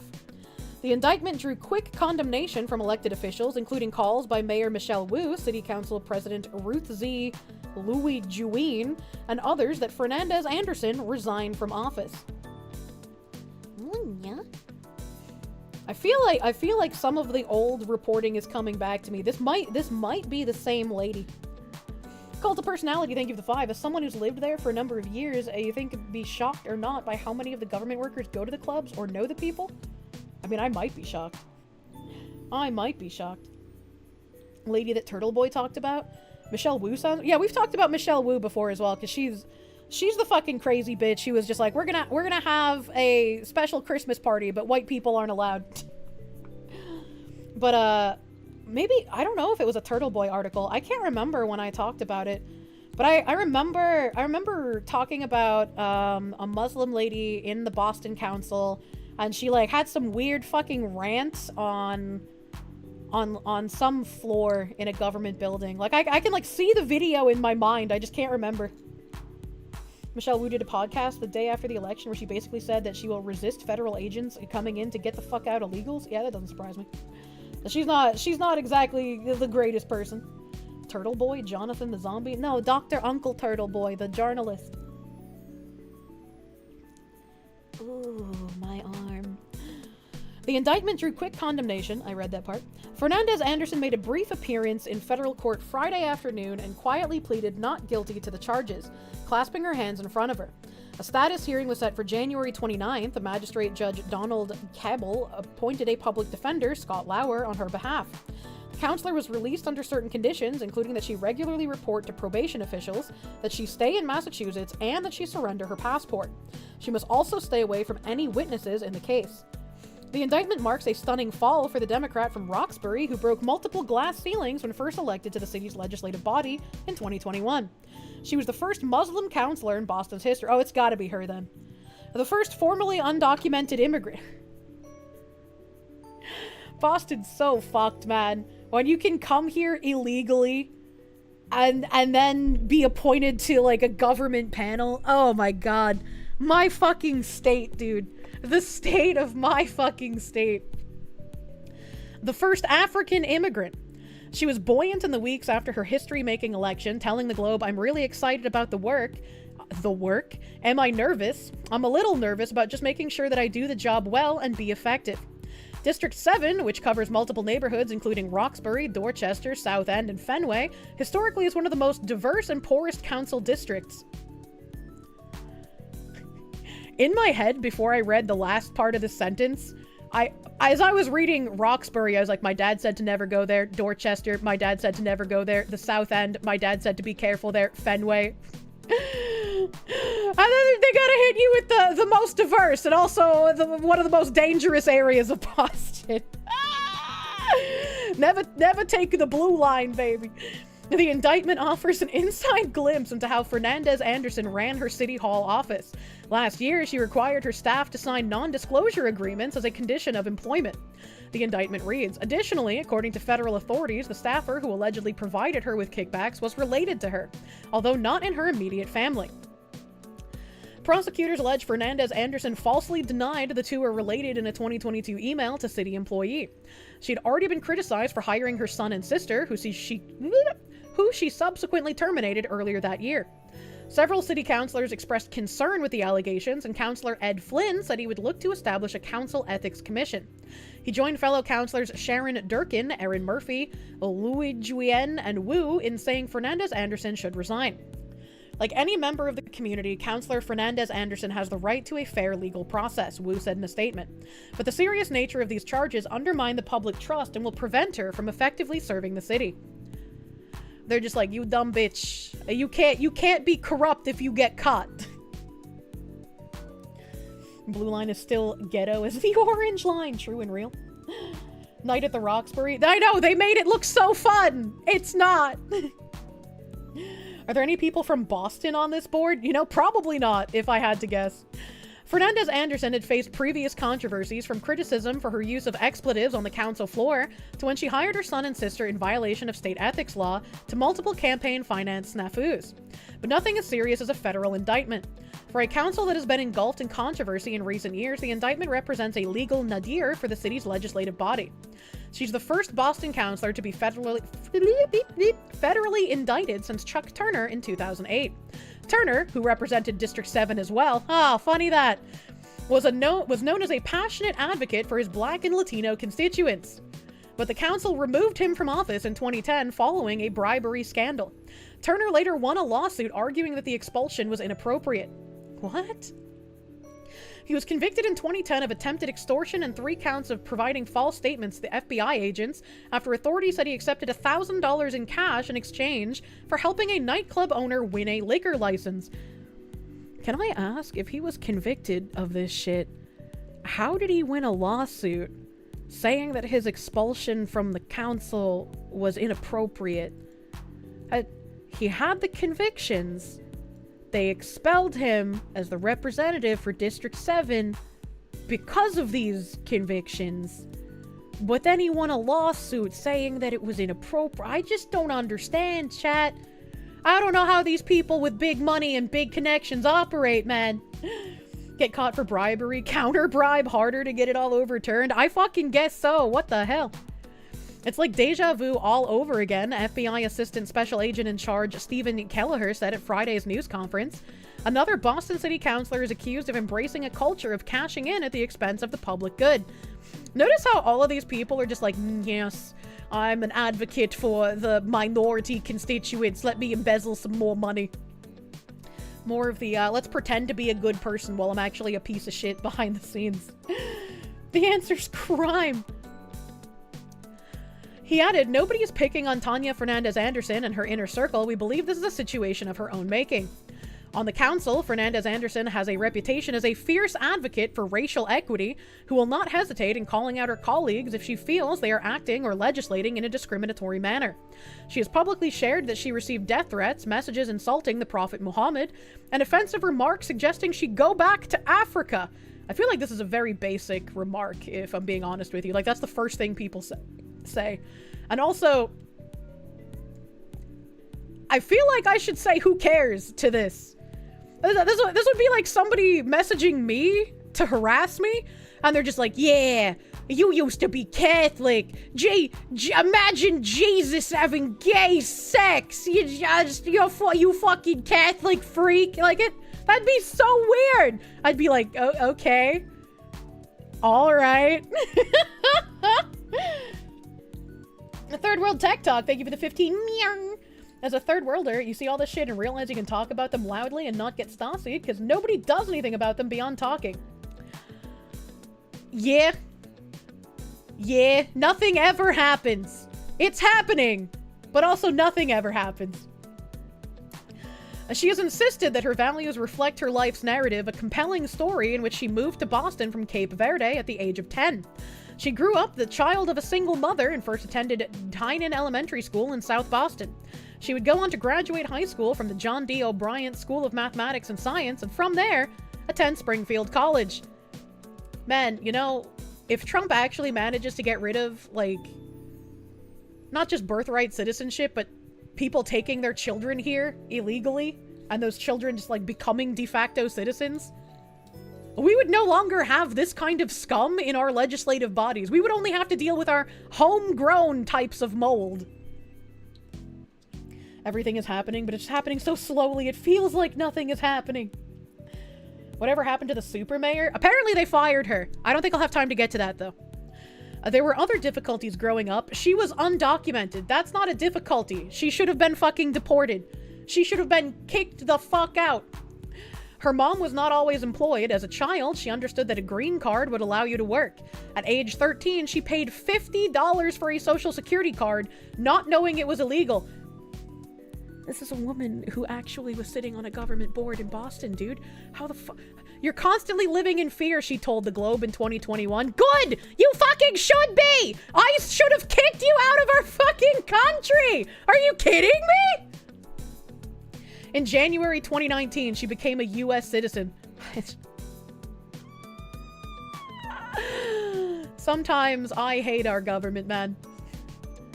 Boston is full. Get the fuck out. We'll throw you in the harbor with the tea, goddammit. How? I'd like to know how, as an undocumented immigrant who illegally acquired a social security card so she could work, how exactly did she become a U.S. citizen after that? That seems incredibly fucking corrupt. Only sometimes. You hate them quite often. 2 years later, she was among a slate of newcomers to the city council. Fucking how? During her first term, the council was defined by acrimony that often broke along racial lines. Much of her work focused on equity. Yeah, of course it did. A foreigner coming into our nation illegally, buying a social security card illegally, doing things illegally for decades, until she somehow manages to become a citizen under the corrupt system. And now she's like, oh, it's time. It's time to focus on equity. Oh my, fuck off, dude. Actually fuck off. This is a huge issue here. He could never hate the government enough. True. It's pretty amazing how far you can go in life if you just ignore the laws and rules and give zero hex about social contract. I fucking guess so. Binary Ghost, thank you for the 5. She's had such a hard life, eschewing all of our laws in this country and benefiting from it at every turn. Fucking scum, dude. Actually, I'm using the leftist word now. More recently, she pushed for a hearing to provide clarity on the work of the city's reparations task force, saying a transparent process is the only way that decades of harm, centuries of harm, can begin to be repaired in the black community. This is Massachusetts. What black community? I didn't see a black person in real life until I was a teenager living in Massachusetts. What the fuck are you talking about? The state is like 90-something fucking percent white and almost 10% Latino. What the fuck do you mean? Give me money.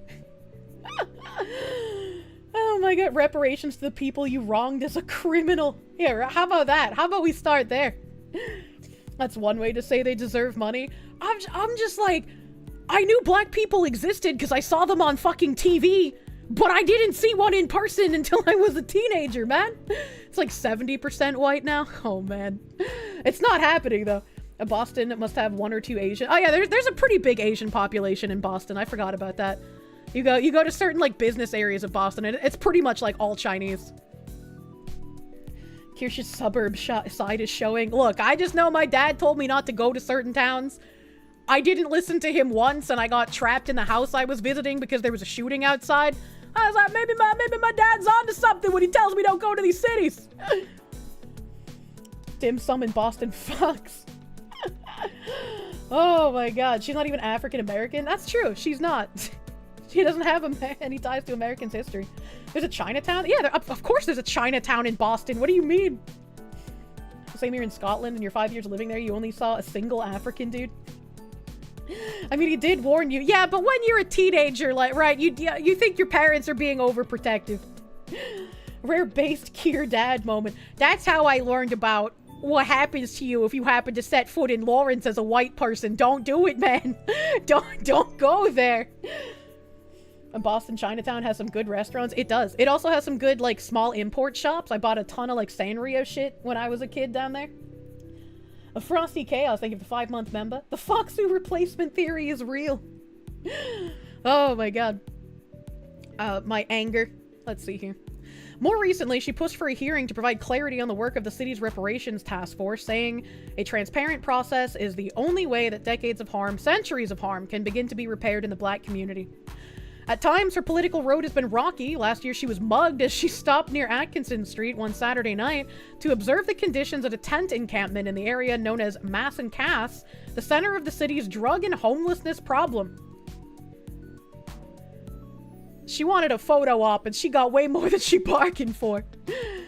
Now, there were other complications, those of her own creation, including the ethics violation for hiring and then giving raises to her son and sister. She acknowledged that she hired her sister as director of constituent services at an annual salary of $65,000 in January 2022, then gave her a $5,000 raise and a $7,000 bonus a few months later.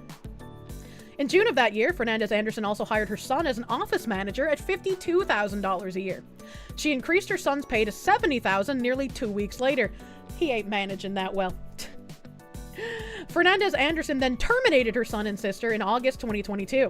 Last month, state authorities found that Fernandez-Anderson's campaign committee violated state campaign finance law by failing to disclose deposits in a timely manner and receiving excess contributions.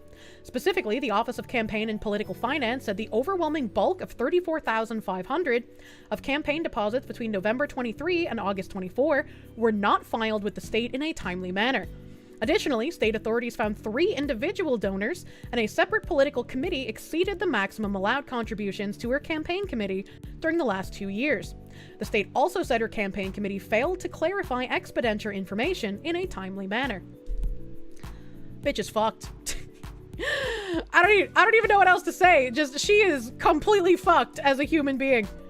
I could not imagine being more privileged and silver fucking spooned than coming here as an undocumented immigrant, being able to buy a social security card illegally, being given everything from that point forward instead of getting your ass fucking deported, and then somehow finding yourself being in the position to be on a governing board in Boston. That's actually just disgusting. Just stick to Worcester instead. Boston, you're not going to unless you're carrying. There's some really nice Victorians I was looking at in Worcester, but I really don't want to live there. I really don't want, like, there's bad parts of Worcester, there's decent parts of Worcester, and, like, they do have some nice Vics, but I don't know if I want to live there, man. Meow to you too, kitty. You bet $5 she won't face any real punishment? Of course she won't. Of course she fucking won't. You live in the county, not in the main? Oh, that's better then. Worcester's still shit in mass. Yeah, it is. It really is. Only go to Worcester for the concerts at the Palladium. My finance ex, when he was finishing his MBA, he was going to a college in Worcester. I can't remember what college it was. So I stayed in Worcester for a little bit. What's the west side of Massachusetts like? There's dragons there! Nobody knows what the west side of Massachusetts is like, man. All I know is that real estate is super cheap, and there's literally nothing out there. Who the hell goes there? There was a really nice, West Boylston. There was a really nice Italianate, in West Boylston. But, that was also, like, super close to Worcester. And that's also off-market now. I don't know if it got bought, or if it's just off-market and they're waiting till spring to relist it. Ollie's Italian, right? I don't know what you mean by that. Western Mass is stupid hippie types. Have you looked at any of the housing out by Salem? Salem has some really nice historical homes, but none of them have any lots. They are all incredibly, like, sardine-packed one next to the other. And I'm not about to go in debt for way more than I can ever afford. Like, if you want a house in Salem, you're probably spending, like, literally $1 million minimum. I don't know. Salem is insane for yeah, that's what I was just about to say. Like, I think the best house I've seen for sale in Salem was like 2.7 million, and it only had like a 3,000 square foot lot. So like Salem is a horrendous place to want to live. Good luck, buddy, affording being in there. Salem's fucked, absolutely fucked. Anonymous gifter, thank you for the 10 gift subs, my guy. Thank you. Big, huge gift energy. Thank you, my anonymous friend. You'd rather move across the border to Mason or Nashua? Yeah, Nashua has some nice Victorians. Litchfield has some nice ones. New Hampshire's kind of lacking for Victorians. Massachusetts is the more like historical state, but there are some in like select towns in New Hampshire. When you get more towards like central New Hampshire, there's more Victorians. Stuff like Mount Vernon. Mount Vernon is basically like the entire town is Victorian. New Hampshire has colonials, not Victorians. Fuck off, Brits. Well, New Hampshire sucks because there's nothing to do but go to mass. Well, that's just not true. New Hampshire has some like nice food and events on occasion. 2 mil in a blue hell state. Yeah, right. You like your sardine box because it was built back when we used concrete instead of wood and paper mache? I mean, I'm trying to get a Victorian, but I'm trying to get one that has like actual yard, right? Because like I want to be able to have a greenhouse, I want a garden, I want to get a pool, you know? I want to have these things in the future when I can afford them. In New Hampshire, you can shoot guns. True and real. True and real. I am going to end a little early. I probably went longer than I should have. My shoulder is screaming. I vomited earlier, so you know, having a little bit of a fucking struggle. I will probably see my chiropractor before stream tomorrow. Tomorrow, I've been informed by my moderators, I slotted as a Crime Bob stream, so come play Crime Bobs with me tomorrow. Very, very excited for more Crime Bobs. I haven't played it too much recently. I would love to play it again. So we're gonna have fun with that. Let me see. Who am I gonna raid today? Oh shit. Oh fuck. Okay. Tim was playing this game earlier, and so I'm gonna raid Henya since she's playing it. I'll go raid cute Henya. There's a game that came out called Infinity Nikki. And it's like, whoever designed this game knew how to tap into woman brain. Like, this game is specifically designed to entice women to play it for thousands of hours. And even while I was watching it, I was just like, it's working. The sound effects, the music, the cute dresses, the collection, like, I want to play this game. And it is literal, like, subversive for women. It looks great! And, I could absolutely see, like, Mari_EN falling in fucking love with this game, dude. I would be genuinely surprised if she doesn't play this game sometime in the next, like, week or two. You play it as a man, you like pretty things. Interesting, eating a bit of lime salt? I don't know if that would help. I don't even know what lime salt is. I don't know what that is. So go watch cute girl doing cute girl things. This is your friendly end of stream reminder to not be a weirdo in Henya's chat. She is say so don't bring up current events, don't bring up politics, none of that shit. If my mods catch you being weird, you get banned from my stream. So keep that in mind. If you wanna keep glowing here, don't glow elsewhere, chat. Sorry again about ending early. Hopefully we can have a lot of fun with Crime Bobs tomorrow. If I missed your dono or your supa or your resub, I'll do a bit of catching up before I get into Crime Boss tomorrow at the beginning of stream. So I will give you the lickings you deserve. I'm sorry if I did not get to your message. I was sucked in by the article hellholes. I was yap maxing with you, chat. I hope you have a great rest of your night. Pain-free, unlike me. Have a great rest of your night. Have fun with Henya. Bye-bye. Bye-bye.